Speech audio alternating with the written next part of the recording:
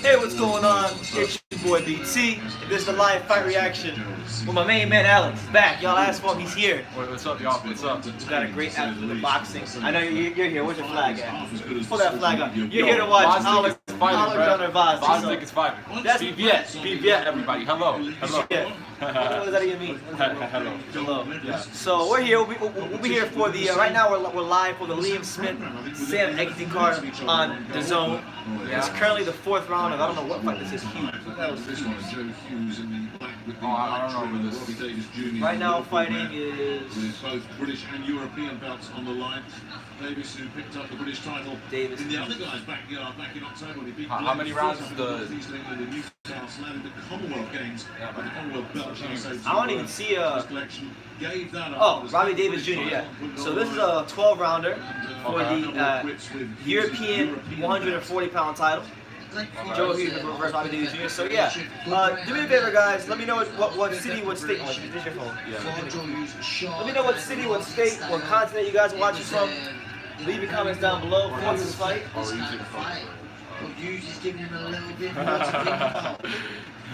You go on your phone and just pull comments up. Oh yeah, sure. That's what his corner's wanting for. Gendo caught the jab on the way out.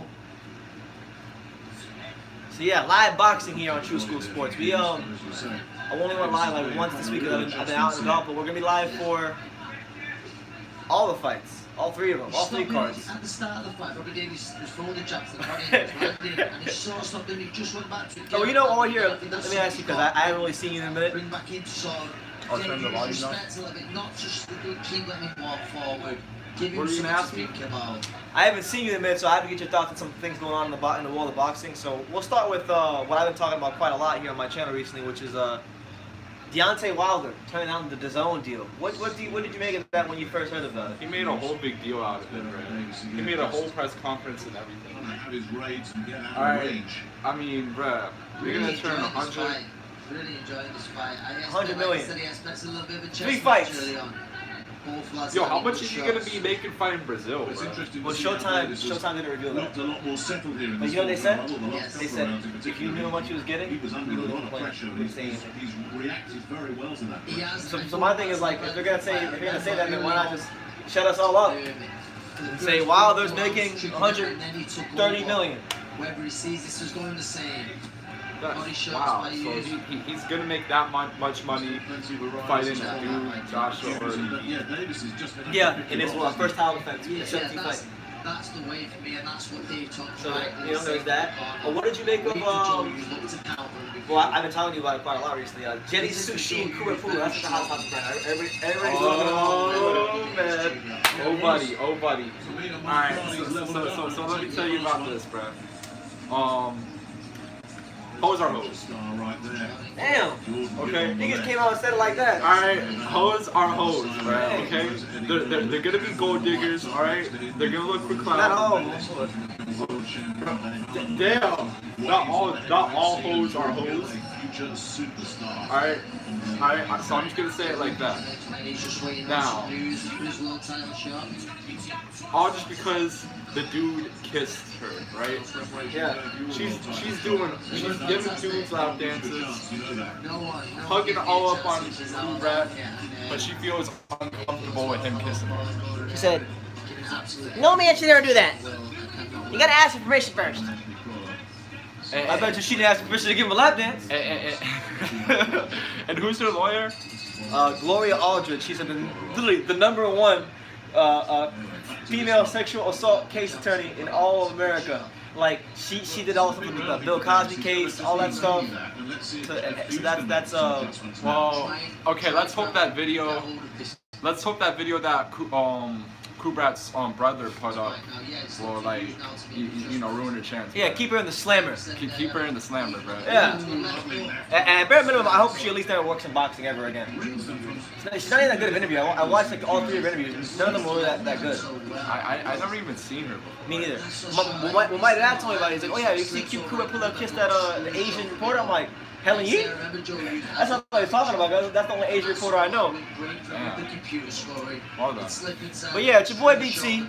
We are live for Sam Eggington versus Liam Smith on the Zone. We'll be live later on, so mark it down. We'll be live later on for Alexander Vozik versus Doodoo and Gumbo on Top Rank as he makes the first defense of his title. And then if there's time, Ryan Garcia in his fight. We'll watch his fight a little bit as well. Well, I mean, so you said Ryan Garcia's fight was not on BoxRec, right? I didn't see it on BoxRec. Oh. Manchester in the house. Manchester United FC. What's up, David? What's up, champ? City or United? City. I like City more than I like United. But I like Everton more than I like all. Hey, and big shout out to Everton. I just got done watching them beat West Ham United 2-0. West Ham. But yeah, this is going to this fight. We have Liam Smith versus Sam Eggington. Oh, okay, yeah. And I'm not gonna lie, like on paper and in the match itself, I don't look at it as this is an important fight, but it is because it's an eliminator for the WBC title. So the winner of this fight is looking at potentially getting a title fight against Tony Harrison. Yeah, I was gonna say Jerry Hurt because he got no belt, but no, Tony Harrison. What do you make of this fight first and foremost, and potentially like them one of those guys fighting like Tony Harrison? Liam Smith. Well, the thing is, though, I definitely don't see Eggington winning. Liam Smith, watching the Munguia fight, he can do good early in the fight. I don't know about later in the fight, but he can do good because he actually hurt Munguia a couple times in the beginning round. He's durable, very durable fighter. Very durable, and Harrison is known to like phase later in the fight, so it would be an interesting fight between Smith and Harrison. I don't think Eggington had a prayer. I don't think Sam Eggington had a prayer. Yeah, no, Sam Eggington does not have a prayer. I remember when he fought Paul Malignaggi. Literally, Paulie's last fight. Paulie was outboxing him for a couple rounds, and he hurt him. Well, you hurt him for a solid minute. Yeah. So there's that fight. You got the real notable fight on this card is the prospect fight, and hopefully, God forbid, it's not like the other prospect fight we had last year between those two, Coley and Chamberlain. But we got Scott Fitzgerald and Anthony Fowler fighting at 154. I believe they're fighting for a British title, something like that. It's a big fight for them. I was hoping that Ted Cheese would be here, but he has Sergio Garcia problems. He's probably, I think he's probably gonna be a domestic level guy from here on out, and that sucks. But hey, it is what it is. What do you make of the Fowler versus Fitzgerald? Everybody thinks it's a pretty good fight. It's two prospects, so I mean, I'm curious to watch. Ooh, Sam Eggington. Sam Eggington. Remember when Danny Garcia tried to fight him? But he ended up fighting Vargas. That, what else happened? There was a lot of things that happened in boxing since the last time I saw you. You name them, because I can't really think of anything right now. We got Fury's ESPN deal. Fury. Tom Shores. What do you think about Fury versus Tom Shores? It's a fight that'll get him closer to a Joshua shot. Yeah, because it's funny because like you were right yesterday when I was talking to you. You said that Tom Shores is number 2 WBO ranked, and unfortunately he is. But we know these rankings, especially the WBO and IBF, they fudge the rankings. Sometimes have a guy that's not ranked anywhere else in the rankings. But he's ranked number 2. So yeah, while it is a cherry pick and it's a fight that's gonna make him look good, it's not a fight that they made without a purpose. Like it's gonna get him close to a Joshua fight. And personally for me, that's the fight that I really want to see. Is him versus Joshua. Yeah, Joshua, because it's like, bro, like, I personally thought, we all personally thought he beat Wilder, so I just want to see how he does against Joshua. So, They were saying, because there's always rumors about Vlad coming back. They're saying Vlad might come back and fight Wilder. I mean, just get a tune-up first. That'd be great. I'd love to see. I think Vlad might be able to beat Wilder. I hope he does, bro. I really hope he does. I'm ready to prove to the world I am the most feared. Vlad Klitschko, bro. Hey, bro, I'll be rooting for Vlad Klitschko, bro. You already know it, bro. We got Lomachenko coming up soon against Anthony Paul. Obviously, you don't want my feelings in that fight. How do you feel about it? It's mandatory. It's a mandatory. Yeah. Okay. Mandatory. He's just fighting, okay? He's just fighting. Yeah, he's just fighting. He's not going to cut with him. He's staying busy. He's fighting a former champion, right? He's getting ready for Richard Comey and maybe Tiafimo. Yes. Okay. Okay. Could you open your phone again? Because working very well, working very effectively here against Hughes. I'm gonna get you guys' comments right now. Let me see. What y'all saying in them comments? No, United all the way, baby. Also, good result for Everton today. Yeah, we played some really good football today. At times, you know, in the first half, absolutely breathtaking football from Gylfi Sigurdsson, Bernard. We're getting better on set pieces. So we're finishing up the year really strong. You know, Marco Silva's really doing a good job. Are there any illegal links? I don't know, man. I have the zone. So, hey, someone hook up my man Long Live Ja with a link. Oh, Long Live just. Oh, XXX is. That's actually X. Mr. Boxing today, what's up, champ? Yo, Long Live Ja, I respect your name. RIPX, you know. But, David Price versus Cash Ali, to answer your question, Mr. Boxing today, no, that fight hasn't happened. I just turned on the zone card myself. According to Boxrec, it hasn't happened yet, and right now there's just 2 domestic level or European level 140 pounders in there right now. So when it happens, I'll let you know, and I'll keep you up to date as it happens. Oh, what fight is he talking about? He wants to know because, you know, Mr. Boxing said he's the heavyweight guy. Oh. David Price versus Cash Ali. That's like some people are getting really hyped about that fight because have you seen the press conference today? Oh, well, basically, David Price is fighting this guy, Cash Ali. Cash Ali is like this domestic heavyweight. Remember, I was showing, I was on his box track just now before he came on. And he's from Sheffield, and he's talking a lot of junk, David Price.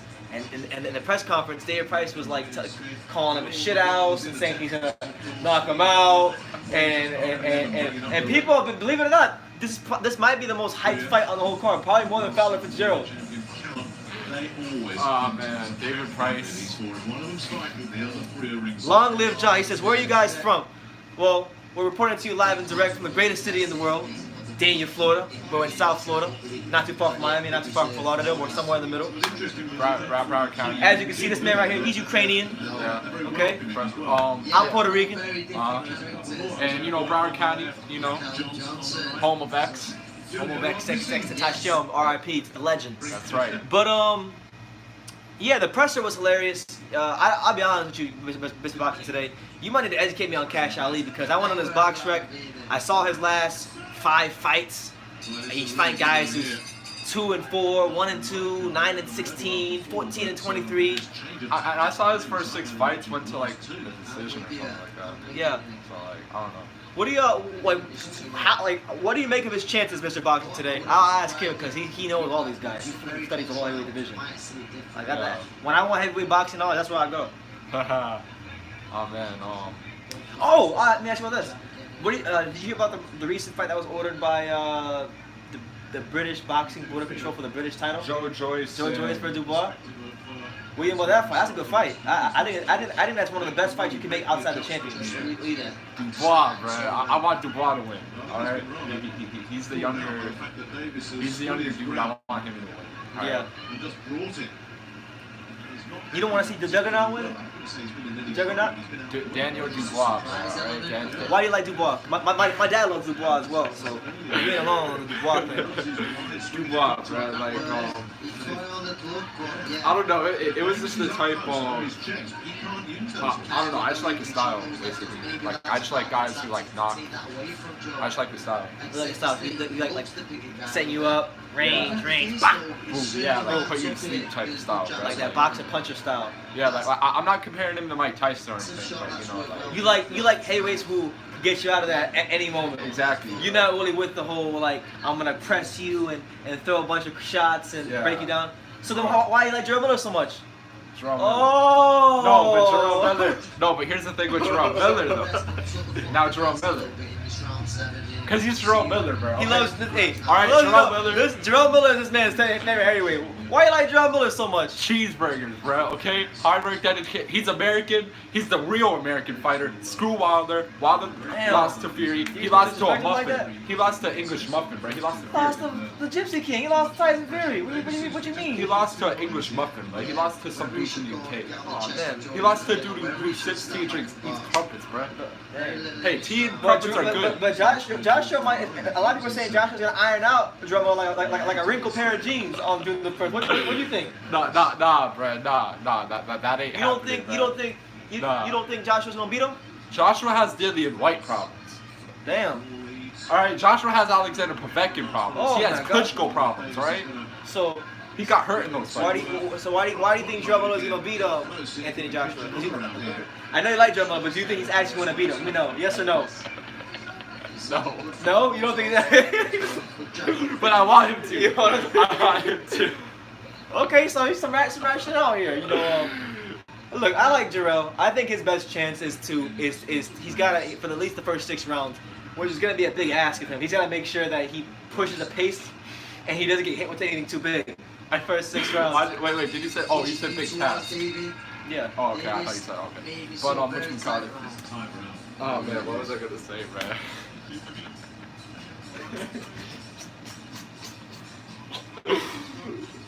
I'm sorry. Well, okay. Let me ask you this, Cole. Let's say he loses, right? All right. Would you be happier if he gets knocked out early, or would you be happier if he goes in there and gives a good account of himself? Give a good. I want him to go to a decision at least, all right? At least go to the full 12. Just go to the full 12, all right? Look, I'm a fight fan. I want to see Jarrell Miller. I want to see Jarrell Miller put Joshua in some trouble. I want to see Joshua. I want to see him go to the body. I want to see him break him down. I want to see Joshua huffing and puffing. Yeah, exactly. I don't know if that's gonna happen, but that's what I want to see happen.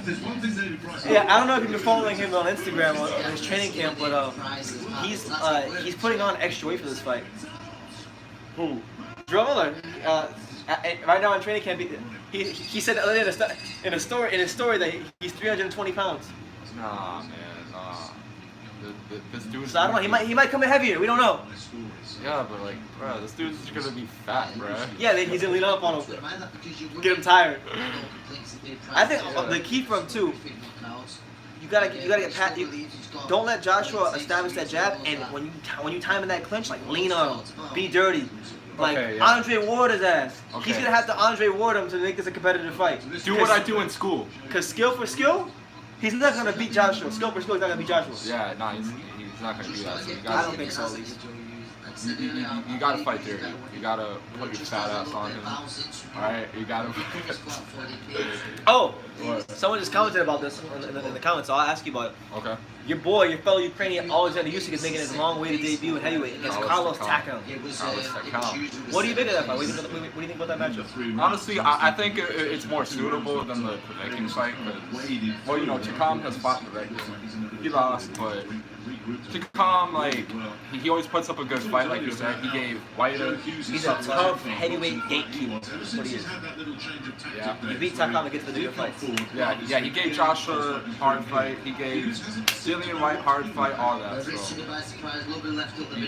you know, so it's a good test for your first fight at heavyweight. Yeah, you know, Povetkin, that might have been a too big of a risk early on, because Povetkin still has, you know, I would say, in my opinion, Povetkin is still a top 5 puncher in the division. Yeah. So he can iron you out with one shot. So at least we talk him, he'll get a guy that's going to give him some good rounds, be competitive, but you don't think he'll beat him. And if he does beat him, then Usyk should just go back down to cruiserweight, because you can't even call it Takam, so well, there's no business in thinking about aging. Yeah, exactly. So just go back to. One thing is though, cruiserweight, it's kind of like bad right now. So it's like, I mean, who else would there be? Yeah. Lawrence Okoli? Dennis Lebedev. I think he's not even ranked. Hey, did you see Isaac Chamberlain last week? He had a pillow. He was at Lawrence Okoli's fight against Ronnie Camacho, and he was ringside, and he was like this. Hey, he's still beating, bro. So I said, man, so if you're saying his fight's boring, and that's how you, I said, now you know how we feel watching you two guys fight.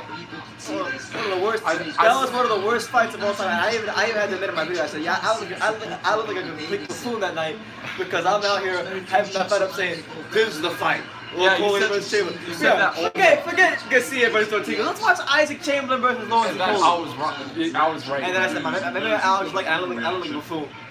Yeah, bro. Like, I still haven't watched that fight, bro. Like, I probably. Well, here's the thing, though. But you didn't miss much.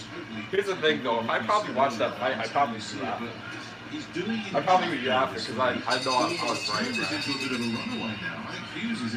Yeah.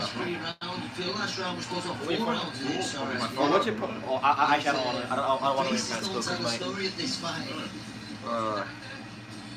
Let's get to the comments. Alright, so get into the comments. Proper boxing in a proper country, yep. Big Boss, what's up, champ? He says, mad respect to you guys for taking an interest in UK fighters. Well, listen, I'm an American, and I think American boxing is on the up and up. Well, let's call a spade, man. The last 3 years, UK's been killing it. We have to take an interest in UK fighters. Hey. Carl Frampton, all right? They believe there's no choice. Tyson Fury, Anthony Joshua, Tony Bellew, Tony Kell Bellew, Brooks, Amir Khan, Joshua Buatsi, exactly, bro. Lawrence Coley, Daniel Dubois. George Groves became champion, you know? So the UK has been doing a great job in boxing, and their fans show a lot of love here at the channel, so it's only right that I return the favor. And at least try to educate myself on some of their fighters. And, you know, a lot of times on these cards, you know, we get good fights. I mean, the domestic fights, you know, like a guy that I like that I just mentioned that's long ago, Ted Cheeseman. Oh, Ted Cheeseman, yeah. Not his last fight because he got ironed out, but the fights before that, he was looking great. I love Ted Cheeseman. Ted Cheeseman. I hope he does good.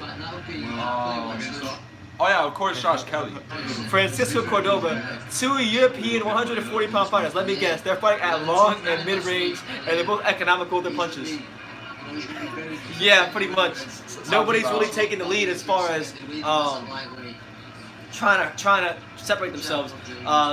The one guy in the black trunk, I don't know his name, he's bleeding profusely. So the other guy has been hitting him, but he really hasn't been able to get him out of there. No, the guy in the orange trunks got this. The one bleeding. David Gray says Joe Joyce will smoke Daniel Dubois. We'll see, bro. I mean, he's young, man. 21 years old. If this fight gets made, 21 years old fighting Joe Joyce, big ass. Well, Joe Joyce. Well, actually, wait. Doesn't Joe Joyce have a bigger amateur career? Yeah.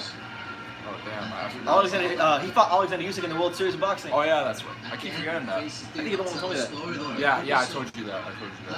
Yeah, but then I kept forgetting that. And then I don't know. SJS 160 says, wait a minute, hold up. He struggled with a small cruiserweight, right? He's gonna beat, and you think he's gonna beat Dubois? Nah, bro. Joe Joyce. what do you struggle with? Usyk. He was a cruiserweight, and he's a heavyweight. He's special though. Yeah, but yo, did you see the size comparison in that fight? Yeah. Joyce, bro. Nah, bro. Dude, Joyce? Joyce? Alright. One guy said that he thinks it's crazy for Daniel Dubois and his team to be looking at Joyce right now. They're 10 years apart from experience. What do you think? It's 10 years boxing. Yeah, but he has more probes. But what a win it would be if he could get it. If you get it, be win. Be a pretty good win. Yeah, it would be. LR Chicken says Wilder almost lost to a senior citizen. Oh yeah, by the way, happy 75th birthday yesterday to Luis Ortiz. 1075 yesterday. Yesterday I saw his birthday and people were destroying him in the comments like, happy 80th birthday. Damn, man. Miller has duopa problems. Ooh, we got Yo Weapons problem. What's up, champ? He got to fight with Joshua, alright? I don't care. Alright? You can say he ducked Pulev, You got to fight with Joshua. Usyk and the new king of heavyweights, LR Chicken. You know, I think Usyk's going to have a great chance to beat any of these guys. Really good fighter. Oh, I have a question. So Michael Hunter Jr. Yeah, he wants a rematch. He's a good fighter. I mean, when he fought him at cruiserweight, he didn't look bad in that fight. I would say he actually probably did better than most of the guys in the whole Boxing Super Series. And Michael Hunter, a lot of people believe that his best weight is actually heavyweight. So we'll see. Yeah, cause I was watching this fight with what's his name? He lost to it's some big Russian dude, Alex. I forgot his name. He lost who's the WBA regular champion again? I'm not sure. I'm not ringing a bell. I'll remember. Wait, hold on. Oh, you still reading the comments? Yeah. Alright, I'll look it up later. Takam was whooping on Chisora before the KO happened. It's true. Fortunately for him, got KO'd. Yeah, he still got KO'd. It's on. Okay, so for those of you who asked me, the Liam Smith 7 Eggington card is on the zone. For those of you who want to know who's fighting right now, it's I think it's Robbie Davies Jr. and some other European 140-pounder. You know, it's a fight where they're both fighting at mid-range. They're both extremely economical with their work. So I'm not gonna lie, I'm not really too interested in this fight. I'm watching it. If something happens that catches my eye, I'll definitely mention something. Oh, there was a fight on the undercard. This fighter was losing. It was two prospects. This fighter was losing, but he knocks him out at the last second. Yeah. I don't know if you saw that or not. Oh, it was remember his name right now. Yeah, there was like 10 seconds on the clock and then he knocked him out. Bro, and he was showboating and everything, bro. Shout out to that man. But go ahead. Usyk needs to speak more English. He'll become a star. AJ knocks him out though. Well, I'll ask you this, Alex, because I know you're a big fan of this man. What do you think about, I don't know if you heard, Eddie Hearn is looking to make the Lawrence Okolie versus Dennis Lebedev fight next. What do you think about that? Okay, we're talking now, Sauce, because he pretty much conquered the British scene. He beat all the good British, like, cruiserweights. Like, he beat Isaac Chamberlain, he beat Matty Askins, Wadi Camacho. So, yeah, why not? Is that too big a step up? Like, do you think maybe he start like the European level, then go world, or do you think he's good enough to just skip European and fight a guy like Lebedev right now? Oh, getting close. I don't know actually, to be honest, because Lebedev is very experienced. He's been in there with the like Circassia. Who was that guy at the heavyweight factory from Panama? He's just not reacting. He's just not reacting fast enough, Joe. Good weight? Yeah, he started out at 147, you said? Oh, Guillermo Jones. Yeah. That's the fight he's most famous for, by the way. Oh, yeah, he fought Marco Huck. Lebedev fought a lot of good fights. Roy Jones, even though they were old. James Toney. That'd be a test for Coley. Massive one at that. LR Chica. WBSS, man. Dorticos versus Tabiti and Glovaki versus Britas. Good fights, yeah. The World Boxing Super Series is putting on some real good fights. We got Prograis versus Kyle Relic next month. We got Josh Taylor versus Ivan Barancek. So as far as those fights, though, in particular, Dorticos versus Tabiti is an interesting fight. And Inoue is fighting Emmanuel Rodriguez.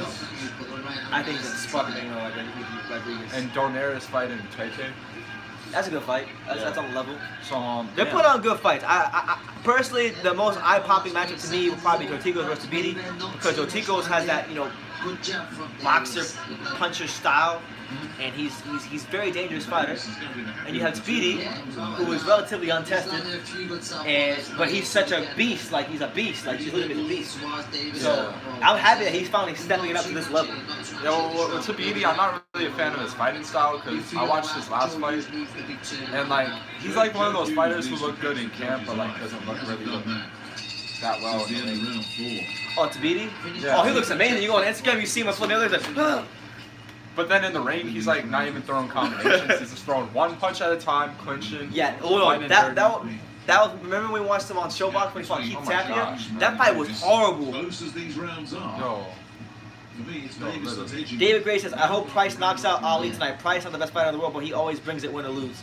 Yeah, I'm not gonna lie. I mean, I don't know. I don't know anything about Cashley, so I can't say I want him to get knocked out. But what I will say is, David Price has gone a lot in his career, so it'd be cool to see him get a nice win. The last 2 rounds have been a lot quieter, but Bro, Price just needs to retire already, bro. What is he even like? 6 minutes Yo. now for him to. Wilder should fight David Price. Nothing stupid. Let's Yo, say could you imagine if David Price touched Wilder and knocked him out? Not nothing. David Price isn't like this great fighter, but the one thing he can do is punch someone's lights out. The last 5 or 6 rounds. Let's see David Price versus Chris Arreola. Surely it will. Just one Why not? for this one. Yo, so it's like, yeah, I'm ready for Pricey Heavy. Come on, you big plumber. Remember Titan 3 called him a plumber from Liverpool? Oh yeah, I remember. Price always interesting because he's vulnerable, but I expect him to win. Cash thus far has been a bum slayer with his undefeated record. Yeah, I looked at it. To be honest with you, I'll be 1,000% honest with you guys. I didn't know nothing about no Cash Ali until this week. Never heard of him. So I did my homework on him before we got on here, and during the week.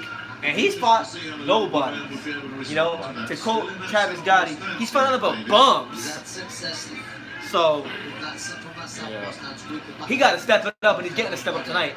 And like this is no disrespect to David Price, because your career, you can find other bumps in your career when you fight David Price right now, and that's considered a massive step up. I was trying to change things up. I don't know. Damn. There's more of a sense of purpose from you. Go ahead. Buatsi versus Yard, I want to see it, but it won't happen because Fisheye is more risky. Yeah, they don't want that smoke. Buatsi was schooling Anthony Yard. Schooling. What do you think? Coming in from Davis. Have you seen Buatsi fight a lot? Oh, you will not hear me say that about too many fighters in boxing, but that guy is a guarantee, like world champion. He's gonna be a world champion. The guy's amazing. Oh, Yeah, crazy amateur experience. Hey. Not with this dude. Not with the bronze medalist. Not with the lineal champions. The WBC Yo, I think he can beat all those guys. We'll see, bro. We'll see. All of them. We'll see, bro. He's that good. We'll see, bro. Vosdik. All right. Vosdik. Yo, Vosdik is nice, but this guy. Hey. This guy right here, Buati's special. He's going to force the issue a little bit more here in round 11. But hey. Lineal champion, right? Yeah, I would even go as far as to say I put him right there, maybe even above Tiffany Lopez, the best upcoming fighter in the world. He's right there. We'll see. He's that good, bro. He's like, I'm trying to think who I can compare him to, so you understand how good he is. Think of like a damage to the nose, where clearly it did knock him out of his. It knocked his confidence probably as much as anything. Better than Conlon. Fitzgerald did a fantastic job with that. So that was a worry very early on from an early stage. And I wouldn't be surprised. Maybe that, well, I don't know about Shakur, but he's definitely better than Conlon. 1,000%. Oh yeah. Conlon to me is a bit overrated. Just because he's Irish. Yeah, basically. I don't really see like he was a really good amateur fighter. I think he'll be a good pro. I don't think he'll be a great pro. Yeah. Yeah, No, this guy Buati, he's like That's really smart boxing there from Robbie Davis Jr. Do you remember the first time you saw Dave Benavidez fight and you said that guy is special? The same feeling, I get that same feeling when I watch Buati. I'm not saying they fight the same, I'm saying the same feeling I got when I saw Dave Benavidez fight for the first time is the same exact feeling I got watching Buati fight all these times. More so recently because I've been paying more attention to him recently. You're right. And then like I eventually liked Benavidez too, and I even watched this fight with J. Leon Love, and bruh, he destroyed Leon Love, bruh. He destroyed that dude. Yeah, this guy Buati, he does everything really good. There's not, he punches. He's got blazing. When I say blazing fast hands, like he's got blazing fast hands, extremely tight defense, punches to the body viciously, counters really well. He's like a complete fighter. He's a very well balanced fighter all the way around the board. You're right. I guess I'll check him out more actually. You have to. He's like. Because the British light heavyweight scene right now is very good. You have him, Buati's probably the best one out of them all. You have Yard, who is a very raw prospect, but he's very good himself. You have Caleb Johnson, that fight off the WBA where he knocked him down. He's pretty good. Yeah. You have Jose Burr, who's pretty good. I don't know if you know about Jose Burr, but Jose Burr, pretty solid. You got Craig Richards. I don't know if you saw him fight one time. You got him. So the British flyweight seems pretty damn good at the moment. I would say. He's just boxed very sensibly and intelligently here, and Whether that's frustration now with Joe Hughes with the hands low, looking to land a shot, to get Robbie Davies. So yeah, for those of you who wonder, we're the last round of Robbie Davies Jr. versus that other guy. It's nice boxing. Oh wait, what are you gonna do? It's been a very controlled and measured and intelligent performance this from Robbie Davies Jr. And surely with just over 2 minutes to go, all he's got to do is stay out of trouble, stay clean. Oh, just so you know, Buati will more than likely be on the AJ Miller card. You'll probably see him there. Oh, okay. Do you know who he's fighting? I don't know, but it's Eddie Richards on that card. In a way, it's gone very similar. Hopefully it's somebody good. Yeah, they're talking about Kell Brook being on that card. Kate Taylor versus Delphine Pursoon trying to get into that card. Who are the other ones? There was a couple others. Oh, Josh Kelly. Josh Kelly, oh yeah. New Day, of course. Gotta wrap the toffees all the time, man. Big win for them today against West Ham United. Looking forward to next week when we play Arsenal. Hopefully beat them. I can't stand Arsenal.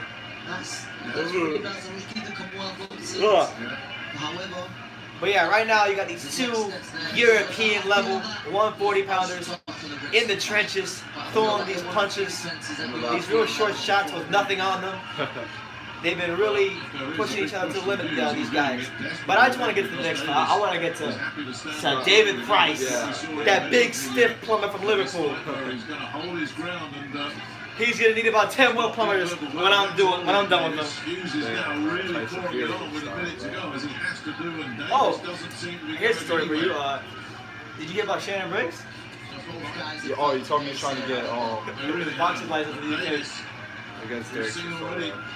He's happy and comfortable planted on his opponent's chest. Dude. Yo, I want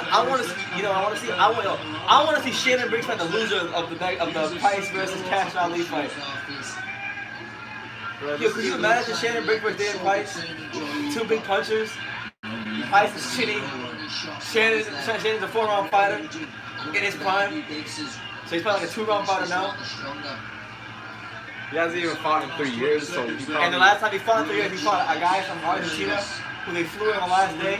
In control, and he's got more and more authoritative the longer this one has gone on. Yeah, bro, this dude's just gonna waste his time, bro. Honestly. I don't know, bro. Shannon should just like hang it up already, bro. I agree. I want to become a promoter. One guy said Shannon Briggs versus Dave Allen. Good fight, two good pros. I forgot all about Dave Allen. Yeah. David Gray says Hearn said he wants AJ versus Miller card to be all British versus US fight card. AJ said he doesn't like that though because he's trying to sell stuff in the US and that's not the best way to start. The UK versus US. Yeah, I agree with AJ, bro. I wouldn't want to like, just let the dude build himself up. You know? None of that. Shout out to Al Heyman, man. Al Heyman? Al Heyman, bro. He's the best promoter. He's got the best people in boxing. He's got the most resourceful people in boxing. I love Al. And Al really rolls out the red carpet for his fighters. And that's why they have a hard time going to this new platform on the zone. I'm joking. Yeah. I'm quoting my interview with Henry Revolta this week. Yeah, I swear, bro. Jamal Charlo, all the title holders are at the zone, bro. So you gotta like do something, bro. One person said, David Hay ducked the champ. Briggs versus Hay if he comes out of retirement. Yo, I would love to see that fight. Because you know, Shannon's a 2-round fighter. He's got asthma problems. David Hay has one leg at the time and he gets injured every freaking camp. So I think it's even. Yeah, it's even. But watch the fight not get made because of, like, something happening. I reckon Briggs would have done the fall into bits version who beat Bellew twice. Yeah, I think, honestly, not for nothing, if Shannon might not have stamina or his skills might have completely eroded, but you see how big he is. I stood next to the heavy bag while he punches the daylights out of it. That guy can't do nothing else. It's fight. He can punch your lights out. Yo, have you seen Shannon Briggs? I haven't seen him in a while. I literally have not seen Shannon. It'll be 3 years in November. That's crazy, right? Doesn't feel that long ago, but time's going by. Oh, you're telling me, bro. You're definitely telling me. Yeah, I'm hoping to see him right here soon again so we can talk, but he's in the UK. He's pretty much like my man David Gray said, he's an adopted citizen of the UK pretty much. Oh, like how free he is with the US? Yeah, at this point, yeah. So let's see who wins this fight. 118, 110. Uh-oh. Mark Lyson, 115, 113. Oh. Bob Williams, 115, 114. Robbery. All three for your winner by unanimous decision. And now the unified British and European super lightweight champion from Kirby, Liverpool. It's Robbie Davis Jr. Yeah! So Robbie Davis Jr. gets the decision. And he's hyped. You can see what it means to all over and face Robbie Davis Jr. get this win and become European champion. Congrats, man. Congrats. That Lonsdale belt is the best looking belt in boxing. This dude is not being a team the whole time. Not even Devin Haney, bro. Not even who was that lightweight? Yeah! So, big shout out to Robbie Davis Jr. Man, I'm not gonna lie. What do you think, Alex? Do you think that belt right there, that what is it, European belt, whatever it is? Someone said that's the best looking belt in boxing. What do you think? European title as well. I like the European title. He's won the Commonwealth going up. He's got the British. Oh, you like he's got it? the European. Yeah, because all the belts are bulky. Okay. There is, and that's the step. Like, it looks better than the WBA. To get that world Yeah. title.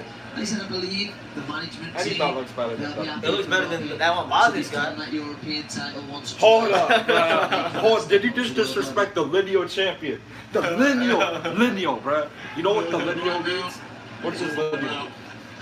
It means the man will beat the man. Hey, Tony Bellew. Exactly, bro. It's what Anthony Joshua gets while in barn. Exactly. It's bro. what Tyson Fury is. It's what Tyson Fury, Chance Crawford, Yammer, hanging out, and Boston. Alright. It's what Conor McGregor challenged for when he fought for Exactly. Alright, exactly. At 154. Oh, here's a good question from Dave Grace. So, You can see what it means. it's very possible now that the WBO might call mandatory for Joshua later this year. And they might do that Dillian White Joshua rematch. What do you think about it? We're not going to know. City as well. Never quite hit the heights as a My bad. professional, but To the WBC. If they call it mandatory for Wilder to be WBC champion, for that WBC, no, who do you think Wilder or White? Wilder will be losing, but Wilder will get the knockout. So Wilder. Oh my God, what a competitor. I'll go with White. Oh, I yeah? honestly, I knew he was good. I think but White's when the he catch one actually level. appeared with him, I hope he does. And you know how when he catches you a level? Yeah, I've seen him on the right. scales Ask yesterday. Sora, He didn't ask compare to me. Brown, ask Just shows you how like his physical appearance just goes to show for on. This guy got locked up, Jesus. He was so I know you hyped up, apologies. he was strong as a bull, but unbelievable to become a part of history in Liverpool now. Hot to history. You see the odd fighters here and there, you win some win the Commonwealth, the odd one wins the British ones. But there's only a list of so many that can become British, Commonwealth, European. Imagine if Eddie hadn't kicked me out of the bed years ago, in 6 months, so cleans up. Imagine where I'd have been now, but I'm back with the best stable there can be, and hopefully Eddie gets behind me now. I think I've No, you're not with Al. earned that, and hopefully I He can said he's push the over best the rest stable of in the year boxing. and You're get not some with big Al. names. Slightly unfair question, but when you won that British title, I like such a when, magical, special night for you. I like. How does it So, compare tonight I want to to tell you get this. that I was revisiting Honestly, it's a Thunderdome boxing talk video on throwback when he was talking about Al Haym's slave contracts. And in the video, in the description, he has I forgot where he found this, but he has an actual link to what an Al Heyman advisory contract looks like. And I was reading through it. So it's pretty bad. It's horrible. What was it about? It's basically contract fighters signed when they with them. Man, what's the, Like it's pretty long. It's about 20 pages long. But, just some of the key points in it, like basically like so if you get injured, right? If you get injured and you're an Al Heyman fighter, I honestly don't believe there's anyone you that have could to beat fight him for domestically. another And everyone additional already knows that like the a year or boxing, the two. all going slick. It just showed there to the stakes in me Al face. Heyman gets Look, I've got the 50% castle of all pain. income he makes I've from showed that if it be, I sponsorships can grind it out. Do you know to what I fight mean? purses. So, It's I 50%. think I've made me merits tonight Okay. in Liverpool. I'm with Eddie and Matt Schumann.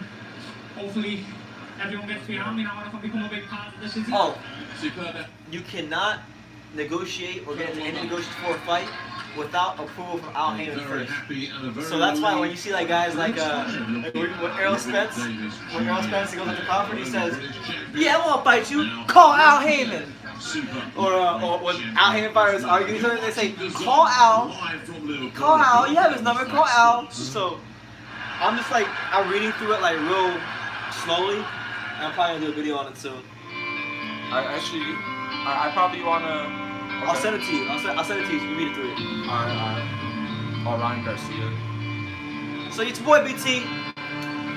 True School Sports. We're live for Sam Eggington versus Liam Smith. I know what you're talking about now, man. What? Triple G fighting a contender fighter, Brandon Allen. Oh yeah, that's where I knew him from. I saw his name. Like, why do I know his name? I couldn't quite figure out why I knew him. He's fighting a dude from the Contender. Hey, The Contender, bro. he's coming off. He's coming off a loss. Okay, he's coming off a loss. Let him fight. He came off of 2 fights, tough fights with Canelo. All right, so let him do. Just let him fight a tune-up, all right? Man, watch this guy beat him. Man, he'll beat his ass like a soldier. Wait, I He was on the Contender. You think he's afraid of Golovkin? He's on a Contender, bro. A TV show. A TV show, bro. He's not afraid of Golovkin. Big drama show. He wasn't a big drama show. It's called a Contender.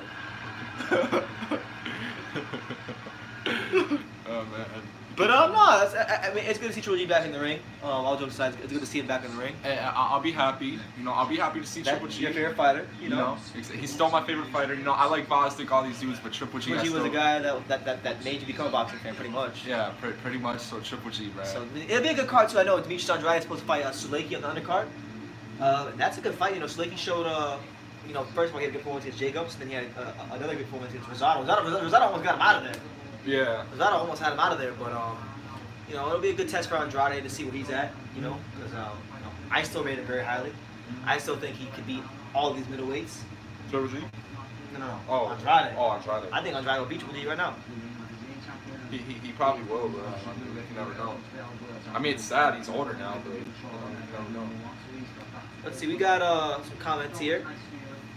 I think Wilder and White are similar. White is slower and a little technically better. Both are monstrous punchers. Close fight could go either way. Wilder's right or Wilder's left hook landed, in my opinion. Exactly. It's one of them fights, you know. It's one of those quintessential heavyweight fights of who lands first.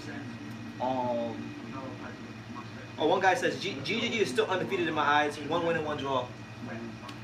Yeah, honestly. Me too. Roman Gonzalez is still undefeated in my eyes. 49-0. Bro, 45-0. Damn. Homicide didn't beat him. Yeah, but I still think Triple G is like undefeated too, but they were close fights and Triple G did take damage. So, but yeah. But I remember he was tight after that rematch. You were like, I don't even want to watch boxing. Damn, yeah. Triple G, but yeah. Liam Beefy Smith versus Seth Eggington. But yeah, we're live here on True School Sports, patiently awaiting the big fights on the undercard of our afternoon DAZN UK card. Well, it's not over there, but Well, it's not over there, but I'm saying it's afternoon over here. yeah, we're just chilling. We're just chilling in the afternoon here. A beautiful day in South Florida. Let's talk about Liam Smith, man. This is a guy that, you know, you mentioned his fight with Munguia. It was a very, very It was a close fight. It was a competitive Fight. You know, Liam Smith is, you know, we joke about him because of his name and he got ironed out with Canelo, but you know, he's not a bum. The guy can fight. Yeah, exactly. You know, he's someone that's a fringe world level contender. Seth Eggington is not that at all. Yeah, I mean, Seth Eggington is not that. But, you know, this is a chance for Seth Eggington, you know, if he wants to break into that world level. The chance for him to do that. You know, I never viewed him that way, but if he wants me to start viewing him that way, this could be a step in the right direction for him. Winner of this fight probably will be the WBC mandatory for the junior welterweight, junior middleweight, I should say, title, held by Tony Harrison. I think Tony Harrison would beat both these guys.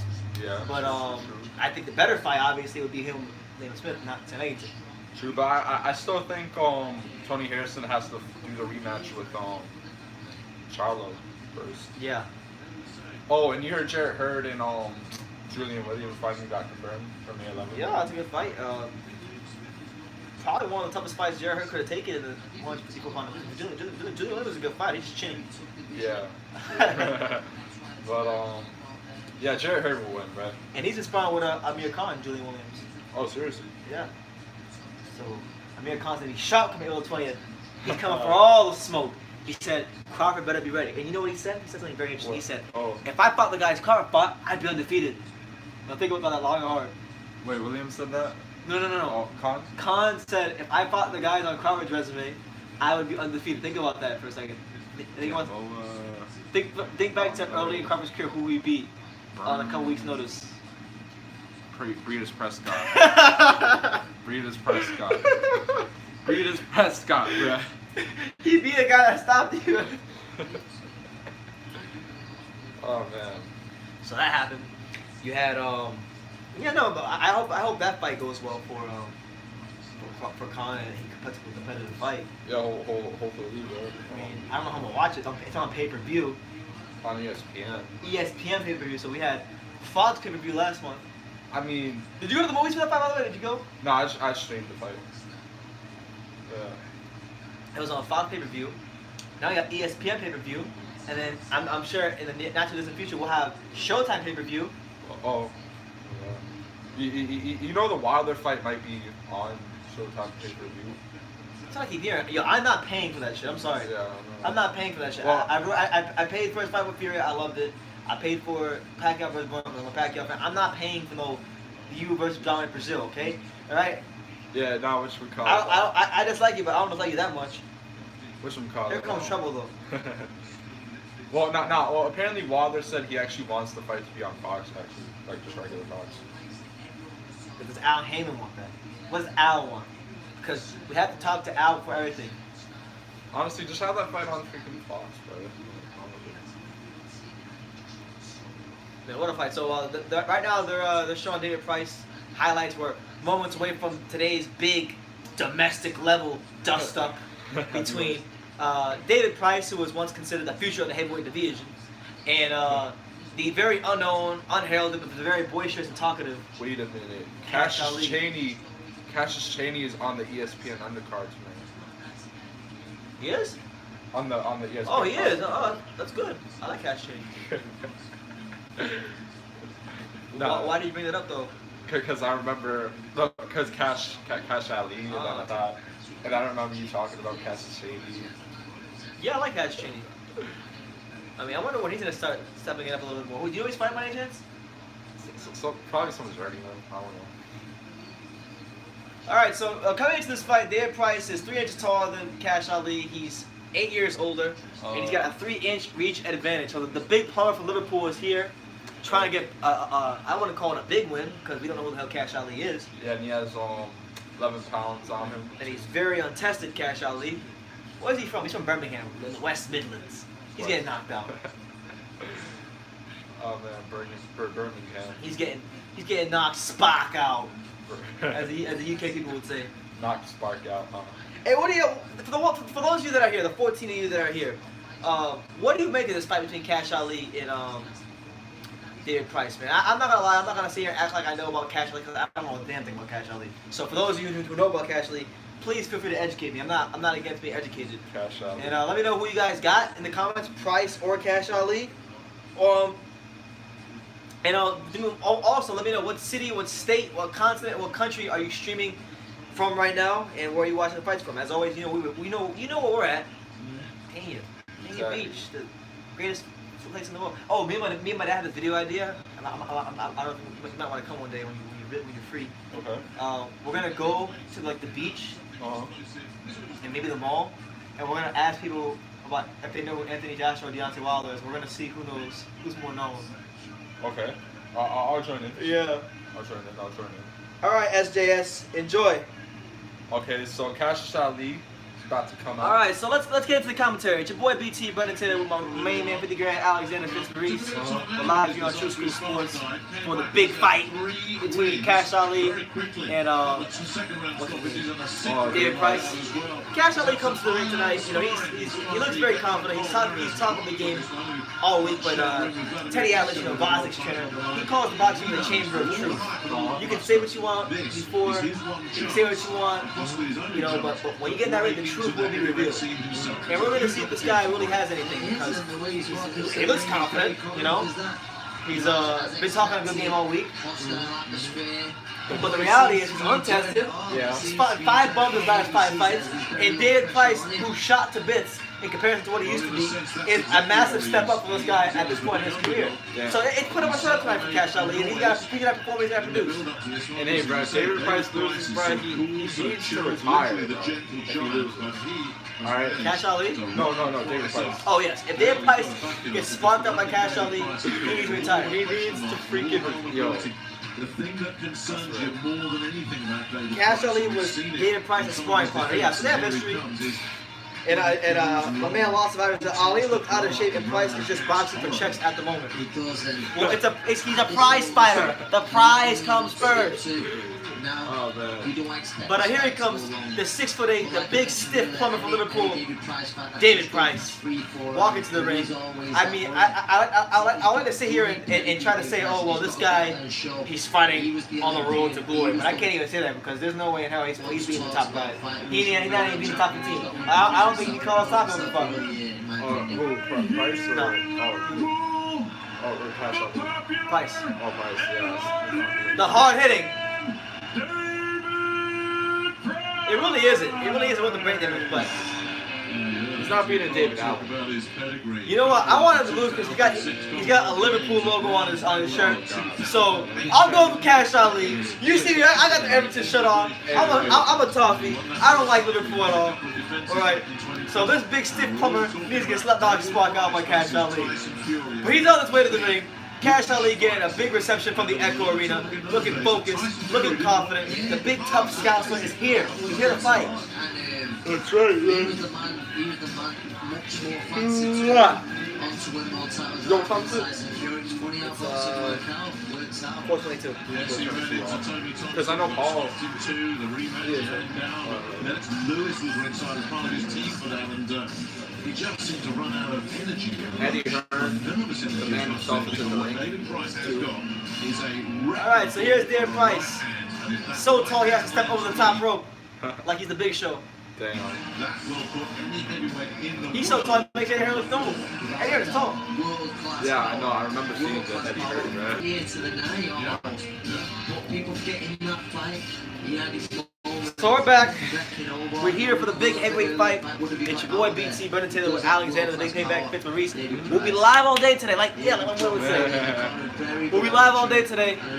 This is the first of our live fight reactions. The next one will be Alexander Vazquez making the first defense of his lineal title against Dudu Ngumbu from Africa. Hey man, he's the lineal champion. He can do what he wants, alright? Just like Tyson Spears. Special heavyweight attraction. It's all being brought to you courtesy of Mr. Eddie Hearn of Matchroom Boxing. Sponsored by William Hill, StubHub, Deliveroo, and JD Sports. Your timekeeper for this bout from Witness is Chris O'Connor. And the sound about your third man in the ring from Liverpool, Mark Lyson. And now, ladies and gentlemen, 10 rounds of boxing scheduled in. Oh yeah, and y'all can't call me crazy hair kid no more because I got my hair shorter. So. Yeah. You know what? I didn't even notice. Yeah. It's nice. I was wondering I might look different. I couldn't. It's nice. His professional record, All that. a perfect one. Yeah. 15 I ain't getting no buzz cut. No buzz cut. That's fine. That looks good. I like that. Alright, yeah. That looks good. That's respectable. Yeah. Ladies and gentlemen, here is the You know, undefeated. when you got a haircut, you remind me of the kid back when I was in middle school, when Abercrombie and Fitch was like the popular thing to wear. The kids that always wore Abercrombie and Fitch like every day had those hairstyles. They'd be like, Oh yeah, I remember. But you know. And his opponent across the ring fighting out of the blue corner. my dad says, "Hey, what's up, Alex? TSS fans miss you." Yeah, that's why. Hey, that's what's why up? he's back. 2000 That's why he's back. Olympic bronze medalist, scaled at 18 stone. And he wanted to watch Vazquez, so. Yeah, exactly. I got the flag and 23 everything. victories, 6 defeats. He has 19 wins coming by. I keep forgetting how many. knockout. Bro, this dude has always been more and more losses. I keep forgetting how much he has. Got 6 losses. Here is the popular Yeah! David Price. Everton! Oh, wrong sport. heavyweight Damn. champion, ladies and gentlemen, I'm hyped for this one. This better be a good fight, Eddie Hearn. Price. Liam Smith is already in attendance watching before his big fight. Liam Smith in the audience. The audience. Oh, shouldn't he be in the dressing room though? I actually didn't even know you could do that. I didn't know you could do That happens sometimes, yeah.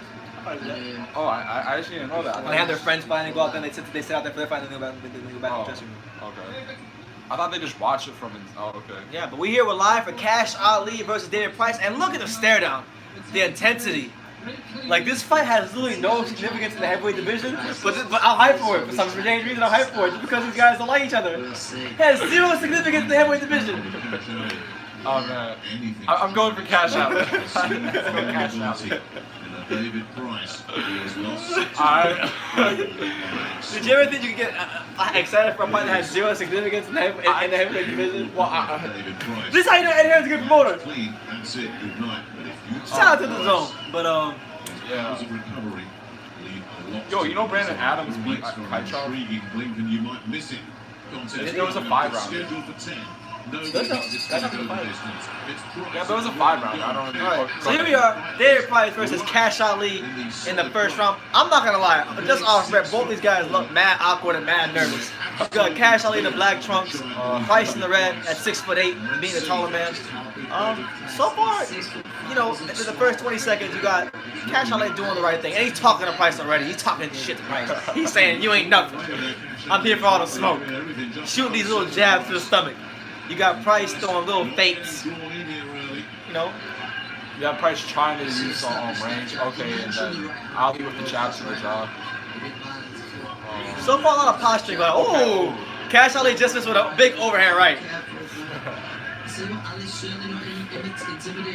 Yeah, Cash Ali is not intimidated whatsoever by David Price. And you know he shouldn't be. You can see how Vivek knocked him out? Yeah. You can see how Tony Thompson knocked him out? Yeah, he's 6'8", but you can iron him out. You can flatten him. Don't let this big player beat you, Cash Ali. Right now, I like what Cash Ali is doing, jabs to the stomach, you know. You want to set him up early. Take some gas at the tank early. And you can kind of see David Price, the red marks on his stomach where Cash Ali is jabbing him. Behind the left hand, keeping that right hand cloaked at the moment. Yeah, David Price has that right hand cocked. Hopefully he throws it at some point. Good jab there from Price. Price trying to draw the lead. Alright, to land that big right hand over the top to chop it down. That's what it looks like to me. You know, Cash Ali, I mean, I've never seen him fight. I'll be honest with you, this is my first time seeing him fight. His movements are very awkward and herky-jerky. Like, you see him and he's like, yeah, like that. So that might throw Price off a little bit, but Price right there put together a good combination. And look, he's in the bro. He's getting jabbed in his face and he's shaking his head, Cash Ali. He was a certain heavyweight champion who's going to rule the heavyweight division. Good jab in the stomach by Cash Ali.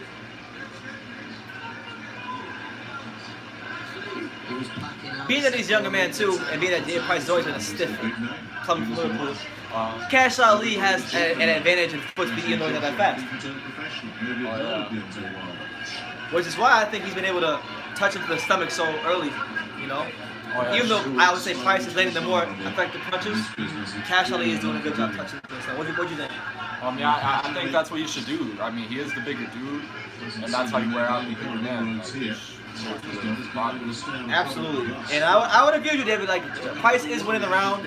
His jabs haven't snapping Cash Ali's head back. But I like what Cash Ali's been able to do in spots here in this round. You know, he's throwing these little jabs in the stomach. He's pressing forward.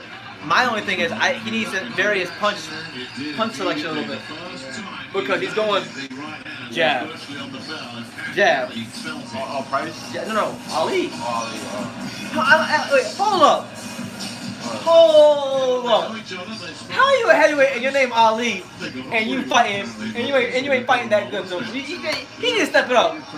Yeah, I was thinking. I was like, yo, so we have, you know, that's crazy. We have Muhammad Ali. But yeah, I have one round nothing with the Price. Yeah, I don't even. You don't even know. I just want to see something funny happen, but I guess I'll give it to Price. Wait, who do you guys get that first round to? Price or Ali? I got it for Price. And let me know what you guys think in the comments down below. Just let me know what city, what state, what continent you guys are streaming from. There's 22 of you here now, so I see these numbers begin to pick up a little bit. Yeah. Let's see how much we have for Doodoo versus Bosley later. Hopefully, Alright, so round 2, David Price versus Cash Ali. Cash Ali throwing a little touch jab to the stomach. Good jab there by Cash Ali. As he said, very capable, very experienced and knowledgeable trainer working the corner at the moment. Price measuring up Cash Ali for something big. Whether he throws a big punch or not, we'll see. Okay, Cash Ali, you step to his right, get away from that right hand. Alright, now David Price and Cash Ali are in the clinch, and they're yelling at each other. They're just talking to each other left and right. They really don't like each other. Yo, you know what Cash Ali looks like? He looks like Cool Cash from IFL TV. Yeah, to be good jab to the stomach. That's how Cool Cash is. A little bit, not too much. He's like a cougar or a boxer. Oh yeah. Hey, good face there by Cash Ali, and then he gets out of there after the jab. You get the feeling when Ali commits. There you go, jab up top by Cash Ali. Okay, Cash Ali. Cash Ali began to land his jab with a bit more regularity up top of David Price's head. Yeah. I want to see him come with the right hand at some point. In the first, didn't show signs of intimidation, but he's certainly a little bit wary about David Price's power now. No, I am watching it. That's when it comes to David Price, that's all I'm watching is his right hand. You got nothing else. You have to watch his right hand. It's the only reason he's relevant right now. That's why he's still getting fights. Barely even Price certainly still carries that. barely relevant. Good jab by Cash Ali. Cash Ali starting to beat him with timing and speed and positioning. Jab. There you go. Good right hook by David Price. Didn't land all the way though. But you want to set a tone. See the reaction from Ali whenever he does get caught. I mean, he doesn't have a poker face, Cash Ali. He'll let you know how he feels. Price has landed very little outside the right hand of no. Good jab there by Cash Ali. Price is biting on all of his feints. Good right hand there by Cash Ali to the stomach. Price is biting on all of his feints. If you watch Cash Ali when he feints, watch when he feints. Price reacts to it. Watch. He's not like classic jabbers. You're not looking at the next Larry Holmes or anything like that. He's not feinting, he's he's jabbing. as much as anything. He's out of range there with it. When he feints that real hard, Price bites on it every time. And that's why he lands his jab. That's why he's been able to land his jab so much. And of course, the longer it goes like this, Good right hand by Price. I was just about to say then, Price, I know it's only the second round, but I feel now he needs to start taking charge. And Oh, he threw a right hand. There you go, Cash Ali, even though he didn't land. so I'm taking chances, but backing Ali up now and letting him know, Joe, who he's in the ring with. Don't let Ali grow into this. He come out the second round. I don't know. Wary. I get out of Cash Ali. I thought it was a much better round. Much better round from him. A close round nonetheless, but I think he landed the cleaner shots. Price up onto the rope. You know, was able to land that jab with pretty good regularity up top to David Price. Had him biting on the feints. I'll give it Cash Ali. It's a close fight so far. Price hasn't been able to. He's been throwing right hands, but he hasn't been able to really land one yet. True that, yeah. I don't know. I just want something interesting to happen. It's a big fight for the heavyweight division. Let's see Chris here go. I'm bringing the excitement back to the heavyweight division. He actually had a good one on the fence undercard. Yeah, I remember. I like. I want to see. They're saying Errol might fight Adam Kawaki next. Fat boys.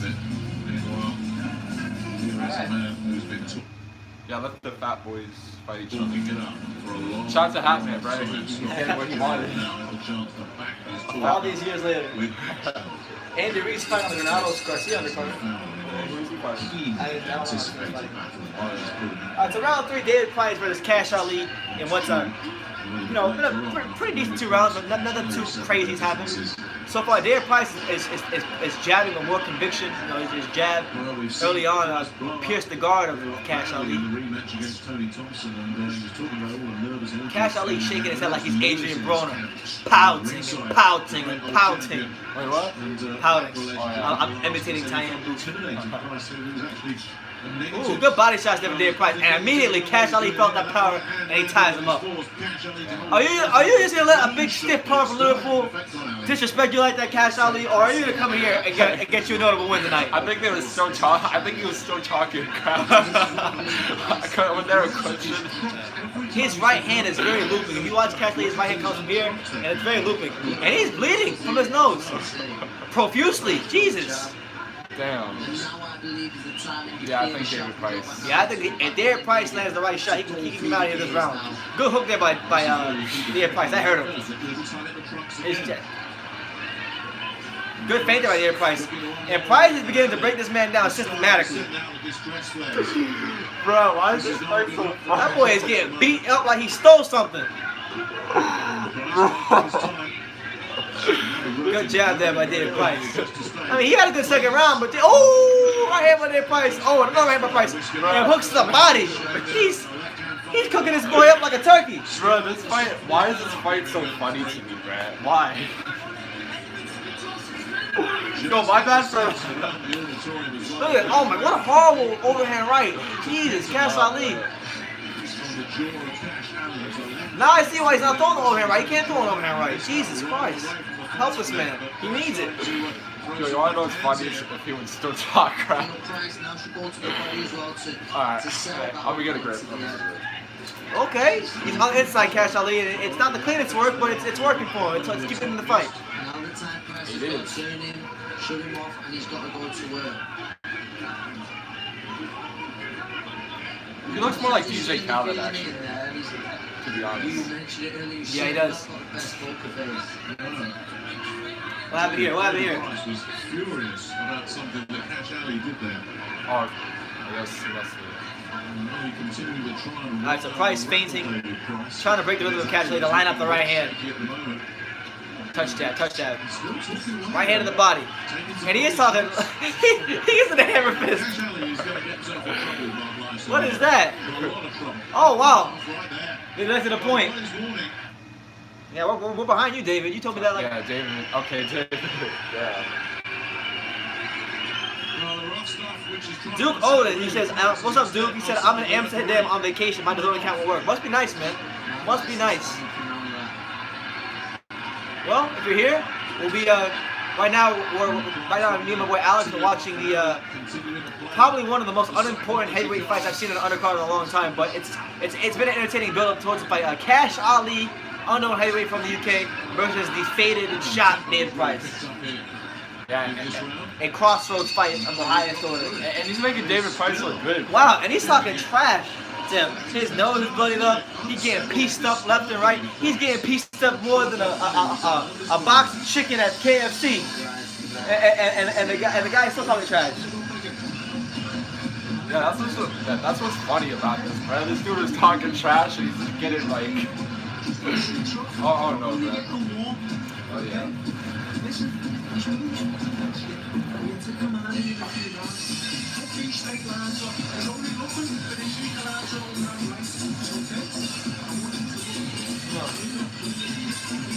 Now I see why. Because I was wondering to myself.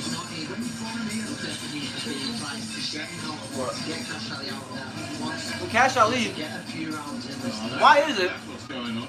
Leading in with his he head fought and, flooring away. such easy opposition, Price was and furious. he's only got 7 knockouts in 15 fights? And now I'm seeing it. First intervention. That overhand right is one of the worst overhand rights I've seen. Yo, you wanna know what's funny? His first 6 fights were like by decision. So it's like, Oh, that one almost ended though. See, there you go. Go for broke. He's obviously been sent out by Alan Etches, his trainer, who was a decent Wait, did he just- his day, but obviously Etches said He's starting to get dirty. a little bit more yeah, And that was obvious, bro. early morning. That was very obvious, bro. Like,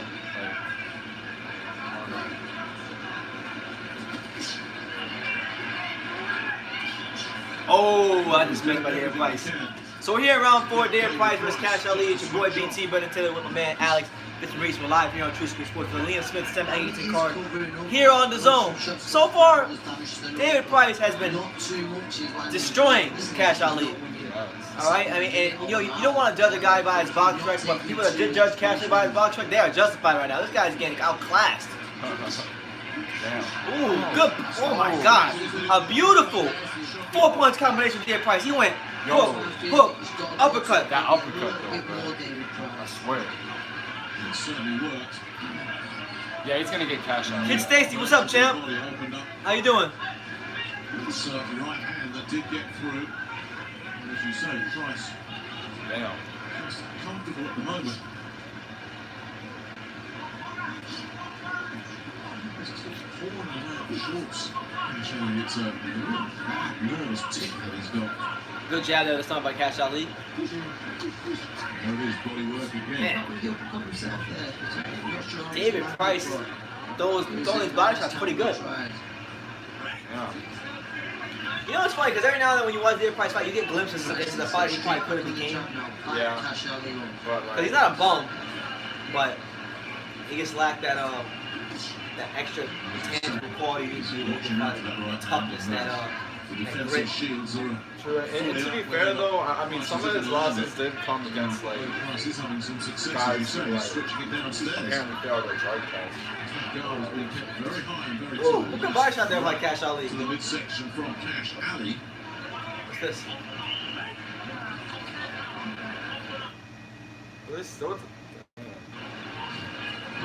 Words getting exchanged again. Yeah, they're talking trash. They really don't like each other. It's starting to look a little bit frustrated here, Price. That's a worrying sign. That's better from David Price. Yeah, he can't be getting frustrated. This is where he's got to use his experience. He's not the toughest mentally. This man, David Price doing a shoulder roll. Just rough him up, get him feeling sorry for himself. You never know. Yeah, so right now, Cash Ali and David Price are in a clinch on the ropes. The action has slowed down a bit. It wasn't quite what round 3 was. But that was expected. Price threw a lot of punches. It gets interesting. Hurt Cash Ali, so both of them are kind of recover and catch that second win as they head into the middle phase of the fight. Yeah, I got like 3-1. My dad says, how about Everton? That game against West Ham was more exciting. Yeah, the first half was absolutely amazing. Everton at times against West Ham today was playing. They were playing some breathtaking football. There's amazing stuff from all the players: Sigurdsson, Richarlison, Bernard, Kurt Zuma, Michael Keane, Kurt. Everybody. It was a good team effort today. This Everton shirt is from '85 when they were at their absolute best.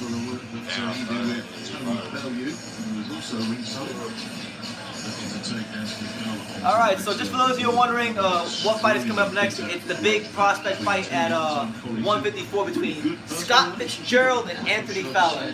I'm going for Scott Fitzgerald because Anthony Fowler's dad plays for Liverpool and I want him in this spot. You know what? I'm joking. I'm going for Fowler. Alright, just to mess with Reddit. I didn't see Cash Ali. People are saying in the comments that Cash Ali bit David Price. I didn't see that. What, damn, if he did, then like... I didn't see it. They made it through glasses. It's a good jab by Cash Ali. We're in round 5, and Cash Ali's starting to land some really good punches here. You know, they don't look the best. It looks very awkward and tense, but they're landing, and you know, you want to get Price respect. You know, I think Price being 35. These next couple rounds, I think, will be Cash Ali's opportunity to cash in, no pun intended, you know, on his age. Yeah. But could go at any time against any opponent. And right now, it's Cash Ali. So someone said Cash Ali was hungry. He hasn't had a kebab since 6 p.m. Didn't look right at all at the end of Hey, that. kebabs are delicious though. Remember the way he blew up horribly in that rematch with Tony Thompson? My dad's watching this right now. One round 5. Oh, good uppercut by Cash Ali. He's beginning to settle into a nice rhythm here. Bouncing on his toes, throwing punches with some confidence. Now that's what we want to see. Let's go, champ. We want all the smoke. Left hook. Woo! He's getting rough. He might get a swap out though. He might be careful. I think he's hurt, Price. Oh! And then right hand by Cash Ali. The left hook by Cash Ali. He's bullying David Price. The big pump for Liverpool. Yeah. Getting bullied. No gas. And Ali knows it, and Adam H is in his corner. He's going berserk at him. Telling him. Come on, Cash Ali, go. For him as a young trainer, what a win this would be as well. That's better win from David Price. Good body shot for David Price. Oh, that one hurt him. That one hurt Cash Ali, that body shot. That's what you got on the tank. The minute that body shot at him, he said, I'm holding. We're in round 5, very competitive round. Oh! And a good right overhand right by Cash Ali. He's beginning to get some better spacing with his punches. Mixing the uppercut in as well. Cash Ali fancies this. Oh, and a right hand for David Price. That should Cash Ali up, and he's hurt. He's hurt here in round 5. And he's holding on for dear life, and he's tackling him. He tackles him to the canvas. Why did he keep... He held on to him while he's on the ground. And he's been... Oh, man. The fight hasn't waved off. Wait, what is it? He can only have himself to blame there. Are they disqualifying him? David Price. What is this? Is it the boss? Is it David Price there? Wait, what happened? Is it David Price there or not? I might be wrong, so... And that seems crazy if he has done that. If he has hit body, Oh, he bit him. he's pointing to something. Damn, that guy... He bit him. I'm not sure what's that. I thought he was all over. I think What the he heck? he's sending him back. And partly Jesus! He slung him out. They really did bite him. What the? He was just coming on strong too. Why did he bite And he him? screwed himself. He screwed himself. Cash Ali was having his best round of the fight. Oh my Ah. God. That's disgusting. How do you look? I've been in the boxing. I've had my fair share of sparring sessions. If I'm fighting another man and he's sweaty and he smells like ass, the last thing I'm thinking about doing is biting him. Wow. And how horrible is that? He robbed himself because he was really coming on strong. And I think he would have had a chance to really beat David Price. David Price, his punch output was lowering every round. And he just robbed himself. I mean, he was up on my price is up on the card anyway, so it's like, right. But you hurt him though. It wasn't Cash Ali, it was someone a level or two above Cash Ali. No. And they were still there after 4 rounds, you know. Right, you're on that Mike Tyson. Listen, we're talking about, as we look at the end again here, David Price has earned a scrappy victory. How much of that was kidology, we don't know. He wasn't 100% confident. So the first time David Price hits his man with the right hand, he bites him. That's where he bites. That's horrible. Absolute stupidity of Cash Ali there. Yeah. When he had David Price, I wouldn't go as far as say he was in trouble, No, that's it, yeah. but he was having some success. But there was, we keep that question. I don't know how he was so calm. Like he got bit and he's like, oh, he bit me. If I get bit, I would have been like, ah, like, what the hell? Like I say, Price was certainly in control because he had him hurt, and that's. You know, Don that's Sparring the 2 fact said where it was just getting good as well. Rematch in the summertime. As well, wasn't it? I wouldn't mind a To go rematch. out like that, I highly doubt he'll get one. and you can see what he's saying about Yo, Cash Ali is still talking trash to him after the fight. I think now the people in I can't wait for the interviews, bro. Mark Lyson's made a big call there and got it absolutely right. He's definitely getting a suspension of some sorts. Ladies and gentlemen, referee Mark Lyson. My dad. has The proof is in the pudding. disqualified Sushi art is done. For biting David Price. The official time of the stoppage, 2 minutes, 26 seconds of round number Unbelievable. 1. You winner by disqualification from Liverpool. Yeah, he's beating Joshua. The Joker, the Joker. I thought this was going to be dramatic. I did not expect an opponent to be disqualified. That's horrible. That's a horrible way to end it. When you come at a pretty good fight. Bruh, this is the first. And do you know Yeah. what? The fight was going the way, you know, David Price on top, but he was starting to have success. So just a moment. Damn. To So one of the guys in my comment section, I was gonna tell you, Ali's getting jumped apparently right now. Oh damn! Oh shit! He's getting jumped! Oh snap! Someone said it! Oh, I'm gonna tell you, it's happening now. Oh snap! Damn. Yeah, he must have a really good fan base, type David Price does. You don't mess with people from Liverpool. They love fighting. They're wild. Yeah. Hooligans. Impossible to say exactly what's Damn. happening, always mayhem. The bottom line is, David Price gets a win, keeps his career alive. Why didn't this guy show the fans attacking him did the zone? No, we didn't see that. Could have ended his career. Wait, Sky showed him being jumped? Yo, did Sky Sports show him getting jumped?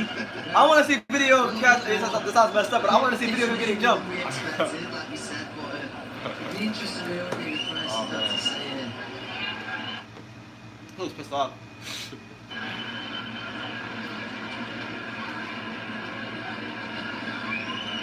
Unbelievable.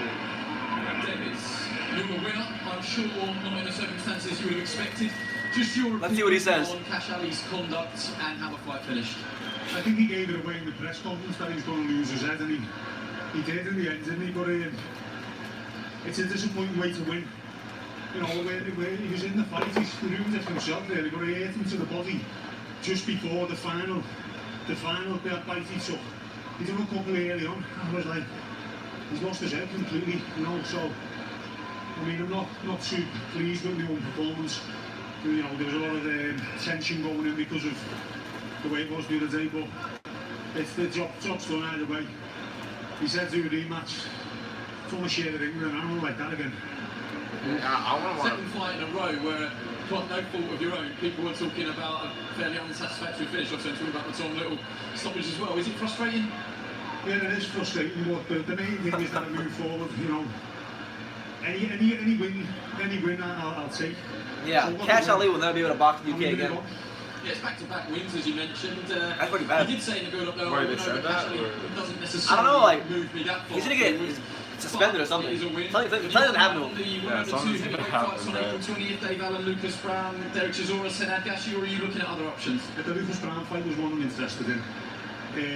So the winning of it and Dave Allen, I'd be very interested. That would actually be interesting. If that could be made, I hope Lucas Brown wins. Huh? I hope Lucas Brown wins. Oh, seriously. I don't know. Either one. Very briefly as well, this new David Price that we saw this week, you might say it's not a new David Price. Your wife actually said beforehand that that's the David Price she sees every day at home. But this new David Price got a lot of love, this ferocious big heavyweight who doesn't take any prisoners. Yeah, look, it takes someone to bring that out to me. When someone mistakes niceness for weakness, I won't stand for it, so, you know, a bit back a little bit. Don't leave it too much looking back, but I'll just be myself in the circumstances, and, you know, in future I'll probably be able to rein it in a little bit, I suppose. Well done anyway. Alright, so there you have it. That was certainly dramatic and unsatisfactory in many ways for David Price, but his career lives on, I guess, is the best thing we can say. One of the most unimportant heavyweight fights on any undercard I've seen in quite some time ends in controversy You think now, Damn. as Cash Ali bites which David Price. And honestly, league is it I mean, What I is think it he's gonna get for suspended.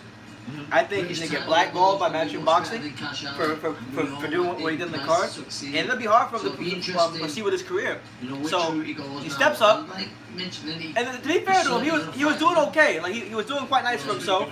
Like in that round actually, I thought he had a chance to beat Price as the fight was wearing on, because Price's punch up was lowering, and all of a sudden, boom, thinks Mike Tyson. So now, you got David Price talking about fighting the winner of Lucas Brown versus Dave Allen. Oh, they're fighting? So that'd be a good fight, you know, two lower level heavyweights who come to fight against David Price who comes to fight. Should be that'll be a fight that will be good for like an undercard. Oh man, we got a woman's fight, man. She was relentless that night. Now, she was very confident. For those of you who are tuning in, and yes, I'm eating yogurt. The Chantal Cameron fight and the Katie Taylor. For those of you who are tuning in, You've got to remember, a lot of people was talking about Tasha Jonas, Katie Taylor, because of the great fight they had in the amateurs. So we for those of you who are wondering what's going on right now, we got a women's fight coming up. Natasha Jonas, the very accomplished amateur from the UK, former Olympian, should be fighting right now. And time's not on her side. you know, she's a bit old. You know, she turned pro kind of late, but she'll be fighting right now. So I mean, I don't really have too many feelings about this upcoming fight with Natasha Jonas. You know, she's good. She's somewhat of a hero over there because she boxed very well in the Olympics, and I believe it was 2012, I don't remember what year it was, but she's 6-1. But she's going to have to rebuild in what will be it's like kind of cold in here. fight as a professional. SSB 28, what's up, champ? How you doing? Right now we're live for Liam Smith versus Sam Eggington on The Zone. And First up, it's Farid Bashari coming through. it was one of the weirdest fights I've seen in a long time. Oh, the fight we just watched? In December, right here Yeah, on it the was. phone when she was stopped by. Yo, who's coming out to follow Terry Eddington? Harper. Now, Harper has gone Natasha Jonas' opponent. pretty well. Okay, hold on, I want to see her opponent. Decision of Nina Bradley, which was a big win. So Harper was certainly impressive in stopping Bashari, but Bashari, if you saw her that night, she looked completely out of her depth against We got this fight, we got Scott Fitzgerald versus Anthony Fowler, and then we have the main event. So we'll be live here on True Support for this card. We'll be live for the Boston card at this time. We'll watch boxing's next cash cow, Yeah. Ryan Garcia, TBE.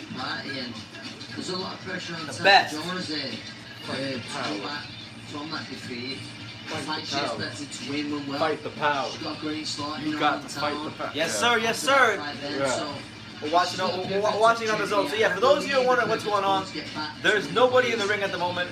We're moments away from Natasha Jonas fighting her opponent, looking to move to 7-1 and build herself in the realm of women's boxing. I think her opponents made her way into the ring, but they didn't show a ring walk.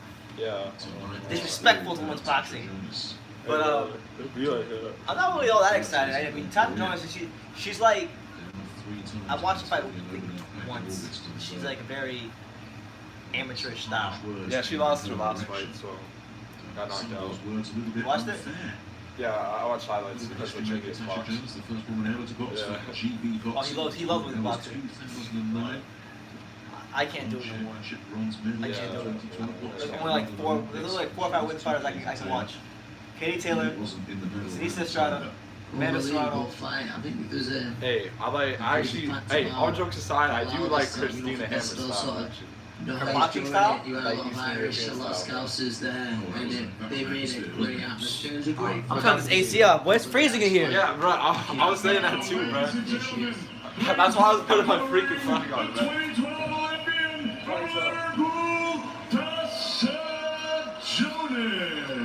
Oh, man. Okay, I hope she loses, bro. You see what she's coming out to? Huge surprise and has ended up with. I mean, she ended up on her feet. Hey, bro, her opponent came out to public enemy, bro. Her opponent better win. The only positive you can take out of that rather stunning defeat. And afterwards, she got. This song is trash. Criticism from her promoter Eddie Hearn. Hey. Oh, it's that BS Beyonce song. Go around the world, girls. Yeah, I know that they think they run the world. That's why you got Mr. Jesse Sushi out here trying to destroy Pula's career, but Pula's brother said nah. Shout out to Pula, bro. Shout out to Pula and his brother. Pula said nah.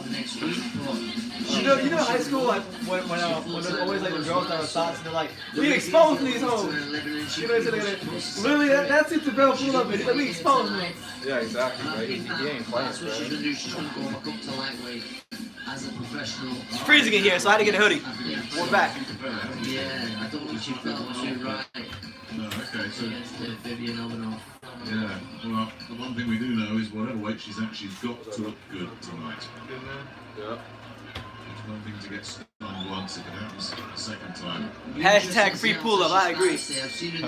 Wait, he's arrested? No. Ladies and gentlemen, from the M&S Bank Arena here in Liverpool, England, we are set to go with a special lightweight attraction. It's all being brought to you courtesy of Mr. Eddie Hearn of Matchroom Boxing, and it's sponsored by William Hill, StubHub, Deliveroo, and JD Sports. Your timekeeper of this bout from Liverpool is Phil Morris, and at the sound of the bell, your third man in the ring, Oh my God, no wonder they didn't show the ring walk. Liverpool, referee Mark Lyson.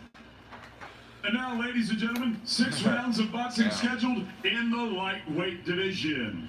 Introducing first, fighting out of the red corner, she wears the blue trunks. She scaled 9 stone, 8 pounds, 5 ounces. Her professional record, 7 wins, 2 defeats. She has 2 wins coming by way of knockout. Okay. She is the former East and Central African Professional Boxing Federation Super Lightweight Champion, fighting out of Dar es Salaam, Tanzania. What the heck? Tanzania, Farish. She was Tanzania though. She wasn't like taking it serious. Mashauri. What's the big fight today? On this card, Liam Smith versus Sam Eggington is the main event. Oh, okay. And then later on, Alexander Alexander Vazquez Vazquez fighting. Olympian scaled 9 The guy stone, who beat 11 Stevenson. rounds. And then Ryan Garcia fights too at night. There's really like no big She fights. has 5 wins coming by way of knockout. She is the former WBA International Super Featherweight Champion, fighting out of Supposedly she beat Oh, she Liverpool? Jonas. But apparently she beat Katie Taylor in amateurs at some point. Oh, she did. Supposedly. How old are they? This girl, Natasha Jones, she's like 30. She's like 30 or So something. Benny my commands. She turned pro Tell late. you to break cleanly, defend yourselves at all times. Because I remember how I first found out about Natasha Jones, was I remember I used to watch Sky Sports. Yeah, I used to watch Sky Sports like boxing videos, And she wanted to be commenting like, who the hell is this? And I Googled her, and then I found out she was an Olympian in 2012. But then she didn't turn pro at the Olympics. She waited like all these years. But yeah, we are live on True School Sports. Natasha Jonas in her 8th professional fight, looking to move to 7-1. I didn't see her last fight, but yeah, she lost. She got stopped. Who did she get stopped by? I forgot. As well, so there is nothing that Jonas should necessarily fear here. It's just a question of looking good. Come on, nice and positive for Natasha Jonas. There's the backhand again. As the record suggests, she does hit very hard.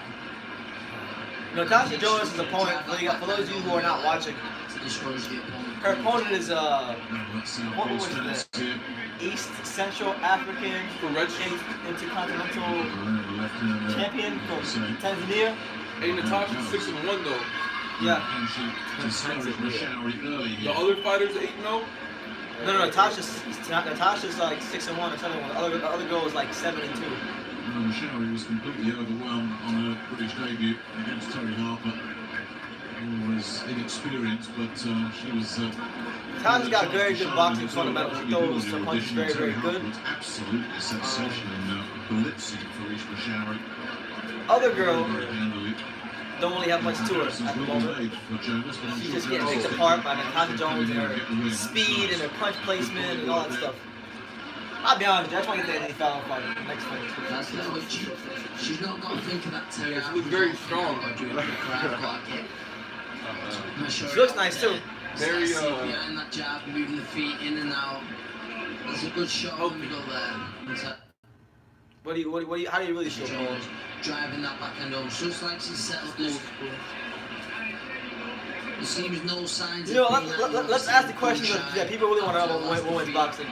Is Natasha Jonas attractive? You think she's attractive? Yeah, I think Jonas is attractive. She ain't ugly. No, she's not ugly. She looks better when her mouthpiece isn't in.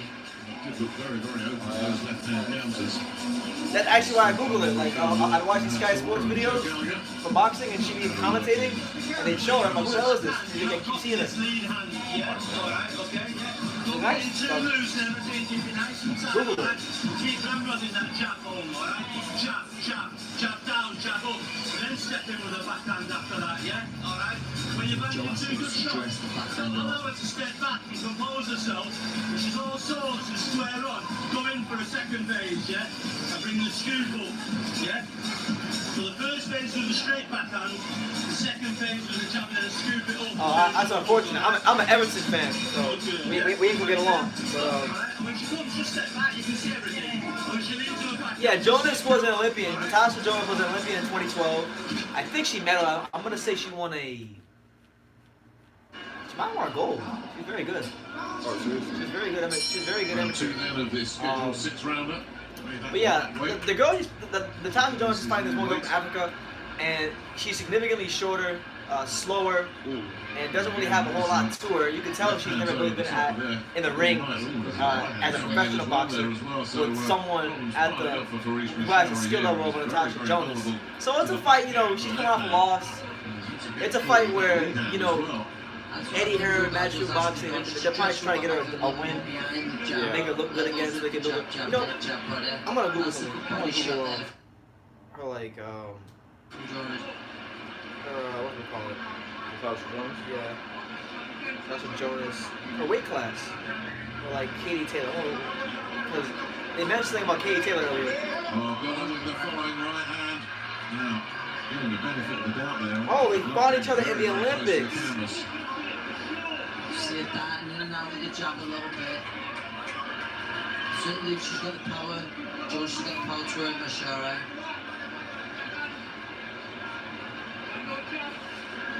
And the girl he's fighting for has not been able to land a glove on her. Natasha's been picking her apart from the mid-range and the outside. There you go, good looking at Natasha. She's stepping there really good with straight left. Yeah, and I noticed Natasha has power too. Yeah, she throws punches really well. She gets good leverage on her shots. The other girl just flailing away. Reminds me when I was like 6 years old and I used to go to the batting cage and play baseball. And they used to have like, there used to be this place here in South Florida where they had different speed the ball thrown at on the machine. So you have one that was 30 miles per hour, one that was 50 miles per hour, and one that was 80 miles per hour. Remember one time I got brave one day and I said, I'm gonna go try to hit the one that's 80 miles per hour, and I couldn't hit nothing. That's what the girl who Tyler Jones is fighting looks like right now. She's just can't really see define herself in the fight. She's not for like ever. I just don't think she's good enough. Jones's round. Yeah, more of the same. What do you think about Vivian's open knock? Open up, I love Her. What do you think about her future in boxing? I don't know. I want to interview her though. I throw at left hook well. She throw the left hook very well. You were there getting schooled on women's boxing? Yeah. What's Vivian open up? I'm getting schooled on the movement in the ring. Like basically like. She moves very similar to like Floyd Mayweather. I heard. Yeah. Yeah, something like that. Vivian Obenov is a jewel. I love Vivian Obenov. Vivian Obenov, Hannah Gabriels, It's a big night for Sam Eggington. Lisa Estrada. He comes in as a big underdog, and the last time we saw Sam on TV, he was wrecked by Tanzania. Huge upset, yeah. Alright, so we're here in round number 3. Yeah. Natasha Jonas versus the African Intercontinental West Indian Central Champion, whatever it was. Up against the Tanzanians. It's outclassed them. Didn't work out that way. And yeah, that tore a lot of plans up. But it's your boy BT. We're live here for the Lena Studio Extend Eggington here on True School Sports. You know, so far, the couple fights I've had a chance to watch on this card, I'm not gonna lie, it's been a bit of a disappointing card so far. You know, the first fight, well, the 2 European, was it Robbie Davies Jr.? You know, that was a cool fight, but you know, it wasn't all that. Cash Ali and Price was getting good, and then Cash Ali decided to bite Dan Price on his freaking abdominals, you know. And now you got Natasha Jones and went to clear mismatch in the 6th round. So, you know, these next 2 fights gotta salvage the card, because overall it hasn't been the best card. You know, Eddie Hearn was talking a lot this week, talking about this might be one of the best cards put together in a while. I don't know. I would highly disagree with that. I think it's you know, so I think he's gonna need one of these next fights to be a fight of the year candidate to really validate any of his claims. Because Cash Ali Price was good for as long as it lasted. This fight right here is a fight that I'm not gonna remember next week. When I did reading on this card. And yeah, it is what it is. Natasha Jones is round 3. There's about 30 seconds left, and it's just a continuation of what's been the first 2 rounds. Dictating when she wants to dictate, she's punching when she wants to punch, she's hitting, landing when she wants to land. Obviously completely different ways, but Adams did go on and fulfill her potential. Jonas, the misfortune of running into Katie Taylor. So I think the way I see it is like Natasha Jonas. I'm pretty sure she's in the same weight class as Katie Taylor, and they fought each other in the amateurs, in the Olympics actually. Katie Taylor won, I believe. So you know, this might be a future Katie Taylor opponent. I mean, this might be somebody that Eddie Hearn uses once he gets her some big, more notable fight to build her buzz a little bit over there. That might be a big fight over there. But honestly, Katie Taylor needs to fight Dennis Serrano already. That's the only fight we're talking about. You know. Oh, for women's boxing? Pretty much. Well, that's the only fight. There's other good fights in women's boxing. That's like the fight. That's the fight. Because I honestly don't even know who would win. I couldn't tell you what they would win. That's a true 50-50 fight in its purest form. Katie Taylor versus women's boxing. You're right.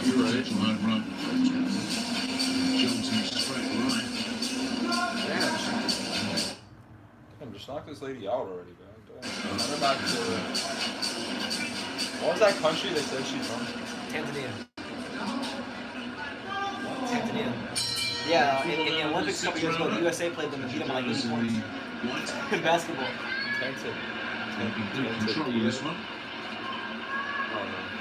My man Adrian says, who do you think wins True School Sports?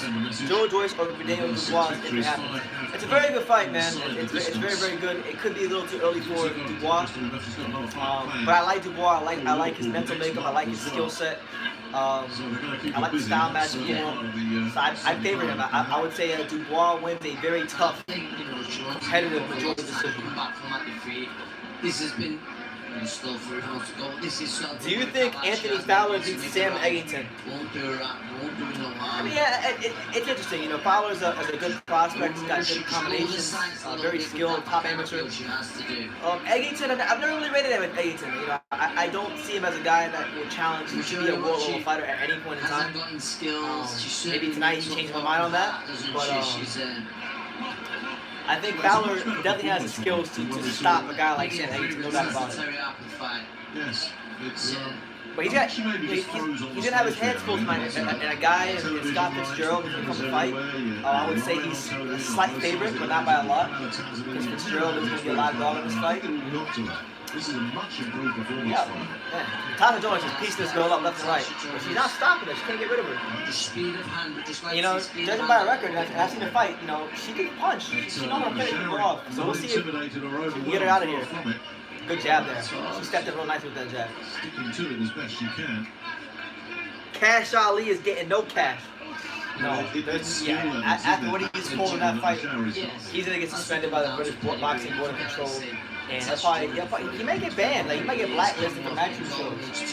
Because I mean, to bite a guy in the middle of a fight, you know, get disqualified, and that was a fight that people were, you know, on this card, Cash Ali versus Cash Ali versus Dean Price was arguably the most talked about fight in the whole card, and it didn't deliver. It was in the process of doing that, but it didn't deliver ultimately.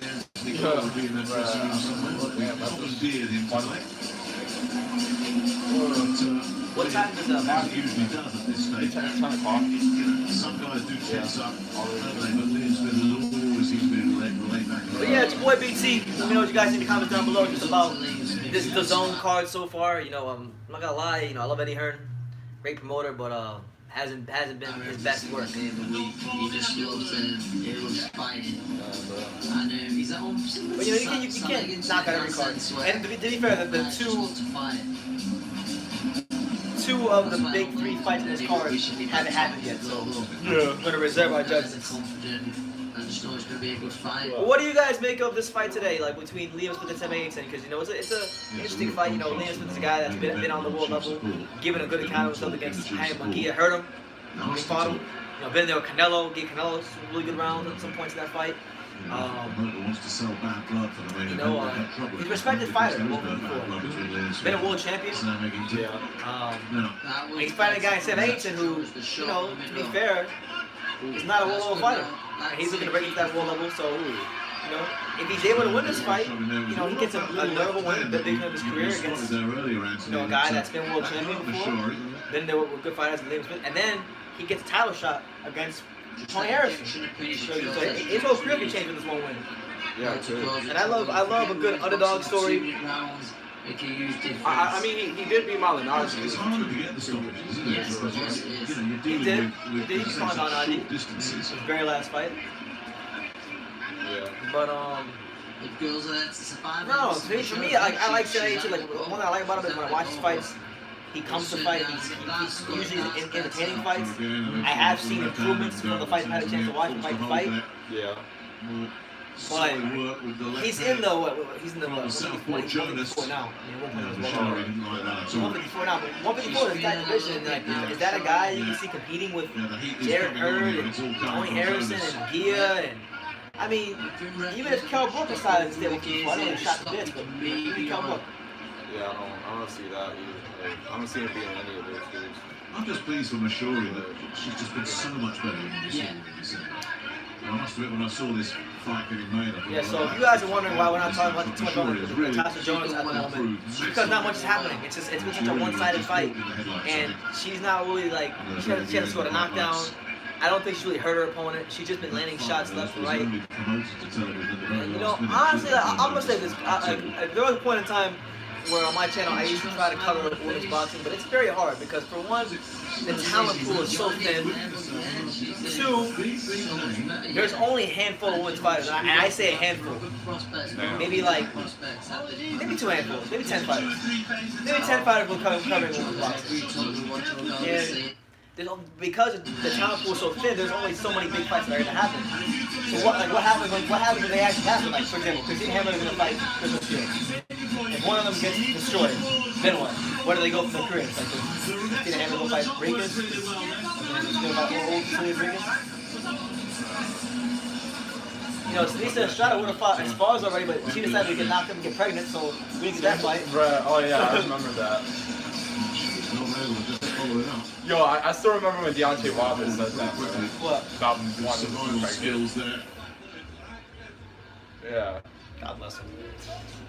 You have Katie Taylor, like the only fight in women's boxing, in my humble opinion, the only fight in women's boxing that I think is worth headlining a card at a good venue is Katie Taylor versus Amanda Serrano. That's it. Nasty loss. And a shot loss I think that's it's so an amazing fight. just get back on track. And that's Yeah, what we're looking for Natasha Jonas tonight. Amanda Serrano, as far as like her ability to finish her opponents off, is better than a lot of guys. Like when she gets here, she gets you out of there. I mean, she's got a 72% knockout percentage. Oh yeah, I noticed. When Amanda Serrano hurts you, odds are you're out of there. And she's knocking you out of all the weight classes. I mean, her last fight. She didn't even wear boxing shoes her last fight. She came through with Jordan Concords on, the Jordan 13s. She's the only person I've ever seen in box history come to me with some actual J's on and knock you out with some J's. Like, she's really about that life. She's really about that. Like, so I respect Amanda Serrano. Damn, she knocked me out. If you go watch her last fight, she had Jordan Concords on. You see the Concords, the white Jordan 13s with the black and the blue on the bottom? Yeah. Wow, that's crazy, right? This is like, I've never seen nobody do that. I was astounded. I said, wow, she's wearing J's and she's knocking females out. Oh yeah. So much she's let the world appear. She's not put the other light. Have you guys done any boxing yourself? Danny Hooligan asked the question. Yes. I boxed for a couple years at Canino's boxing gym here in Dania. I trained at Canino's boxing gym. He trained there too. I didn't have an amateur fight, but I had plenty of sparring sessions. And I still box here and there to stay in shape. Like I know how to throw punches. Like I know how to move. So yeah, I love boxing. You know, one every second, every minute, every round. And there's the right up as well. She's landed a few times, which is not to show her balance. Yeah, balance issues. Deontay Wilder's a big Dawson. She's going to get through this.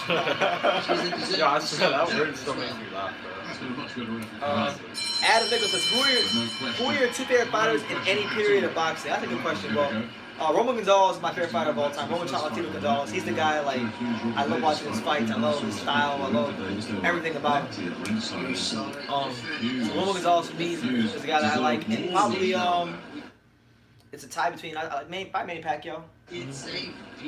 So Roman Gonzalez, Manny Pacquiao for sure. Those are my two guys. Triple G and Michael Nunn.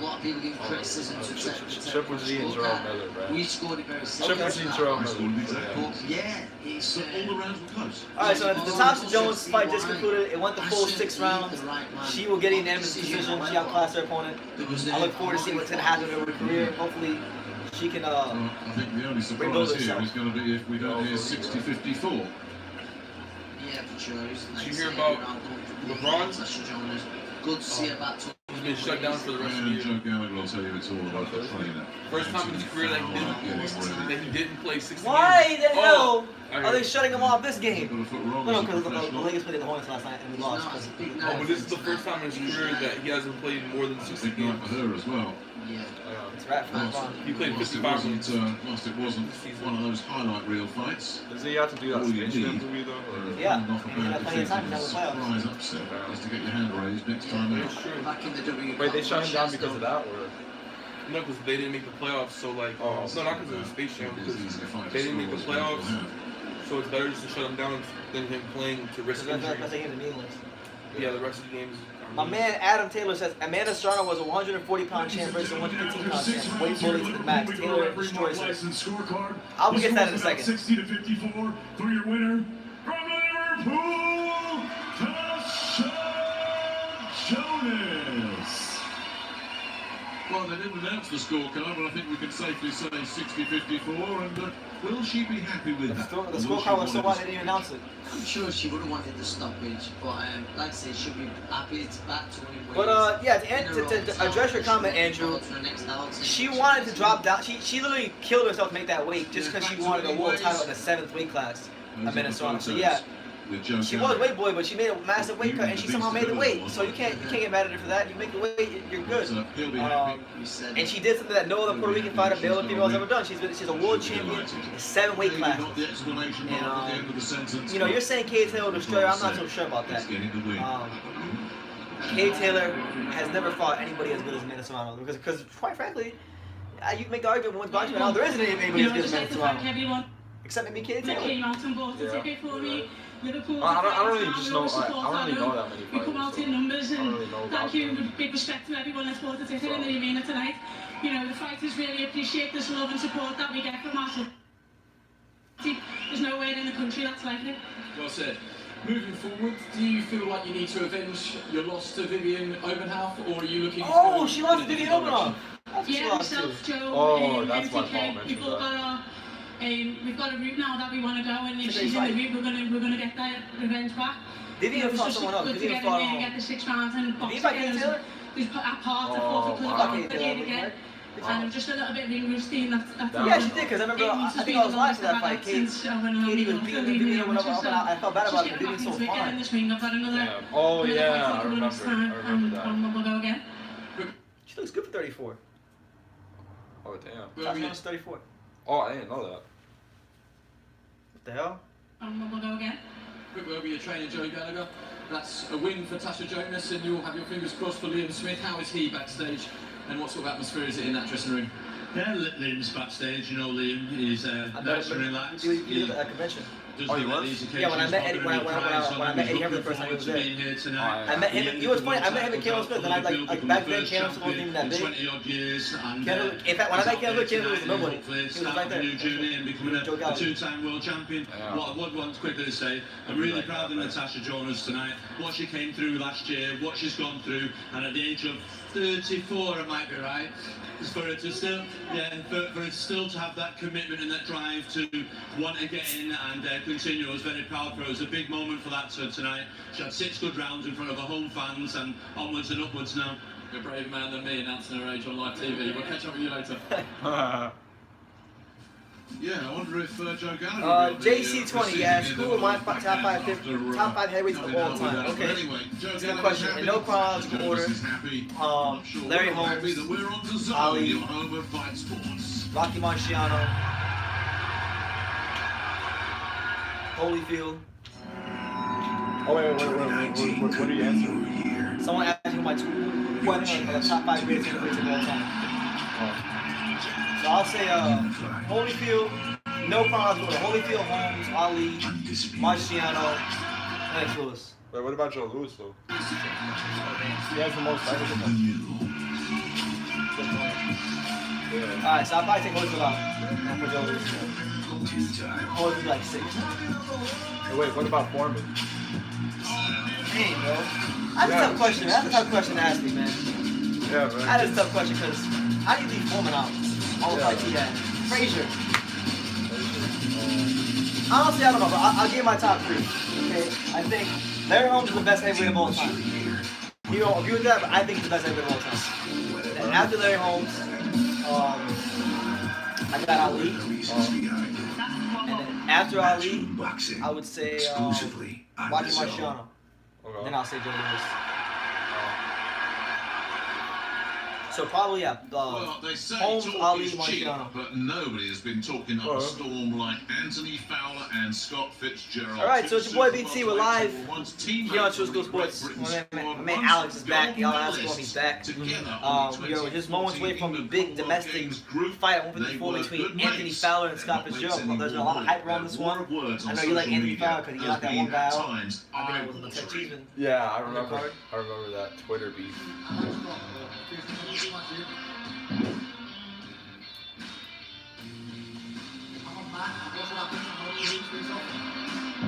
Who gives a damn?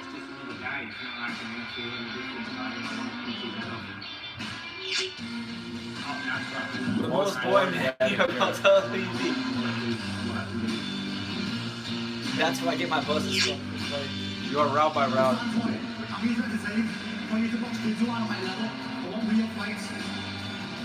How long would Natasha Jones average?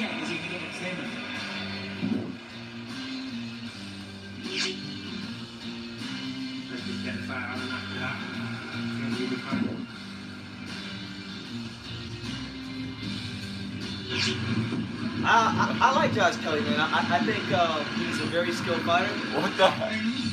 Oh.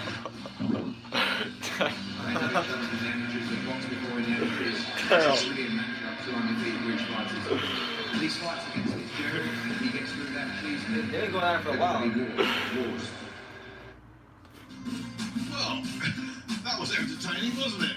These two certainly can I think Josh Kelly can be a world champion. You know, I think right now, as it stands with the current landscape of prospects in the UK, I would definitely go as far as say Josh Kelly is the best UK welterweight right now, as far as prospects go. And I think our best in America, our best welterweight prospect is Jerron Boots Ennis. And I'm hoping one day, I'm hoping the stars align. And they both keep doing what they're doing and winning impressively. And I love to see them fight. Both really talented fighters. Both have a great amateur background. Both exceptionally quick. Both have very good power. Yeah. Both very technically sound. So that'd be a good fight. But yeah, Josh Kelly to me, I made a prospect review video about him last year, and he was one of the first guys I said this gotta be one. Yeah, I think so. Fowler has developed into a murderous body puncher. We saw that. How do you think Usyk is going to handle heavyweight? We saw against the Argentina Bro Thompson? Right now it is currently 527. Yeah, so, you know, we're talking about elite. I think Usyk's going to, I mean, it's obviously going to be an adjustment. One thing that'll be interesting to see in the tackle fight is his punch resistance. Because, you know, it's a big jump, you know. With heavyweight, the power is different. I'll have to do Holyfield makes a comment about heavyweight. And he said that it's going to be a big adjustment for him. It's not like when Holyfield moved heavyweight. When Holyfield moved heavyweight, there weren't no 6'8", there weren't very many 6'7", 6'8" guys who can punch, who can move. Now, at heavyweight now, you got the big three heavyweight, you know, Wilder, Joshua, Fury, they're all like gargantuan heavyweights who can move and whatnot, so it'll be an adjustment for him, but for him, every fight he has in heavyweight is going to be about making it about skill. Because skill for skill, he's going to outskill all of them. Yeah. He'll outskill Anthony Joshua, he'll outskill, you know, even a guy like Tyson Fury. I like Tyson Fury, I think he's a great fighter, but he is skilled out of this world. It's a big Lomachenko pretty much. Heavyweight. The only question about Usyk is, does he have the punch resistance? And can he actually hurt some of these guys? At least hurt them enough to keep them honest, because we can't do that in heavyweight divisions. All divisions, they're screwed. Unbelievable shape. I know. Yeah, he just needs the. Fitzgerald had to come back to It's just a test for him. you know, he made the weight. And both guys. But I think he'll do well. I think at some point he's definitely going to run into a world title. I'll say this: if he were to fight, I would love to see how he would do against Wilder. That to me will be one of the most interesting fights in the heavyweight division. Usyk and Wilder. Because we all know Usyk has skills that are out of this world. You don't go undisputed in that division not having skills like he has. And Wilder has that one punch factor, but there's no way how that fight will make that fight, because Usyk doesn't have a kind of draw like that. It's way too dangerous. It'll be way too dangerous. It's too high risk, low reward. You know. They'll just say, oh, he beat up a guy who was cruiserweight. Yeah, he beat up the champion. That's a cruiserweight. You didn't beat up a cruiserweight, you beat up the cruiserweight. Yeah, a lot of people thought the social media was better than that. He says no. I'm not sure, but it's at this stage of the career, I think this is a great fight for the fans. I'm gonna check them. And you know, respectable for taking it as well. Absolutely. Two young, unbeaten fighters, both very, very heavy-handed. You look at Fowler and his 9 fights, 8 have gone inside. Fitzgerald, 12 wins, 9 inside. Last time out against Craig Norris. Yeah, so right now we're live. We're currently awaiting the big fight between Anthony Fowler and Scott Fitzgerald. Till then, I guess we'll just wait patiently. So again, good amateur, good pedigree, and that night against Craig Morris, good opponent, but. Alexander Ustinov, that's the dude who so you can't count him out in there. he knocked out. Well, the overwhelming favourite is Anthony Fowler, but Scott Fitzgerald talked the talk. It's his chance now to walk. He's from up the road in Preston. I wonder if there's a bit of an inferiority complex because Anthony Fowler has been the blue-eyed boy a little bit, and there was always that feeling that Fowler was ahead of him in the pecking order in the GB squad, and I wonder if that's Maybe more so. than Fitzgerald a little Maybe bit. so, and Y'all want to he beat this? certainly wasn't. Probably rightfully so. He went to the Olympics. He You wanna see this? qualified. I'll take it, yeah. But You want to come? yeah, I know they boxed that early teenagers, and it was a Yeah, I'll be right back, y'all. We'll be back. Alex will get the necessities. to that. They've both got this version of their own sparring stories. We'll see who's likes it. Sparring stories mean nothing to me. It's who performs under those lights. And Fowler, we look at Sound him, about value. he talked about his amateur pedigree, he's going to box About at the the World skid. Championships, boxed at the Rio About the skid. Olympics, and he's coming in on a string. Just playing spot value. Alright guys, I'm saying messed up stuff. Not as good. Never had it tough. In contrast, Okay. Fitzgerald, as I said, broke a hand, had to pull out the last round stoppage to get past Craig Morris, Yeah. and was given a nightmare 3 years ago by Adam Jones. He was on the floor, got up to win. He's ticked those He's had it boxes. tough. Yeah, I mean, listen, it's certainly trouble. I mean, Fowler died. I wouldn't have had those Just nights playing, with bro. those opponents. So there's this case for the argument. Fowler seems to sturdier too. It seems like he takes the better shot, which could be the difference here. Which could be the difference. All right, so I'm alone right now. I'm alone for the time being, but I'll definitely talk to you guys while I'm waiting for this fight to happen. Let's get some comments. Who is the most underrated fighter right now? That's a good question. Now, there's a lot of underrated fighters. I would say, you know, I think the most underrated fighter right now comes in the flyweight division. I would say, off the top of my head, Sister Gets So Wrong Beside is the most underrated fighter. I don't think he gets enough credit for what he's done at flyweight. He's not ranked enough. He's not ranked highly enough on the pound for pound list. You know, I see him sometimes 7, 8. I see him like below Mike Garcia and Earl Spence and these guys. And quite frankly, he's done just way more than those guys. You know, to be, you know, first of all, he in the first fight with Roman Gonzalez, he knocked Roman Gonzalez down for the first time in 10 years, and it was a very close fight. You know, I thought Roman won, but he got the decision. Then in the rematch, he erases all doubts, stops Roman Gonzalez in 4 rounds. Okay, so now he fights Juan Francisco Estrada, arguably the most skilled Mexican fighter in the world, even more skilled than Canelo, some would argue. You know, great fighter, dominant champion at flyweight. I'm thinking to myself, you know, he don't have the boxing skills to beat an Estrada, but he proves me wrong in that fight, and he actually showed that himself that he could outbox Juan Francisco Estrada. He beats him, and now he's fighting Estrada again. So you look at the names he's beating, and when he fought Carlos Cuadras a couple years ago, you know, he was winning that fight until it got ended on a head clash, and he lost. But I would say he's the most underrated fighter. He's not rated highly enough. So there's him. In terms of American fighters, let me think. American fighters. Who do we have that's underrated here? I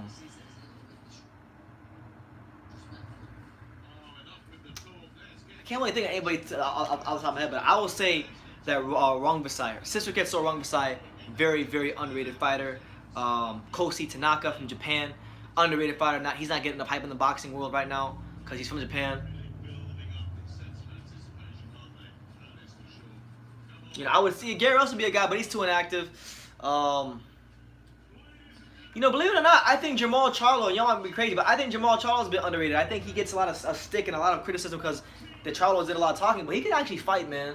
And, you know, I think his skills are a bit underrated. Oh, and Demetrius Andrade is still one of the most underrated. You know, he hasn't got the big fights he needs yet to catapult his career. But as far as our American fighters go, Demetrius Andrade is as underrated as they come.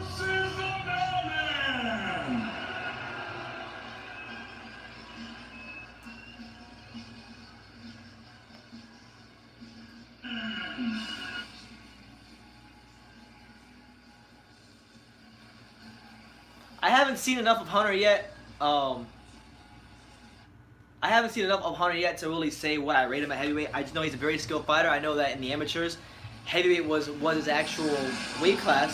So I think he'll be a better heavyweight than he was at cruiserweight. And he gave you a good fight at cruiserweight. So if they build him up and he proves himself to look good, then that could be a fight they explode later on down the line. Making his way to the ring from Preston, the undefeated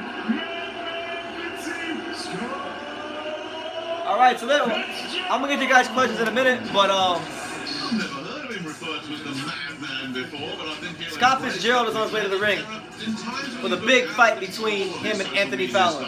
Now, if he does come into this fight undisciplined and out of control, he's in trouble. But he's certainly coming into this fight very well balanced. The feeling about Tyson Fury here in America, I would say it's mixed. You know, you got people like myself who rate Tyson Fury, who really think he is the best heavyweight in the world, the most skilled guy on the planet. And then you have people who don't like him that think he ducks rematches and things like that. So right now it's very mixed, and he's still kind of in the process of having to prove himself to the American public. But I like him. I can only speak for me. I love Tyson Fury. You know what, Adam? I'm gonna have to agree with you. Billy Joe Saunders is an extremely underrated fighter. The skill level, the performances he's turned in his career, doesn't get enough credit. I agree with you. One of the most underrated in the world. Michael Hunter versus Povetkin. That'd be a really good fight, you know. But Povetkin's on the tail end of his career. He's still very dangerous. Hunter is a guy to come up that we're looking to see big things from a heavyweight. So. Make the fight happen. I'd be all for it. He's a big underdog here, huge underdog here. And if somebody's not put off, well, he has put off professional, undefeated as a professional, good amateur background, it's rare. I think it's just because of the talent a lot of people see Anthony Fowler as.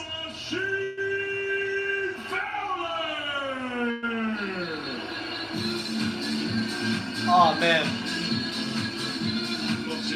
City as well, looking very comfortable indeed. Anthony Fowler making his way to the ring, one of UK boxing's top prospects, getting a lot of hype. Look at making a statement tonight against Scott Fitzgerald. Coming out to Gala, Free From Desire. That's a big hit song in the UK. Accompanied by his trainer, the very well respected and very well renowned Dave Caldwell.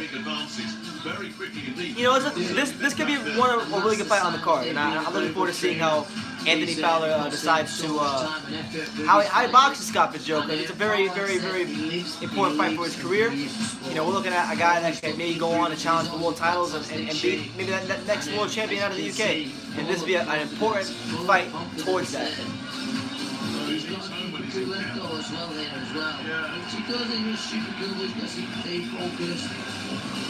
Well, so he leaves home, and we talk about dedication when he's in camp. There's Kerry Kay's there, the strength and conditioning and nutritionist expert, just giving him a last absolutely. These gypsies have a fighting spirit to them. And right now, you know, Fury's got the heavyweight division on lock. As far as I'm concerned, I think he's the best heavyweight. And Billy Joe, you know, any weight class he steps into around his weight, he'll always be a guy that's near the top. So, the gypsies are killing it right now in boxing. Yeah, and you know, Fowler turning over Olympian had his choice of which trainers to go to, so he moved up. I know he spent a lot of time in Sheffield as an amateur in the GB setup, so some people question his used to it, but still he took himself out of the company. Yep, they're both in the ring. So yeah, Fitzgerald and Fowler have made their way to the ring. They're here for today's co-main event at the Echo Arena in Liverpool, and it'll be a big domestic dust-up between the two. They've been going at it a lot on social media over the years, and now it's time. Now it's time to see who was all talking, who was all about that action, who really wanted that smoke.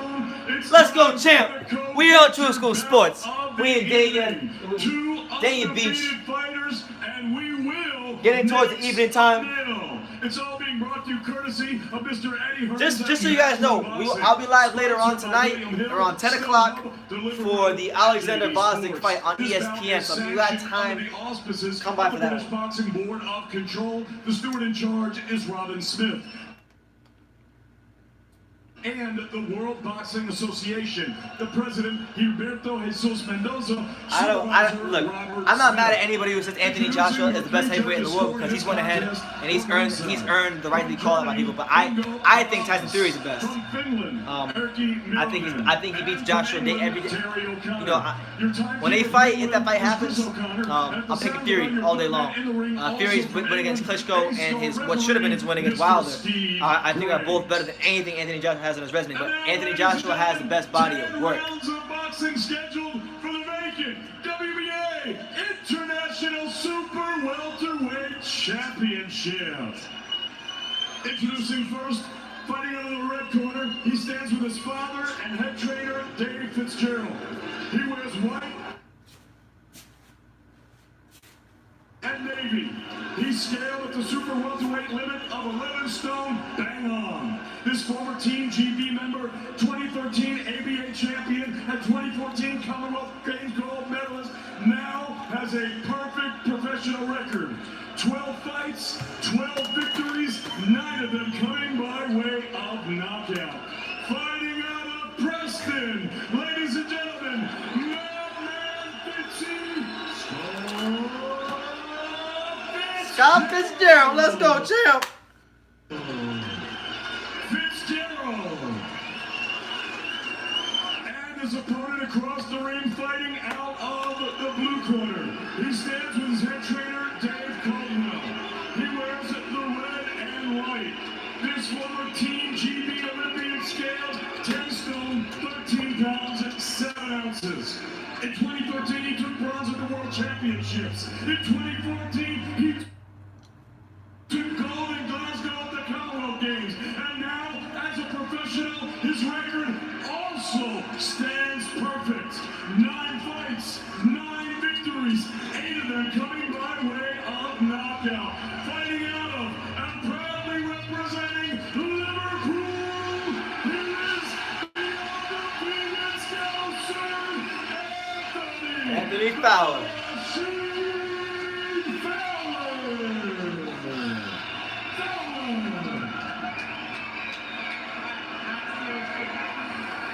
All that stuff Joshua does can eat and will be offset by Fury's movement.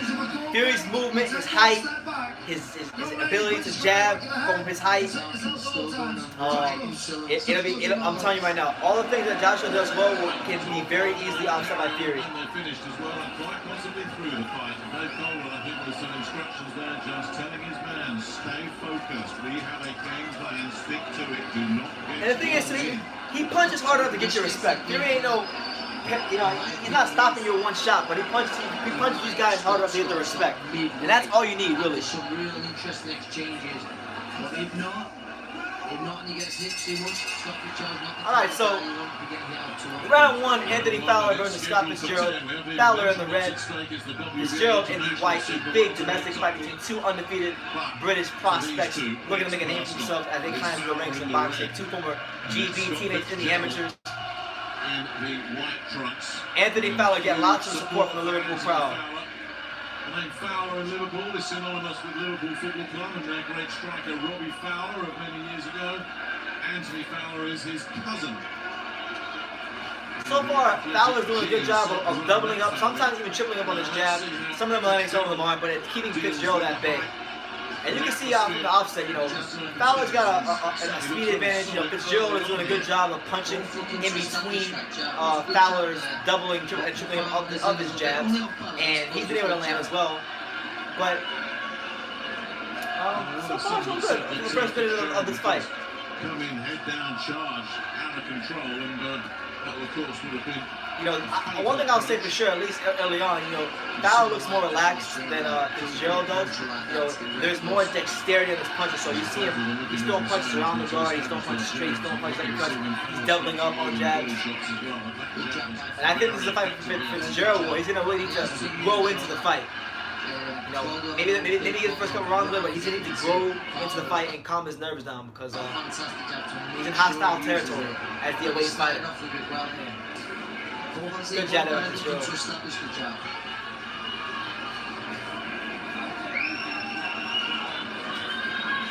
Fowler trying to box Fitzgerald in the center of the ring. Throwing a couple nice little body shots there with the right hand.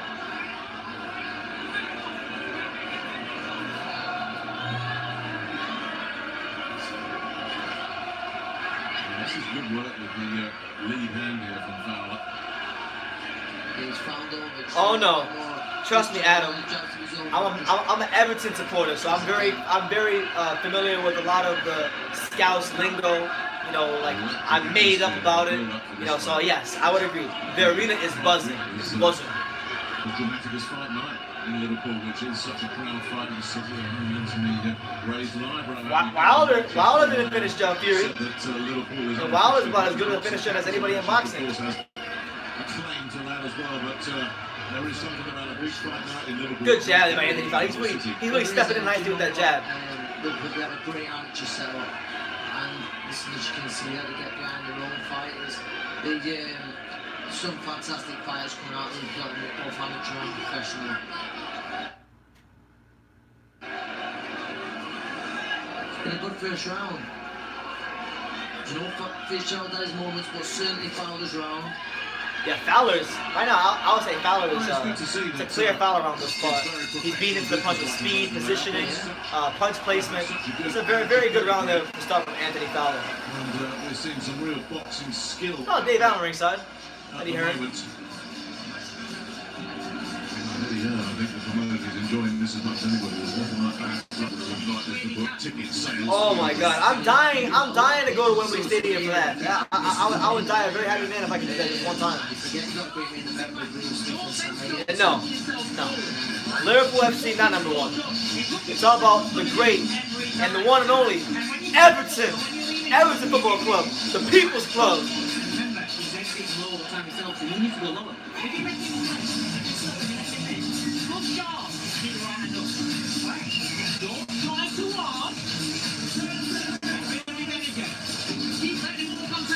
I'm just happy that Manchester City. I'm happy that Manchester City is back at the top of the table where they belong. We can't have Liverpool winning the league for the first time in 30 years. Can't have it. Round two, Anthony Fowler versus Scott Fitzgerald. You know what? I might want Scott Fitzgerald to win because I know Anthony Fowler is a massive Liverpool supporter, so I might need Anthony Fowler or Scott Fitzgerald to get the job done for us Evertonians. Good job, Evan Fitzgerald. Fowler's been happy to trade words. It's also true that Fitzgerald has been the instigator. I know, and that's why I want to go around there, man. The culture for boxing in England just seems so amazing, and it's not like that here in America. More often than not, but both of them strictly down to business here. It's not been wild and ragged and reckless. Far from it. Good up jab there by Fowler. Fowler's really finding some success with the jab early on in the fight. And he's stepping in constantly with it. He's changing the angles in which the jab throws. So you might see him shoot a jab to the stomach, and then you might see him shoot a jab to the head. And it's keeping Fitzgerald off balance. Fitzgerald is having a hard time settling into the rhythm he wants to fight at. So far, Anthony Fowler is doing his thing. He's stepping in with the jab real good. He's dictating the pace. He's dictating the range in which the fight is fought at. And you know, he hasn't thrown any sort of blistering fast combinations that he's known for.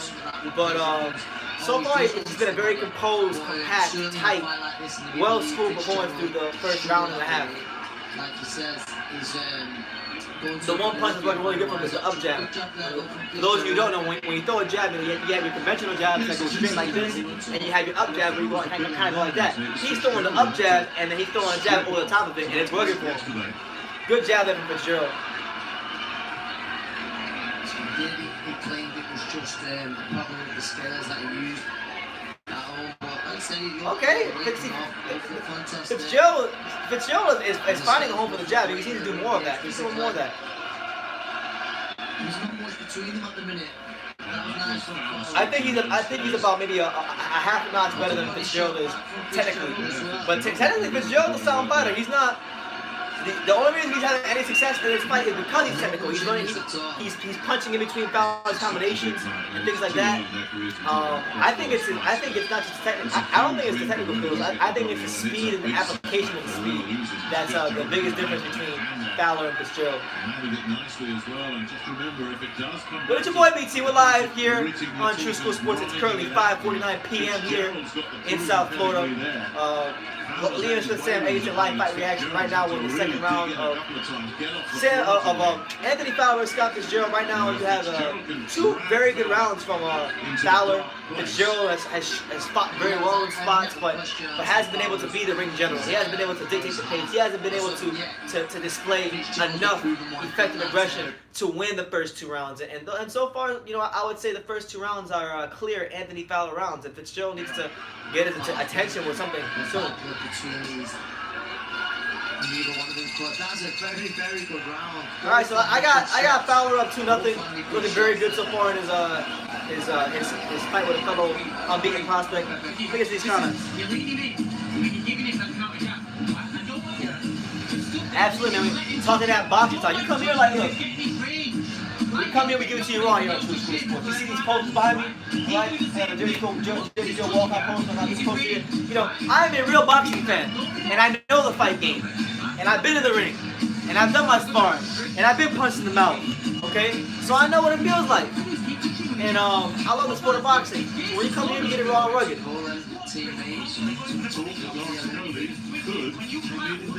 Lawrence Coley ringside, coming off a big win against Wadi Camacho last week. He might be in line for a title shot soon against Dennis Levin, so y'all might want to stay tuned for that. Eddie Harris talking about making a fight between those two guys. Might be too early from, we don't know.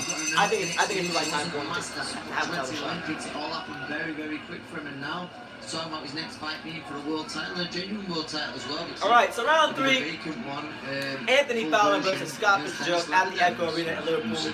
I'm your boy Brendan. I'm Brendan Taylor, with you guys play-by-play. So far it's been a fight where Anthony Fowler's application of speed, his jab, his up jab, more importantly, have been a big problem for Scott Fitzgerald, and I also think equally Fitzgerald's inability to land anything significant that can hurt Fowler and get his respect has allowed Fowler to fight in a very comfortable manner. Next opponent for British champion Ted Cheeseman. Fitzgerald. I love English football. I love football in general, but I love English football and I love boxing. I might be British, man. Somewhere in my lineage, who knows? Maybe I'm British. Maybe I was born in London, or maybe there's some English in my blood. I don't know. But nah, man, I'm an American. I'm a Yank, as you guys say. I'm a Yank. I was born in North Carolina. I grew up in South Florida. Okay, so I'm a Yank. But I do like a lot of British sports. How respectful they are of each other's skills. They are, yeah. I think, right now, no. None of those guys can beat a Jared Herb right now. But in the future, I think Anthony Fowler will have a good chance to be a really good fighter at 154. But he definitely needs more seasoning as a pro, no doubt about it. But so, a good straight right by Anthony Fowler. Real short, compact straight right. And now he's throwing these jabs, man. He's throwing these jabs. He's changing levels. He's throwing these jabs, pumping them real hard with real conviction. And they're snapping Scott Fitzgerald's head back. He don't want no smoke. He's making a significant dent here, Fowler. Francis Bremer, what's up, champ? How you doing? His headshots that have been effective for him. Man, another jab from Anthony Fowler. He's doing the Roy Jones where he's got this jab down here and he's bah, bah, bah. Sometimes it's an up jab, sometimes it's your conventional jab, sometimes he slips off of him and then jabs. You know, Anthony Fowler is outclassing Scott Fitzgerald right now, simply with just a jab.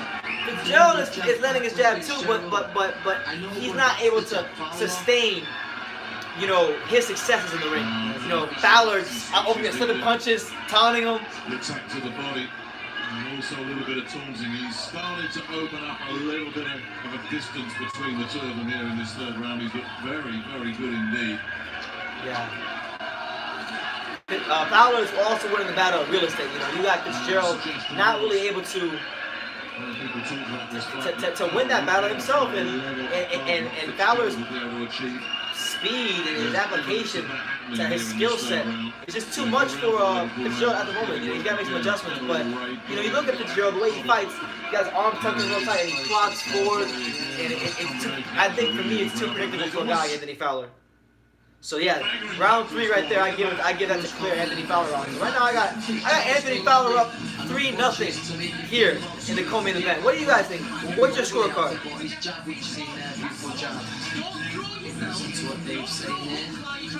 There's 32 you guys here, so now you know the numbers are starting to pick up just a little bit. Let me know, guys, in the comments. What do you think? Let me know what city, what state, what continent. Where are you watching the fights from tonight? Are you from America? Are you from the UK? Are you from Canada? Are you from Madagascar or Germany? Let me know in the comments. I'm in Dania Beach, Florida, the greatest city in the world.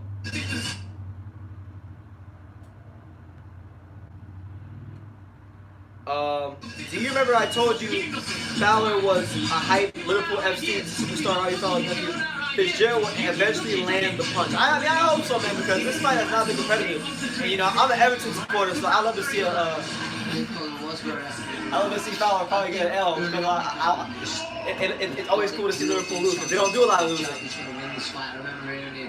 his old amateur coach, saying he can make this. All right, we got Scotland is in the building. Big shout out to Scotland. French Bremer. London. London town. Okay, UK. UK's in the house as always. UK's always well represented here on my channel.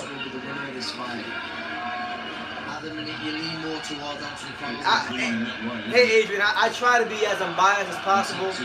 I love the sport of boxing, man. I think, you know, a lot of us Americans are very arrogant. We think that we have the best fighters, and you know, we have some great fighters. We have great talent all the time, but there's great fighters from everywhere around the world. You know, it don't matter if a guy is from England, America, the jungle, or China. You can fight, you can fight. So I enjoy people. I enjoy good boxing like anybody else. All right, Coventry's in the big shout out to Coventry City FC.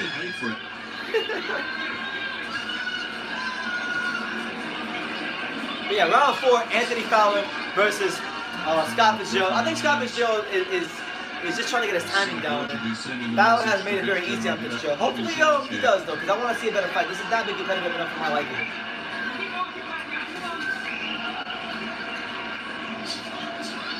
Right. Scott Fitzgerald began to bounce on her toes a little more. Good body shot by Fitzgerald. Okay. All right, Scott Fitzgerald. There you go. Move your head, Scotty. There you go. Move your head. All right. There you go. The moment he becomes stationary, allows Fowler. He's 5-1 underdog. Okay. Oh, good body shot by Scott Fitzgerald. But one thing I don't like about Fitzgerald, and this might come back to hurt him later on in the fight, when Fowler throws more than one punch, sometimes I see Fitzgerald stand straight up and square up like this. That's a no-go. He's gonna get hurt like that. Okay. Very, very disciplined. Scott Fitzgerald. And hey, Danny, you should do yourself a favor and subscribe. Good right hand by Fitzgerald. You should do a favor and you should go and subscribe. And just do your thing, man. There's plenty of good stuff on here. I just did a couple interviews here in my area.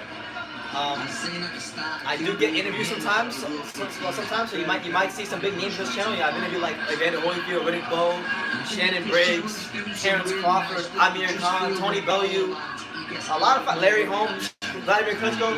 So go ahead and subscribe. You know, Scott Fitzgerald right now, it's round 4.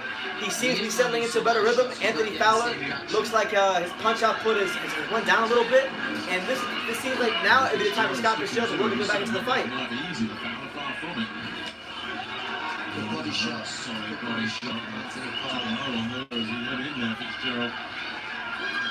I appreciate that, Adam. God bless you, champ. Alright, so a better round there from Scott Fitzgerald. I might give him that round. You know, I don't know. He had to go almost that round. What do you guys think?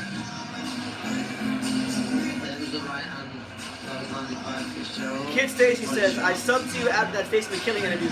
Old school knowledge of his game, big respect to the school. Yeah. Well, no, Stacey McKinley is one of my good friends in boxing. His gym is right in my area here in South Florida. So he's a friend of mine. We talk boxing all the time. And he's always a pleasure to talk to because he has such a wealth of knowledge and information. The guy trained Mike Tyson for crying out loud.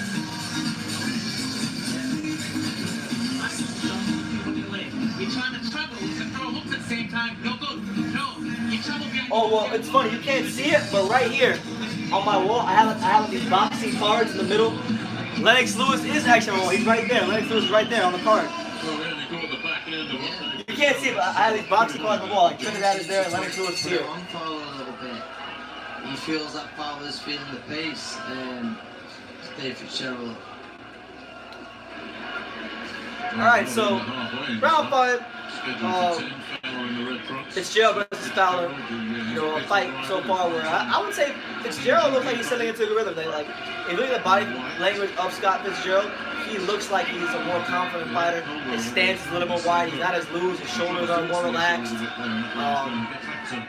And he's stepping in with his jab with a bit more conviction. So, you know, to be fair, Fowler's still beating him to the punch a lot of times.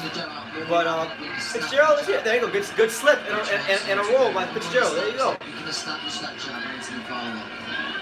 And break. He's looking to break Fitzgerald up behind that jab.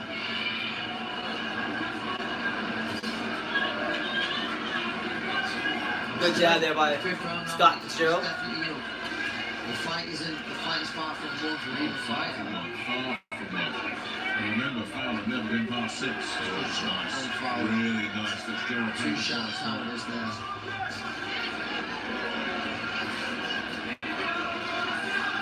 Oh man, Scott Fitzgerald missed a left hook right there.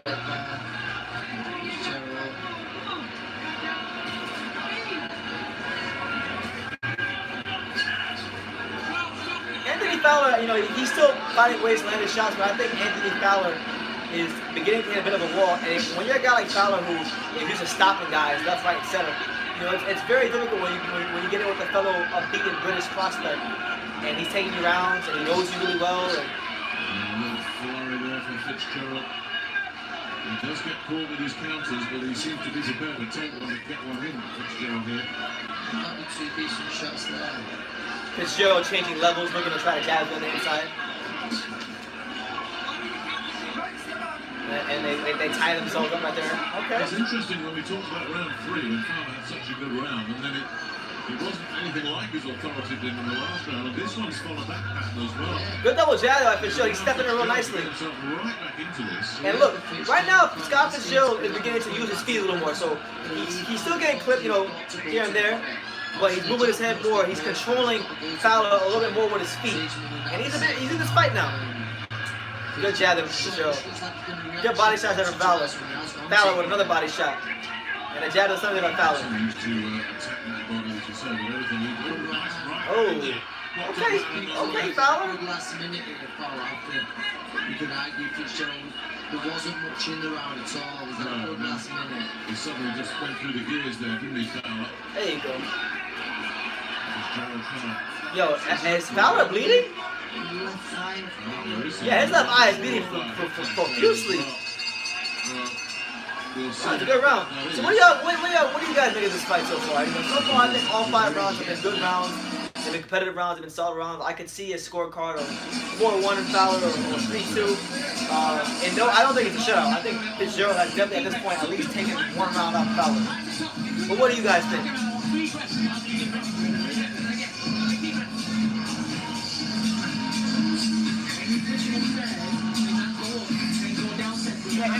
It's a decent fight, but honestly, Eddie Heron was really talking up this card a lot this week, saying that it was one of the best cards he's put together in a while. And I disagree. I think this card is underwhelmed, in my opinion.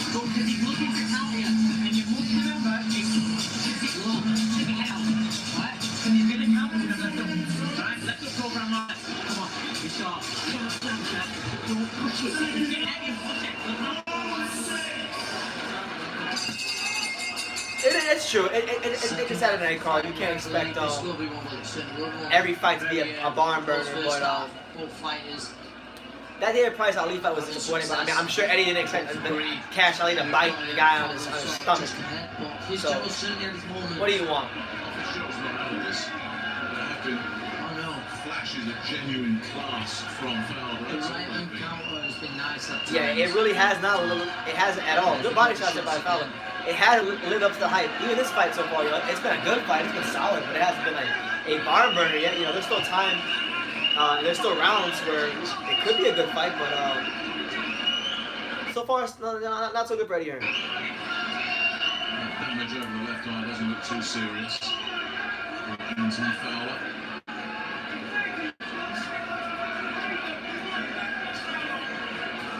Good right hand from Fowler.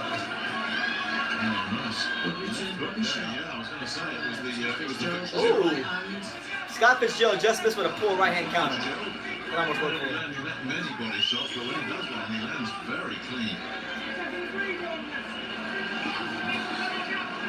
Fowler double jabbing, trying to keep Fitzgerald off at bay.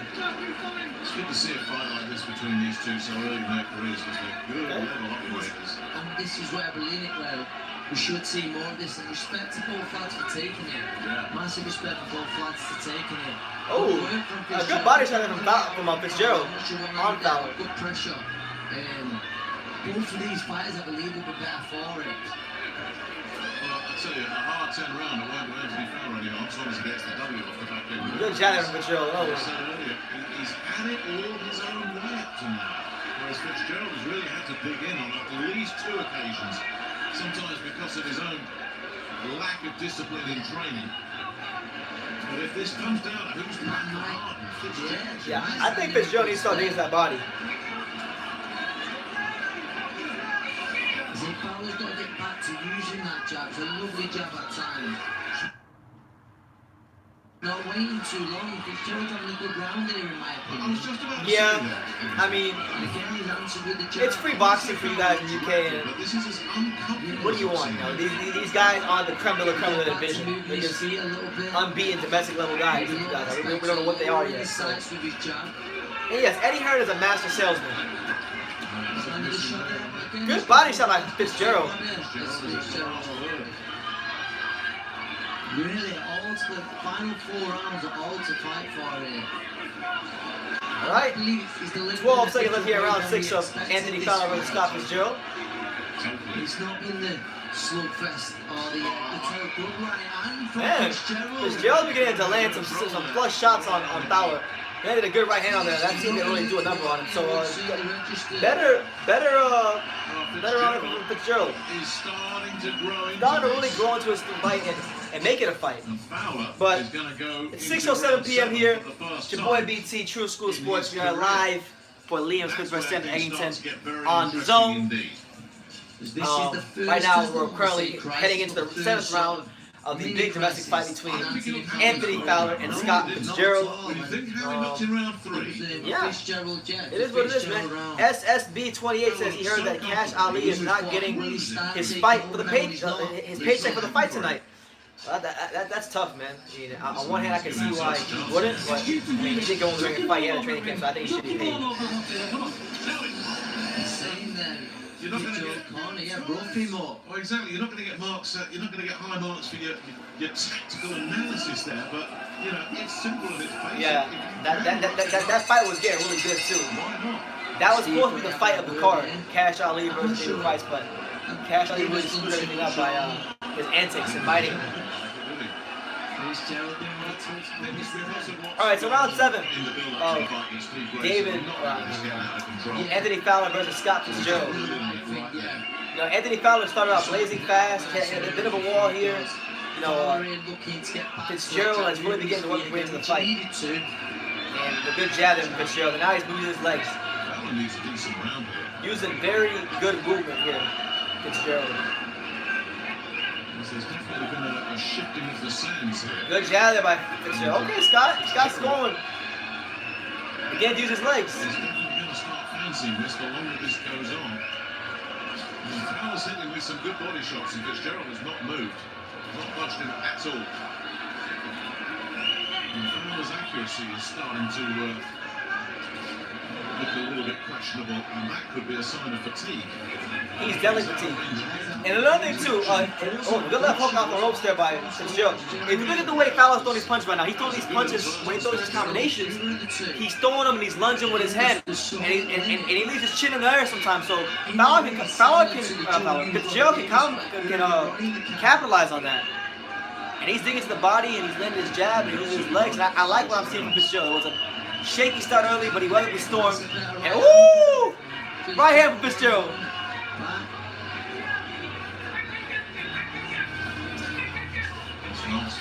Man, a good double jab from Scott Fitzgerald. And he right now, he's taking this boy to school. Let's go, champ. He's taking Anthony Fowler to school. Liverpool FC ain't winning the big game. Come on, Scott. The jabs will just be leaning in favour of Fitzgerald at the moment. Man, good right hand from Scott Fitzgerald. Anthony Fowler, his speed has declined. His punches aren't as sharp as they were earlier. And he looks like he's really thinking a lot more. Earlier they were just flowing. Now he's thinking a lot more. Which for him is bad. Earlier he was just free and confident and relaxed. Good double jab there by Anthony Fowler. That's better for Anthony Fowler. Well, Fowler's had a better second half of this round after Fitzgerald looked pretty good through the first minute or so, but Fowler has rallied really well.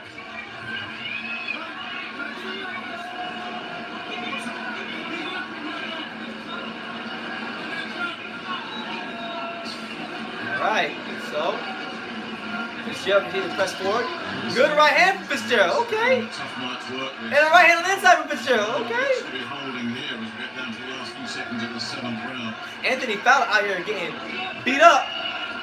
Oh, Scott Fitzgerald got his hands on. He's feeling confident. He said, "You can't hit me, champ." He said, "What's good, champ? I feel like Josh Kelly out here. I can drop my hands and box you." Well, Fowler raises his arm there, but that's Scott Fitzgerald. Scott Fitzgerald beat the brakes off him that round. They seem to have your corner. Be interested to wait for goal.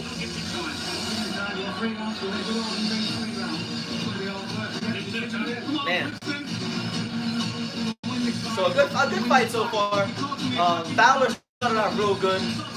Hit a wall, as most fighters who are at his level when they are used to stopping people, you know, and they hit the guy over and over again, they don't fall down. You know, they're not used to that, so it does something to them psychologically, and they fatigue. And that's what's happening here with Anthony Fowler. He's not a guy in Scott Fitzgerald who's not gonna fold, who's not gonna break, who's gonna give him a tough fight, and he's got skills, and he knows them from being on the GB team. They have to do that little bit more.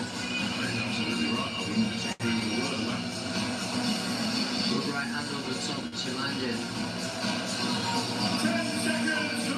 What do you guys think about this fight right now? And I know Cash Ali, man, the street mentality got towards him. And it is what it is, man. Now he has to pay the consequences. Alright, so round number 8 between Anthony Fowler and Scott Fitzgerald. Anthony Fowler throws a hook to the body. There was a little low. Referee warns him to not throw the punches so below the belt.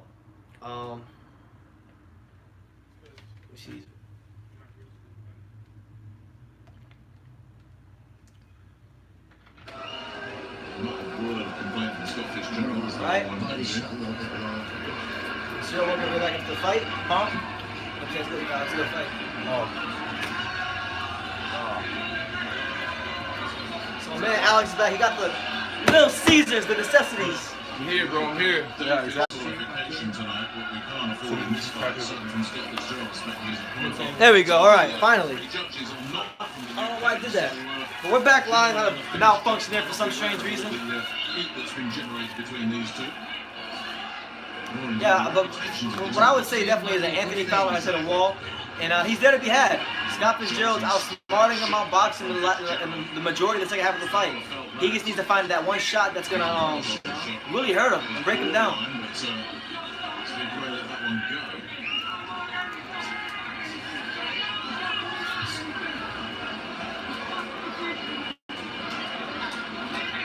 Inside the last minute of this 8th round, is Fitzgerald doing enough to impress? Ooh, good right hand from Fitzgerald.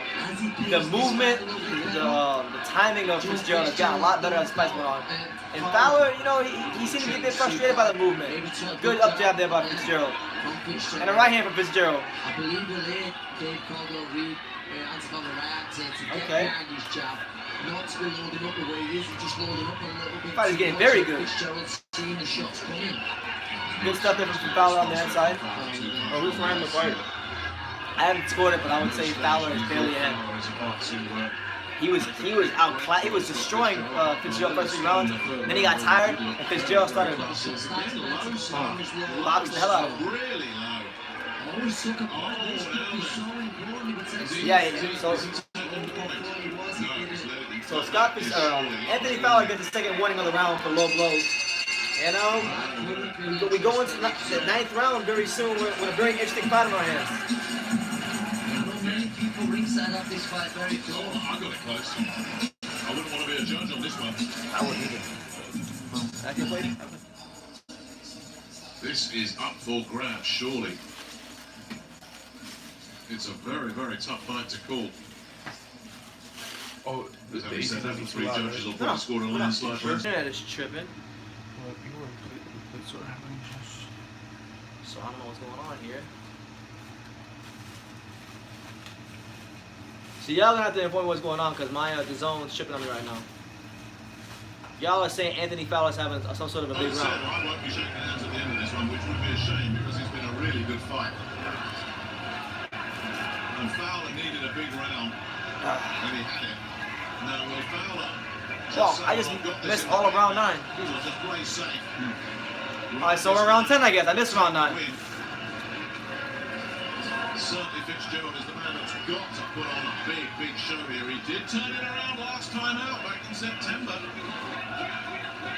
He did, man. He had it very close. And he was behind, remember, in that fight against Craig Morris and had to pull out a last round stoppage. Can he do it again? I don't see any other way he can win this fight.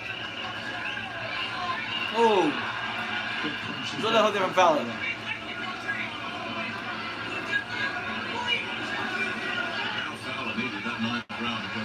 I'm enjoying it. It's a solid card. It's not the best Eddie Hearn card I've seen, but it's getting better. That might be the difference that I've got on the scorecards at the end.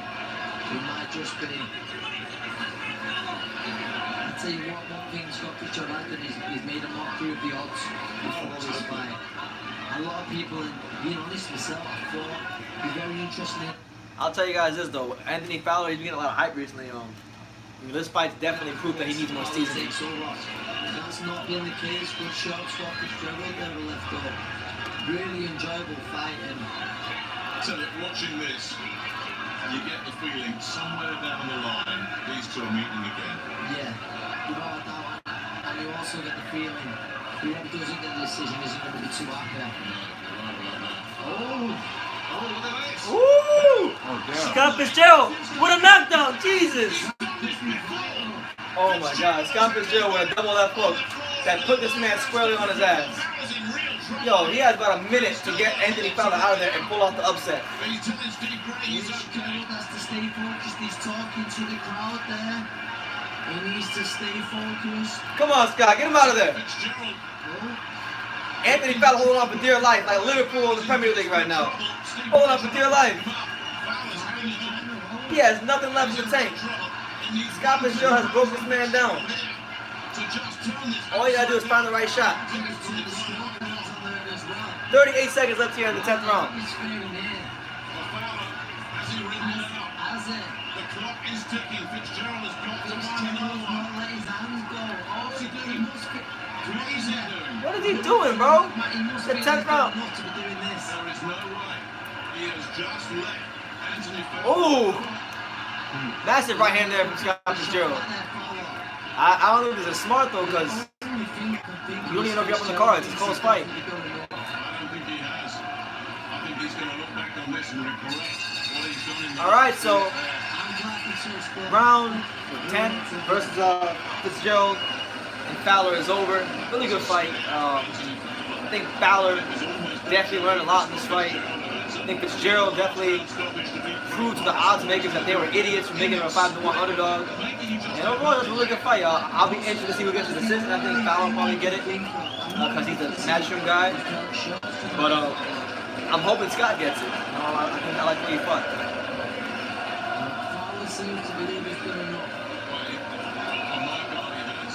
What do y'all think?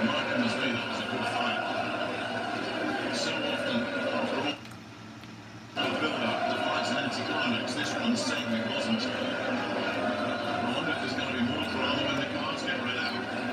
I mean, it's alright. It's a little season, but it's good though. It does the job. There's no way, whether it's next fight or whether it's 3 years down the line, these two are seeing each other again. But here it is again. It's the uppercut coming back. It did all the damage. So really good for those of you who are watching now, Scott Fitzgerald at 10th round. They're fighting real close on the inside. He caught a hook to the body from Fowler, and then he came with the left hook. That caught him initially. Then he landed a second left hook. Then landed a third left hook, and eventually got a knockdown, which might be the difference in the fight. You just don't know.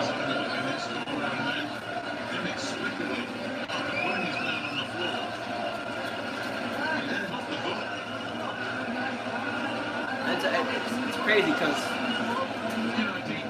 with this fight, all the talk was about Anthony Fowler because he's the guy with all the hype. He's the guy that his uncle played for Liverpool and was a really good striker. But he was also a very good amateur, and everybody just wrote off Scott Fitzgerald. But Scott Fitzgerald was on the same amateur team as him, a very good fighter in his own right, and he showed, hey, 5-1 to go, you guys crazy.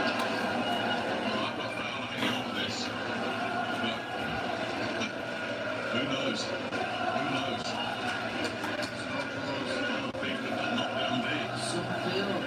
Some feel the knockdown might have been enough. I wouldn't like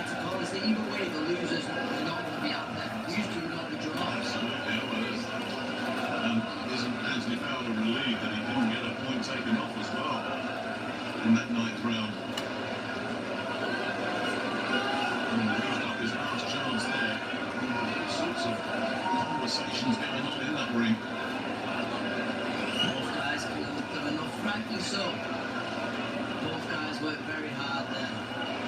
Oh, this is a close call. This really is a close call. Good job. Good little fight. It really was a good fight. It really was. You want to see that one again. I'll tell you, Fitzgerald. Hey, motivated. the 25 of you that are here right now, who do y'all think won the fight? I didn't score it. But personally, I thought Scott Fitzgerald did better work on the course of the fight. Absolutely. Dave Caldwell's face there told its own tale. There's no way he's just sitting there saying, no, we got the win here. So you got Fitzgerald by 1 point. Let's hear the decision. Ladies and gentlemen, after 10 rounds of action here in Liverpool, we go to the judges' scorecard. But before we do that, if we get a nice round of applause out here for both of these fighters.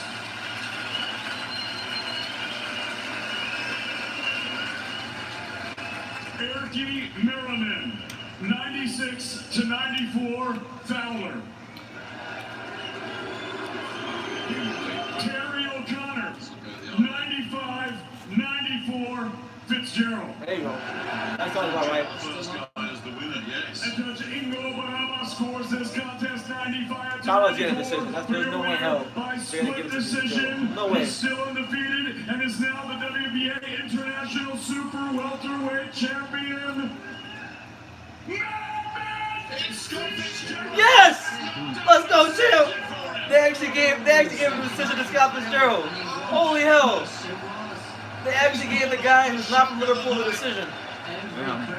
I didn't expect that one. Wow. So what an upset by Scott Fitzgerald. The guy that was the lesser hype of the two guys on their amateur team. The guy that was a 5-1 underdog scores a big upset. Really good fight. Really good fight. All the way through this good fight. Anthony Fowler now has a loss on his record, and he's got to rebuild himself. So we'll see how good he really is now. Now that you've taken a loss, you got to rebuild himself. Too unhappy with this decision, are they? This was close. Could have gone either way. Really could have gone either way, and the knockdown was the Well, the difference. second half of the fight was so good for Fitzgerald, apart from that 9th round, which Fitzgerald clearly lost. But then the 10-8 round, that's the difference maker. One thing that. So what do y'all make of this? What do y'all make of this decision? I'm surprised they gave it to him. He was surprised they gave it to him. The later round. There wasn't many people that thought you could go in there and do that tonight. Just how satisfying is it to be crowned a winner in a fight like that? Well, honestly, every single person on the planet could have told me I was going to lose that fight, and I'd still have been 100% confident I'd have won the fight. So I'm just happy to have proved myself right, and it was really tough, you know. The confidence I had, I felt like I was going to breeze it, you know, ready for it to get tough.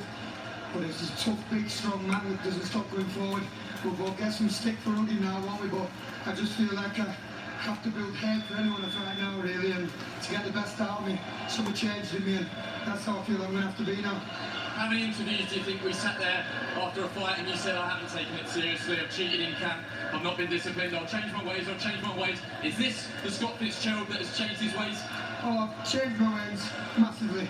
But believe me, I can still switch it up, and winning this fight is just going to kick me on now, because it's put me in the top spot. But that's the motivation for me to go and have a little week chilling, you know, get some little breaks done and keep ticking over and get back straight to it. Hopefully the fight with Tech can be made. It's a brilliant scene, and maybe after that we can get the rematch and give Anthony a chance to put it back over there. And yeah, I was ringside for his last fight. What a game that. So you know, I'd love that fight, and what a war that could be as well. Plenty of bad blood in the build-up to this. Have you punched a little bit of respect into each other? Yeah, of course. I knew, to be honest, how tough that guy is, and I could hit him with a bat, and he'd still keep going because I saw him for where we've been for 8 months, and I respect how determined he is, you know. And you know, I was so. All right, Adam, have a good night, man. You know, Have a good night. I get myself motivated like that, and this guy did everything he can and grafted so hard and got the Olympics. So you know, he'll come back and Jesus, there were some great shots in that knife. I prove to everyone that I can take a real good shot. Well done, enjoy your win. Let's have a very quick word with Anthony Fowler. Anthony, commiserations, brutal fight. You've come up second best, very closely on the scorecards. How frustrating is it that it's that last round that's cost you? Yeah, of course, it was just 1 second left competition. I went down, I wasn't hurt. I got up on a pole just in case, so I could regroup, but fair play in the ninth round. I don't know how he stood up me, so I put everything to that ninth round, and I don't know how he stood standing, and then I put a bit flat after that, and then obviously I switched off, they called me. I don't like the kid, but fair play, he's a better man tonight. You said you'd be interested in a rematch, is that something you want to explore? Yeah, definitely. I can't believe I've lost. I'm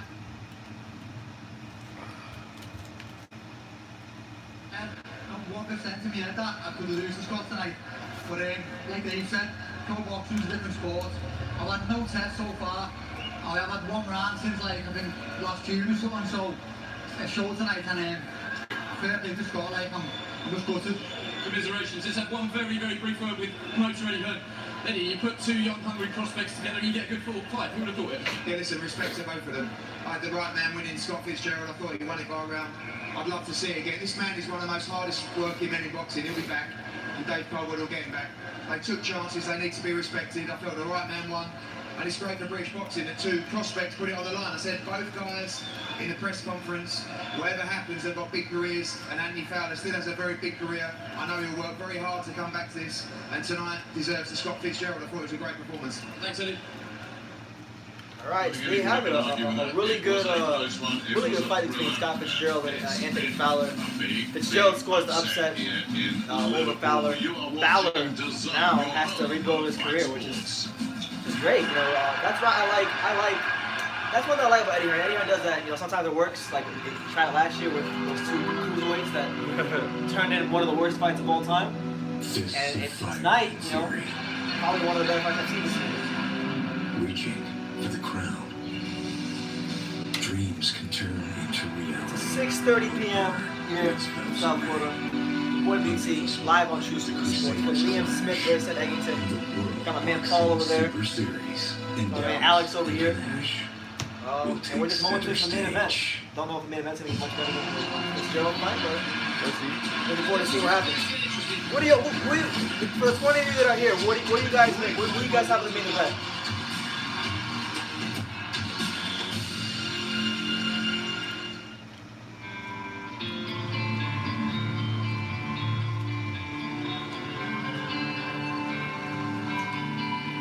That's also what I'm doing tonight, guys. Make a reminder, programming reminder. There's 2 cards on tonight. There's the Alexander Vazzy card on ESPN. Plus, it's ESPN. ESPN. Well, we're just about ready ESPN. for our main And event. then later on the zone, Ryan Garcia returns to action, trying to build his career and continue going in the right direction. So, you know, not any big fights today, but notable fights. Notable fights, nothing's happening in world of boxing. And we'll be here to definitely give our reactions to them. So, to kind of go back on this card, we've got a chance to watch most of the fights. We saw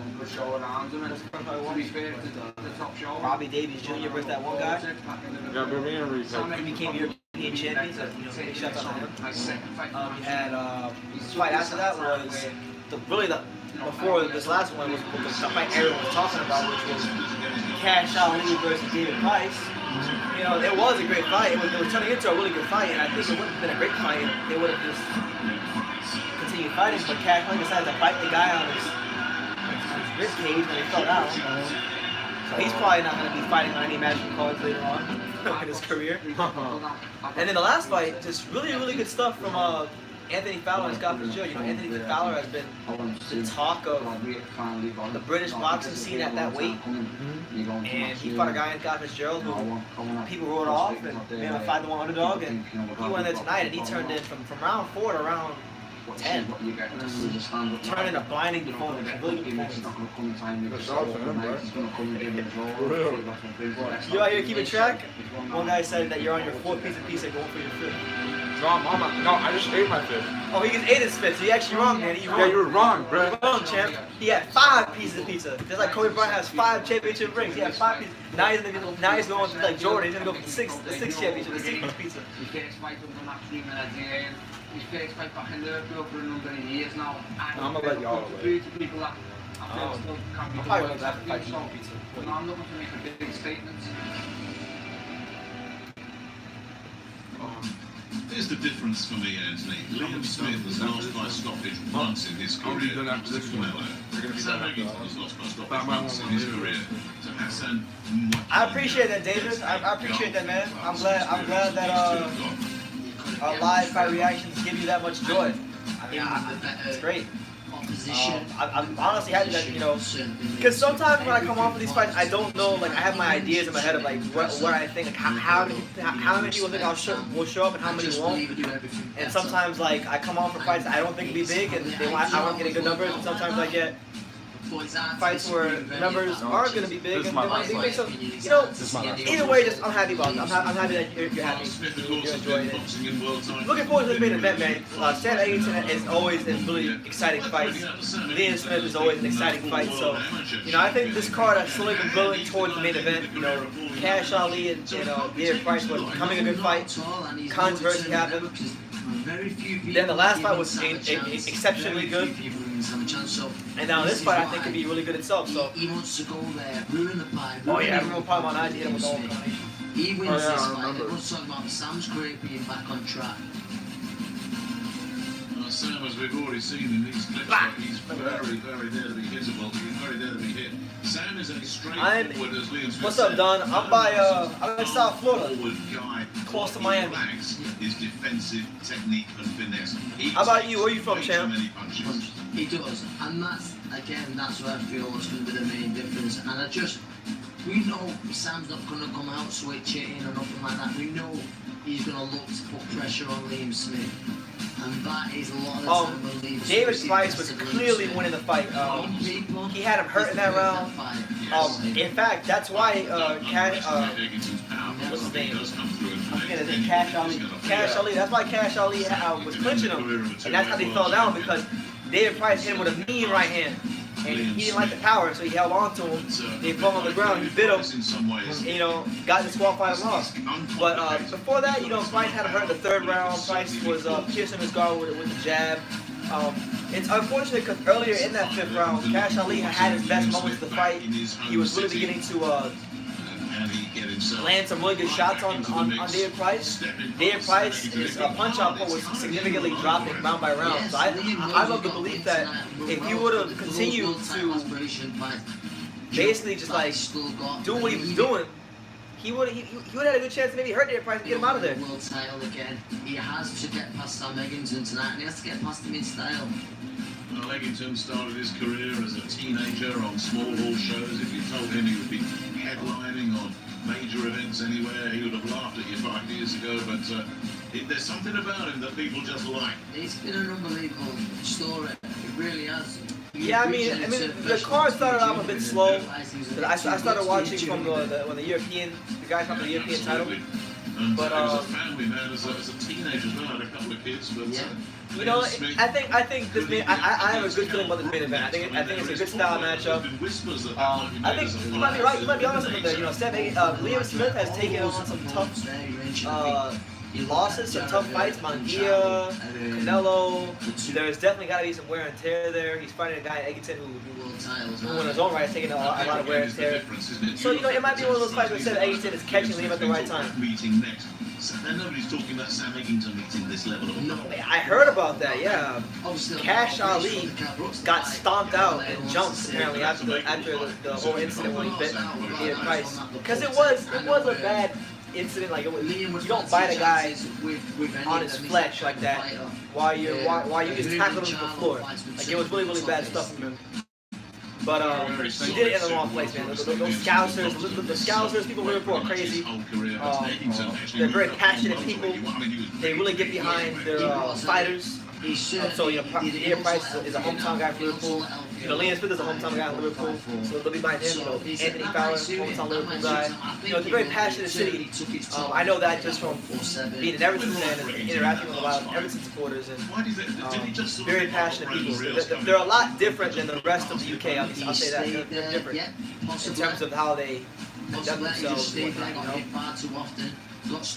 whatnot, yeah, it should be a good main event. You know, I think. I think personally, I think both these guys are going to lose to Tony Harrison.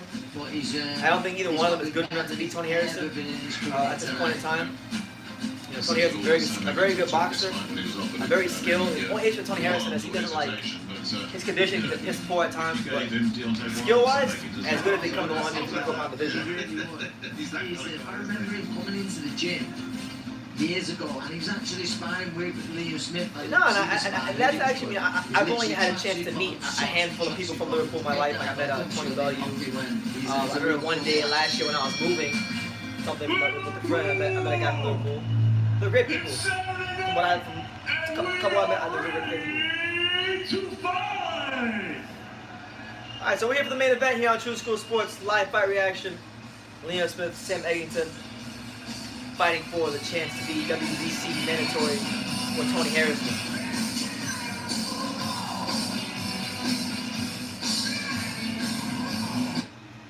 Well, that's the thing, you know, which Sam Eggington will pop up.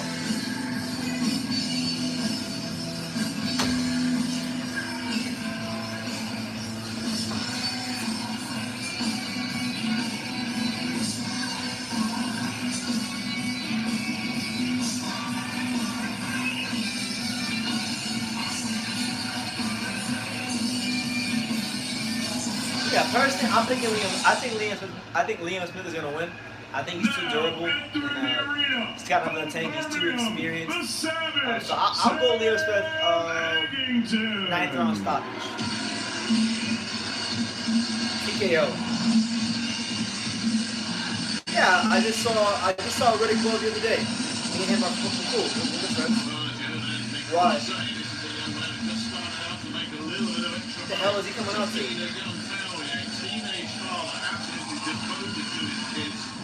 I'll make a bit of money boxing to help him out. And then his connections realised you're a little bit better than a German. Alright, so Sam Eggington making his way to the ring in what looks to be the biggest fight of his career to date, trying to break through the world level, beat a former world champion in Liam Smith. You can have his work cut out for him, you know. When I look at Sam Eggington, I've always looked at him as a guy who is a very good and a solid and an entertaining domestic level fighter, but at the world level, really can't compete with them guys. So tonight he has a chance to prove me wrong and break into that world level and get himself a title shot with Tony Harrison. No doubt about it. Without a doubt, at the level that Sam wanted to get to, fight for the European title. Listen, he forgets Sam Eggington is 25, 26. He's still young, but he has had a lot of hard fights, and his style, you know he's going to take punishment. We need to see how massive performance from Sam is. 5 fights? 6, bro. Things are thick too. He needs to be clever, that's for sure. All he today was a can of Pringles. And he pulls off the huge upset. Yeah, I think Tony Harrison would be either one of these guys, to be honest with you. But we'll see what happens. Crazy things happen in boxing, you know. So I'm gonna watch this fight. Hopefully it's a good fight. I think the style matchup's good. Give me your last predictions in the comments, guys. What you got? Liam Smith or Sam Eggington? Well, we've already seen I'm gonna go with Liam. Too durable, too experienced. Now entering the arena, the former junior middleweight champion of the world. Alright, well I'm not hard to reach, you know. My contact info is in my about section, so you can get me on Facebook, Instagram, email. I'm not hard to reach. Well, Liam Smith has been to the top of the mountain and has come down the other side of it. Well, his defeats have come at the very highest level indeed. Stopped by Canelo. Okay, so some of you guys think Sam Eggington, some of you guys think Liam Smith. WBO super welterweight title, but definitely the worst. No. He's probably the second best out of the Smith brothers. Caleb Smith is the best by far of the 4 Smith brothers. Paul Smith is the worst. Liam is probably 2. And what's his name? I forgot he fought on Francisco Vargas. Steven Smith. Steven Smith is third. I said it time and time again, both these lads are the same. They're most comfortable when they're in the ring having a fight. They won't have to go looking for each other, that is for sure. Both of them being great engines. They both come forward and they both look to get their shots off first of all, but Smith is the man with the greater experience, the smoother technique. I don't know, man. I think Charlo's one of them guys, man, like Jamel Charlo I'm talking about. I think his aura of invincibility is over. He had that great knockout streak when he hooked up with Derek James. And he believed his old hype and never really evolved. So when he fought a good experienced boxer with skills who's been in the ring with better fighters than him and Tony Harrison, you know, he lost. The zone for the featured bout of the evening. 12 rounds of boxing scheduled for the vacant WBC Silver Super Welterweight Championship. Paul Smith is whatever. Paul Smith might be the worst one out of all, in my Mr. opinion. Eddie Hearn of Matchroom Boxing. But then again, my take on Paul Smith, my perception might be a little bit tainted because when you say his name, I think about the fat version of him fighting Andre Ward and Ward's comeback fight. Mr. Robin Smith. And the World Boxing Council. The president, Mauricio Suleiman, the supervisor. And you would be correct, Battle Hub, because I've said the same thing. Jamal's got it all. He's a fantastic fighter. He's the better Charlo. He's got better boxing skills, the better jab, better power, better counterpunching. All the way around the board, he's better fighter And than from Fowler. Birmingham, Terry O'Connor. Your timekeeper from Liverpool is Phil Morris, and at the sound of the bell, your third That would be a good fight. I think someone said they would like to see Sam Eggington versus Amir Khan. Oh, seriously? And now, I ladies think and Sam gentlemen, from the four corners He could. Nah. He could. to the four corners of this ring right here in Liverpool, live on Sky Sports and DAZN, the fight starts now! Yeah! Let's go to Introducing first, fighting on the red corner, he wears the white trunks and stands with his head trainer, John Pegg. He scaled 10 stone, 13 pounds. His professional record, 24 victories, 5 defeats. He has 15 wins coming by way of knockout. He is the former Midlands area, Commonwealth, British, European, IBO Continental, and WBC International Champion, fighting out of Birmingham, introducing Sam the Savage Eggington. And his opponent across the ring, fighting out of the blue corner. He stands with his head trainer, Joe Gallagher. He wears the gray and black. He scaled 10 stone, 13 pounds, 5 ounces. His professional record, 26 victories, 2 defeats. He has 1 draw and 14 wins coming by way of knockout. Yo, in the McGee fight, he is he one came of in the 4 huge. fighting Smith brothers, By the way. and as such, he represents an outstanding family boxing tradition. Fighting out of his home of Liverpool, here is the former WBO junior middleweight champion of the world, Liam B.B. Smith.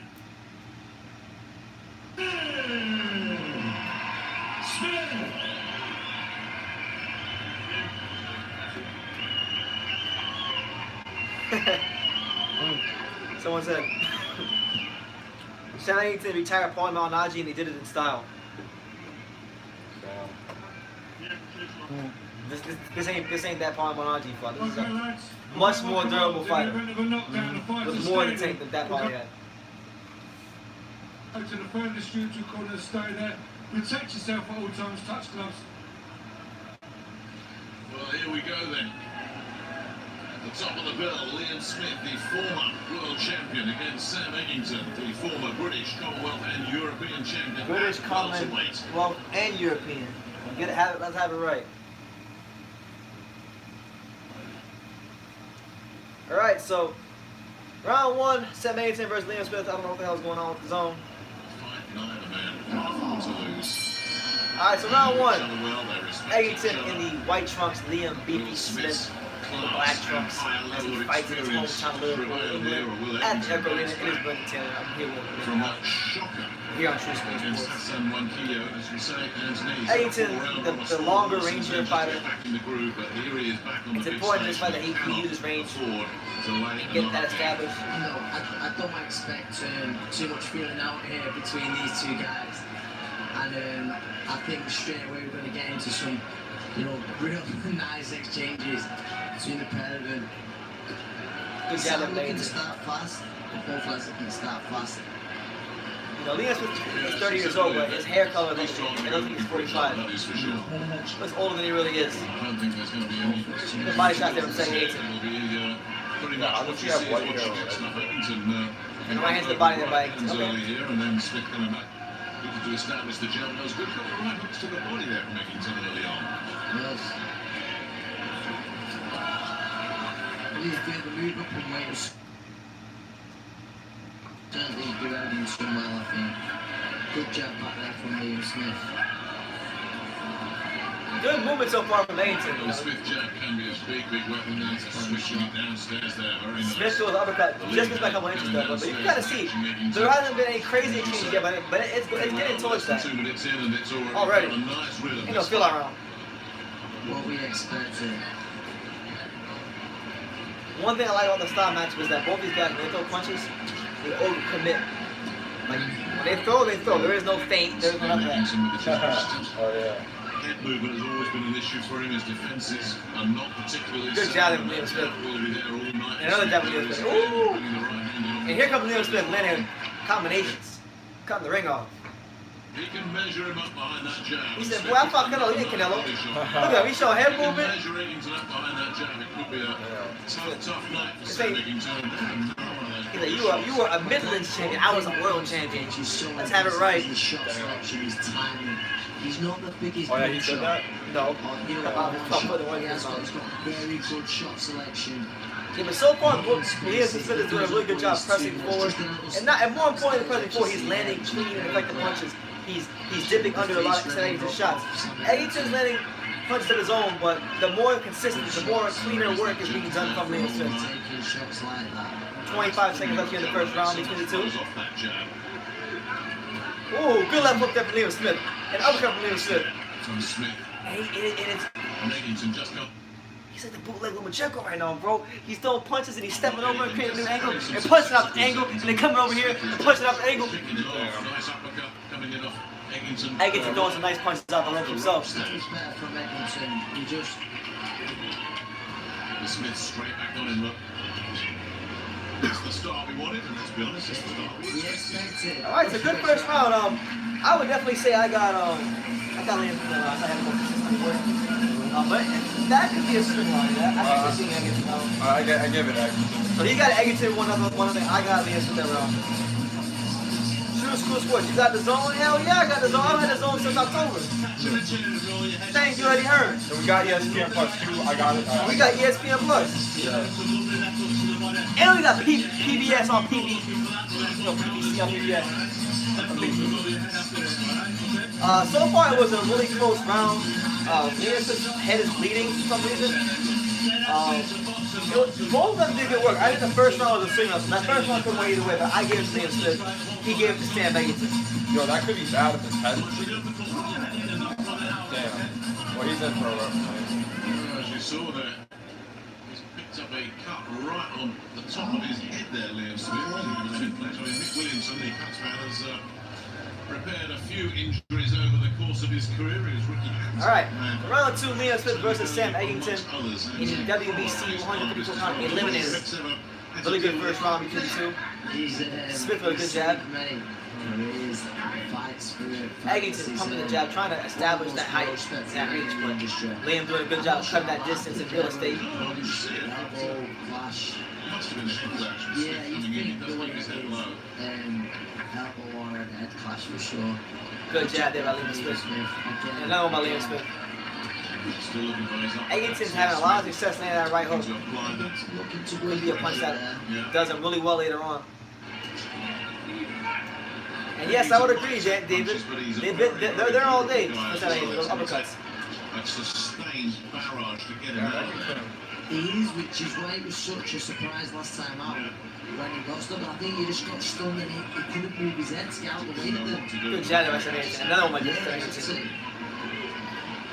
His instincts were not good. I mean, you talk about a fighter's instincts when he's in trouble, just drop, take a knee, let the head clear, but Eggington didn't know what to do with himself. Eggington, the corner there, and you could sense that from Liam Smith. Good uppercut on the inside of Liam Smith, but right now, well, I like Sam Eggington is not all the shots are landing, but he's definitely outworking Liam Smith here in the early part of the fight. The shot selection. You know, Liam is an older fighter. He's been in some wars. Yeah. He's doing what you want to do, and you know, to be fair, that's how he fights anyway. No, Eggington, he goes on punches. Stays in the pocket. Good luck, hook down by Liam Smith. Smith's left hand of Liam Smith's doing some serious damage. You see him. Oh yeah, that Eggington's eye. He's got a serious problem. He's not out of this fight. Damn, so they're already bleeding, bro. It's the second age, so for those of you who are just finally getting and tuning in, we're in the second round of Liam Smith versus Sam Eggington, and both of them already have cuts in their eyes. That kind of fight. Well, Liam Smith has like, wait, Liam Smith has a cut too on his eye? Or? I don't know about his eye, but he's bleeding somewhere. He's bleeding on the side of his head. Yeah. They're both bleeding. Yeah, they're both bleeding, bro. Ooh, good right hand there by Liam Smith. Good job there by Sam Eggington. Well, it's not often we see Sam Eggington forced onto the back foot, but that's as you say. Ooh, good three-punch combination from Sam Eggington. And we're seeing Sam begin to move his hips and his head a lot more. And he's dipping it, and he's going with these hooks, and they're landing, and they're doing a number on Liam Smith. Damn. That's better, you know, from the title guard.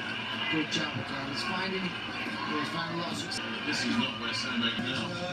The Zone is a UK platform, and it's not available here. That's how it works. That's highly unfortunate, man. That sucks to hear. Well, I'll tell you this, man. It's amazing. I love the Zone. You get frequent fights, and it's $20. When I was 20, it's $10. It's going to 20. Well, it's 10 for me because I'm grandfathered in. Yeah. Well, March of next year you gotta like start doing $20. Oh, you rich by that. Yeah. Well, here's a better thing. You can do 120 a year. Listen, Sam, That's like you're in the corner, you move, or grab him. Thumbs up, hands and small. Do you understand, mate? He's going to play it for in this round, Sam. He's going to play it for if he thinks he's done. I want the whole round behind your jab. No, I actually don't know who to give that round. Take a step jab, take a step jab. I'll give it to Smith. The Zone is $100 for you. I know. I cracked it. Alright, so right now we're heading into the third round of Liam Smith versus Sam Eggington. It's been a very, very good matchup. A lot of good sustained action throughout the first two rounds. No feel outs. Boy BT, I'm here with Alex. We got live on True School Sports. Sam Eggington, man, fighting a lot different than we're accustomed to seeing him fight. You know, he's been on the back foot a lot in this fight. He's been pressured and pressed by Liam Smith.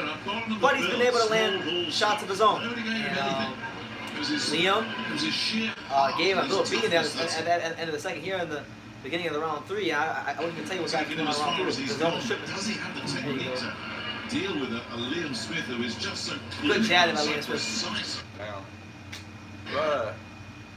Bruh. Let's see. Yo, you need to use my phone again? And it was interesting, he said, I want you as relaxed as Liam Smith is. Smith does look so comfortable in there. He does, and that's what I was saying. He is so comfortable. He'll stand in front of you all day, rocking, sliding. There you go, Liam. Liam Smith is beginning to close the right eye of Sam Eggington. He's getting clipped with jabs and right hand, and another jab down. Good job, Eddington. Sam, the game is always looking to man, a good three-punch barrage from Liam, and then a jab from Liam Smith. I think right now, you know, in boxing they say class shows over time, and right now I think slowly but surely we're beginning to see the class between European level and world level. You can see there, trying to put punches and punches. Good jab there from Liam Smith.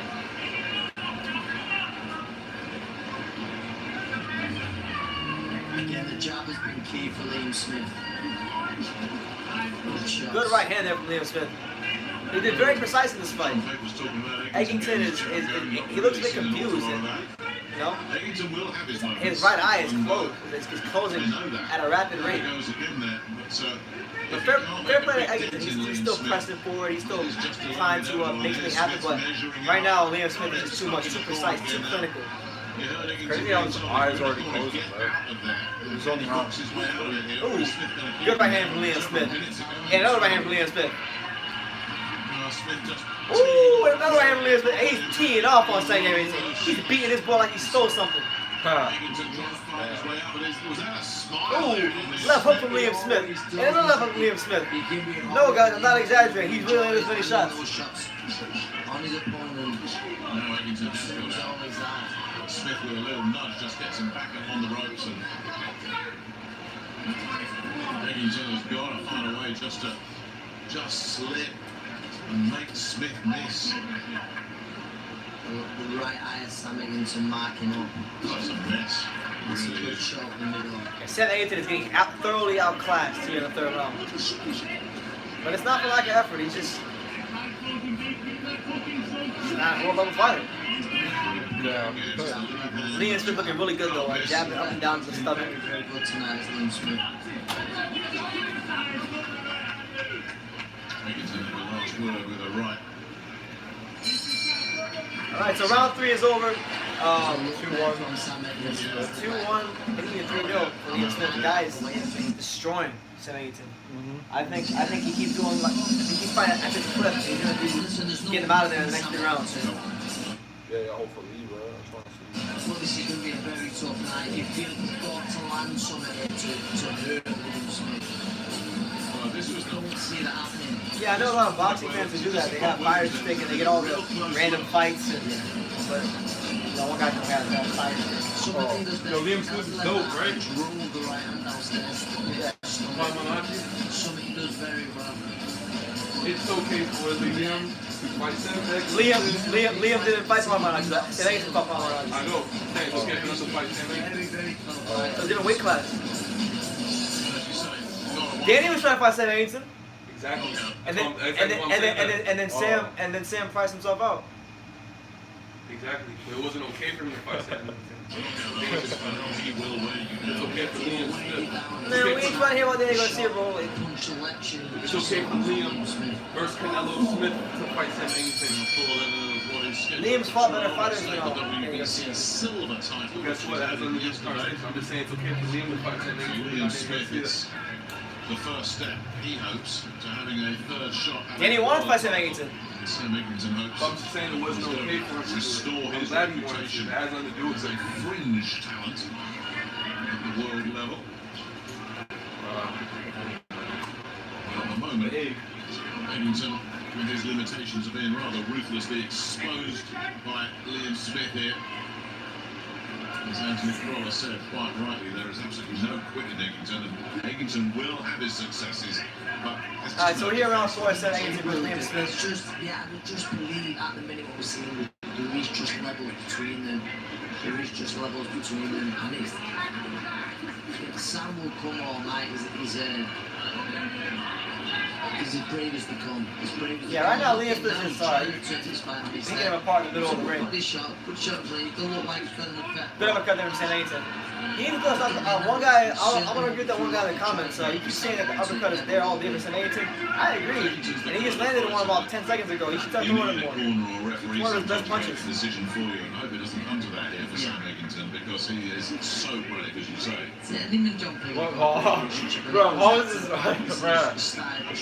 Bro. He gets to the point where he's taking too much punishment, which you fear it could. The game starts going through his gears, which is sense, he's going to start doing it. Well, why do you keep saying that? Huh? I'll enjoy all the success here. You'll explain later? Best round so far, he's up in 2 minutes. Alright. Yeah, he's marking up, there's a left hook from the shots.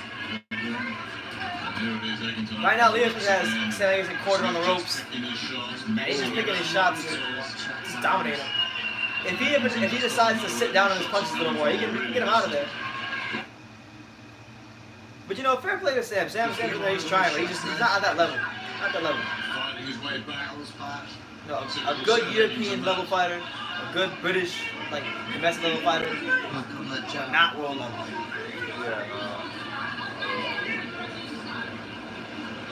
I agree, David. I don't know why he's not throwing him.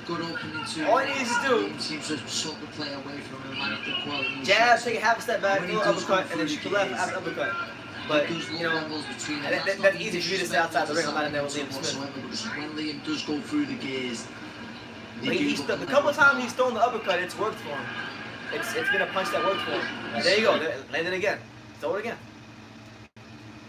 Physically, Smith is able to have his way with Eggington in here. We've seen this a few times that he's just bullied him into a corner. He's, yeah, the belt goes to him this way. Alright, so that's another Liam Smith round. Nobody said Eggington can make this more of a fight. He's not better than I think he's saying he's giving. Hopefully you see like a knockout or something, bro. Who is that? That's Caleb? That's Caleb. Yeah.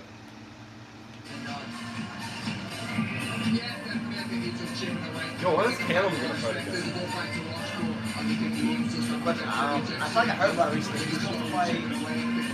I don't know. I'll look it up. Right now, we're going into the 5th round. Liam Smith has won probably every single round, in my opinion. And if he has lost, it's one round at most. Yeah, I'm showing you all I mean, early in the fight, like he was ducking, he was like in the first round, the guy looked like fake Lomachenko. The guy was throwing 3 punches, dipping to his left, stepping over, throwing 2 punches, and stepping back over. But it's been a clear dominant performance from Liam Smith so far. Hopefully for his sake, he can just for Sam Eggington, he made this a more competitive fight because it's not being competitive whatsoever. Everything I thought about Sam Eggington coming into this fight is being validated. Yeah, but we don't even know which. Good uppercut there from Liam Smith. Nobody wants to see Sam Eggington take a beating tonight, and Liam Smith will be top of that list. The referees there, you can see him just having a look. Well, that's a very good referee involved. Good body shot there from Liam Smith in the right hand. It's just hand speed. The differential is huge.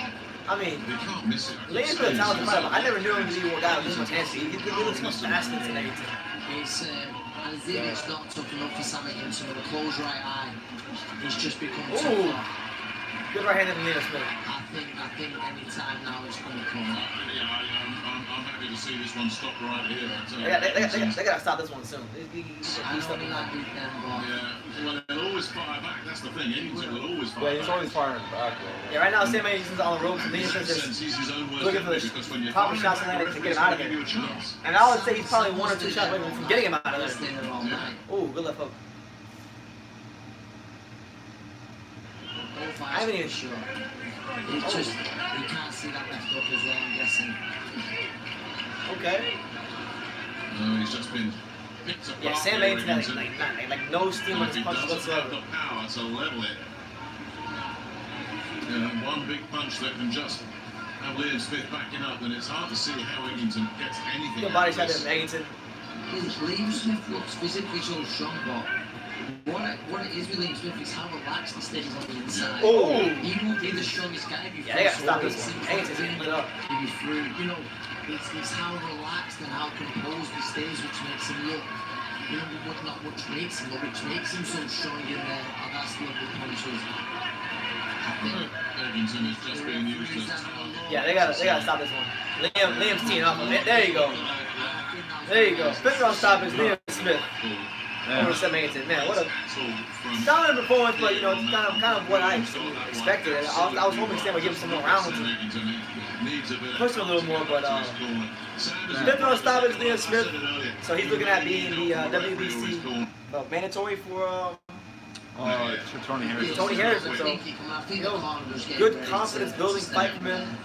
I don't think he's gonna beat Tony Harrison.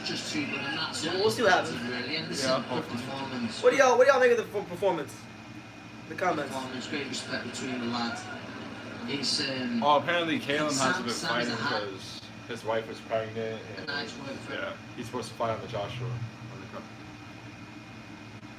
Yeah, he didn't go back to it. Like Eggington had. I mean, I think the second round was or the first round was a swing round. You could get what I'm saying. Eggington was pretty good in that round. But then Liam, the class and the levels began to show as the rounds went on. And Liam just broke him down systematically. So he did, and we'll see what happens with Liam going forward. You know, he's a solid fighter, durable fighter. He'll definitely be a good opponent for Tony Harrison. He'll be a live dog in that fight because of the fact that Tony Harrison is poor. Not piss poor, but he's not a guy that has a lot of stamina. He fades usually in the 8th round. So it's a good matchup. I would still think Tony Harrison, I think, is a better fighter. But Liam's more than capable of finishing it all. Liam Smith versus Kell Brook. I'd love to see that fight. That would be the fight that Kell Brook would need to win for me to believe that he's still got anything left. After what I saw in like was the Rafa, I love Kell Brook. Taken out of there. He's too brave for his own good sometimes. But let's hear from Liam Smith. Yeah. Your thoughts on your performance? I think my shots wise was good, accuracy wise, some have always that, but sloppy in parts, not moving my feet back out, probably just giving kind of Sam no respect for his power, really, you know what I mean? I'll probably put it down to that. No disrespect to Sam all tonight, but was it about levels and were you a level above? Yeah, I kind of said exactly how the fight would go. I did it too often, too cleanly, and you know, he was a tough man. He just stayed there till tonight if he could, you know what I mean? And it was kind of down to John or the ref to save him, and you know, he's a tough kid. He's known for that before me, he'll be known for that after me. You spoke about this as a second pro debut almost. What was it like to be back in front of a home crowd, not been here for 3 years? It was unbelievable, obviously the turnout for the whole card was unbelievable, I'm sure it was even better than we expected when he first went off the card. You know, there was just big names on the card, but there was no absolute marquee name, and for us to do this many tickets, I'm sure they'll all be buzzing, and I'm sure it can bring big nights back here, but I was excited so much to have this fight, but I was the worst compared to that. Honestly was. I was just niggled, injuries left, right and centre. I couldn't throw a right hook, my shoulder, it was a nightmare, so.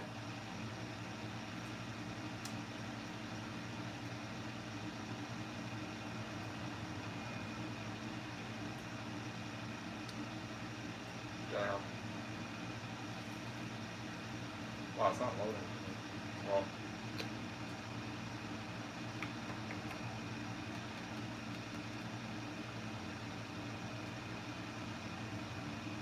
Feel he's got enough data to keep me busy, and if I'm kept busy, someone beats me, then no excuse whatsoever. And this was the first fight of, you know, a couple of what we've done, and hopefully, you know, I don't think the cuts are that bad, and hopefully I can be back out in quite quick succession. And I say, give me 2 fights and then give me anyone at the end of the year, and I'll take it.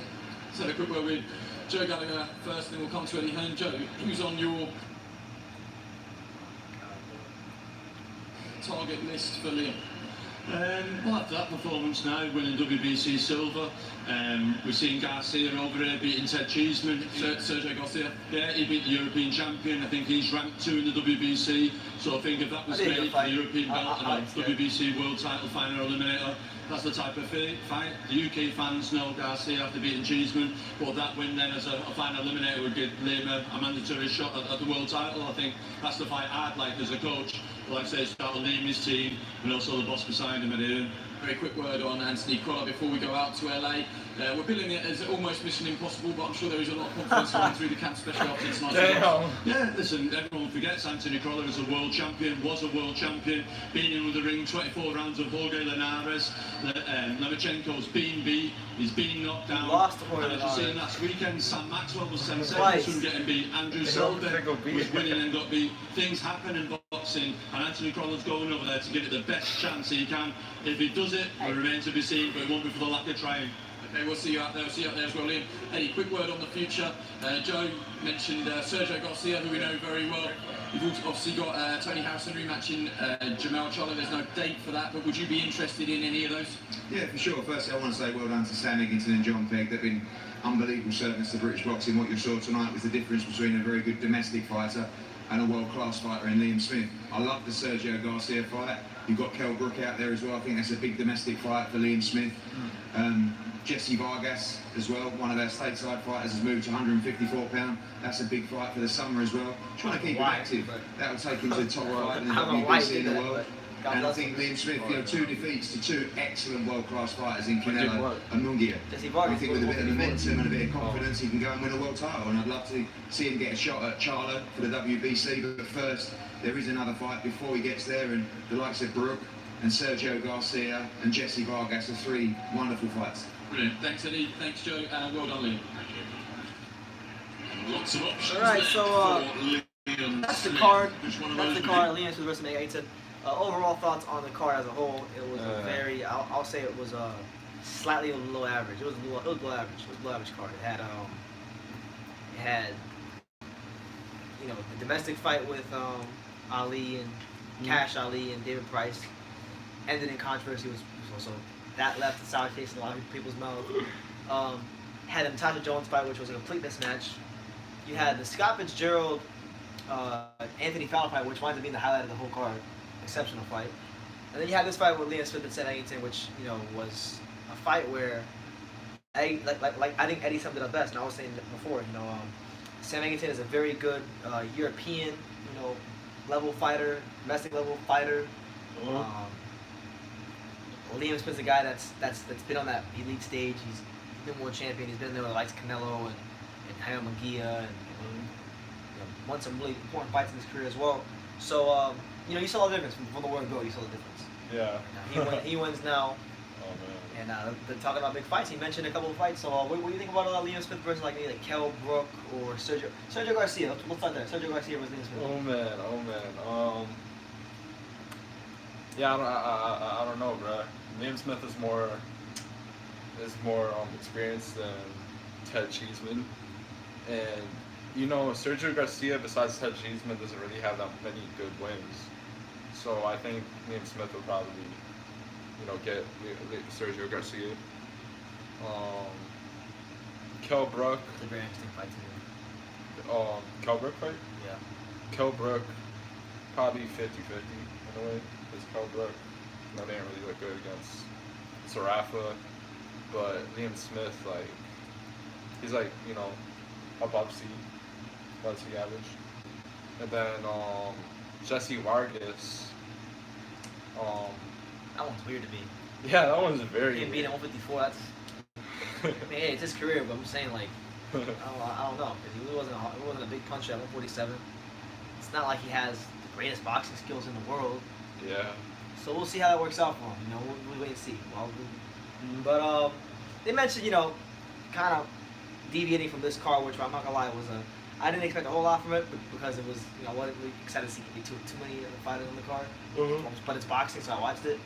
Fowler Fitzgerald fight was good, but overall the card was below average. Damn, and I missed the Fowler Fitzgerald fight. But I wanted to ask you about, because they mentioned Anthony Crawler versus Vasily Lomachenko, and even the Sky Sports guy, the UK guy, was like, yeah, they deemed it as Mission Impossible, because that's how I see it. It's Mission Impossible. He's not gonna outskill Lomachenko, and he ain't gonna hurt him. He ain't gonna hit him with nothing like big to hurt him. Like, hey. Even one guy in the comment, I got a guy, my main man Anthony. My man Anthony said, he's from the UK. He's a little UK subscriber. Man Louis said himself, Crawler versus Lomachenko is a waste of a fight. I'm from the UK, but it's gonna be embarrassing for him. Hey man, look, that's just his he's just getting the mandatory out the way. He's just sweeping it like it's a dead roach, okay? Sweep it out the door like a dead roach. He knocks that one out, and then he's looking at. Oh, and David, it was good having you on, man. We'll see you probably. Well, who's fighting next week? Is next week the Lomachenko fight? No, that's April 12th. I don't know what the next fight is, but whatever. Next week it will be here. I'll be here next week, so I'll see you then. And yeah, so yeah, overall, just not the best card in the world, but I will say that Fitzgerald Fowler fight was exceptional. It was a really good fight, and you know, looking forward to seeing what happens tonight with tonight's fights. With you have Dudu and Alexander Vasic, and then you have Ryan Garcia fighting. Who's on the undercard for that? And you got Vasic fight, you know? I'm gonna look right now actually. Because I haven't even had a chance to look at the undercard. Yeah, the undercard. Well, let's see, it's in Philly, and yeah, I'm about to look at the undercard right now with one click. And here we go. We got some guy named I heard he's good, but Quadratilo. Oh, that guy. Yeah. Oh, yo. Okay, I see one fight on here that I think might be pretty good. You got the always tough in the very game, Ray Robinson taking on the undefeated welterweight prospect, Kabaluskas. Guy who will be in line for some big welterweight fights if he can keep winning. Ray Robinson, I know he had 3 losses. He lost to Ugas, he lost to Porter, and someone else, but he's a solid fighter. He's a game fighter. Brad Solomon. So he lost three pretty good fighters, Ugas, Solomon, and Porter. He's fighting Kabaluskas. We don't know what Kabaluskas is right now. We know that he was a decent amateur. We know that he's been climbing up the ranks. We know that in some of the sanctioning bodies, and even Ring Magazine's top 10, he's ranked in the top 10 for welterweights.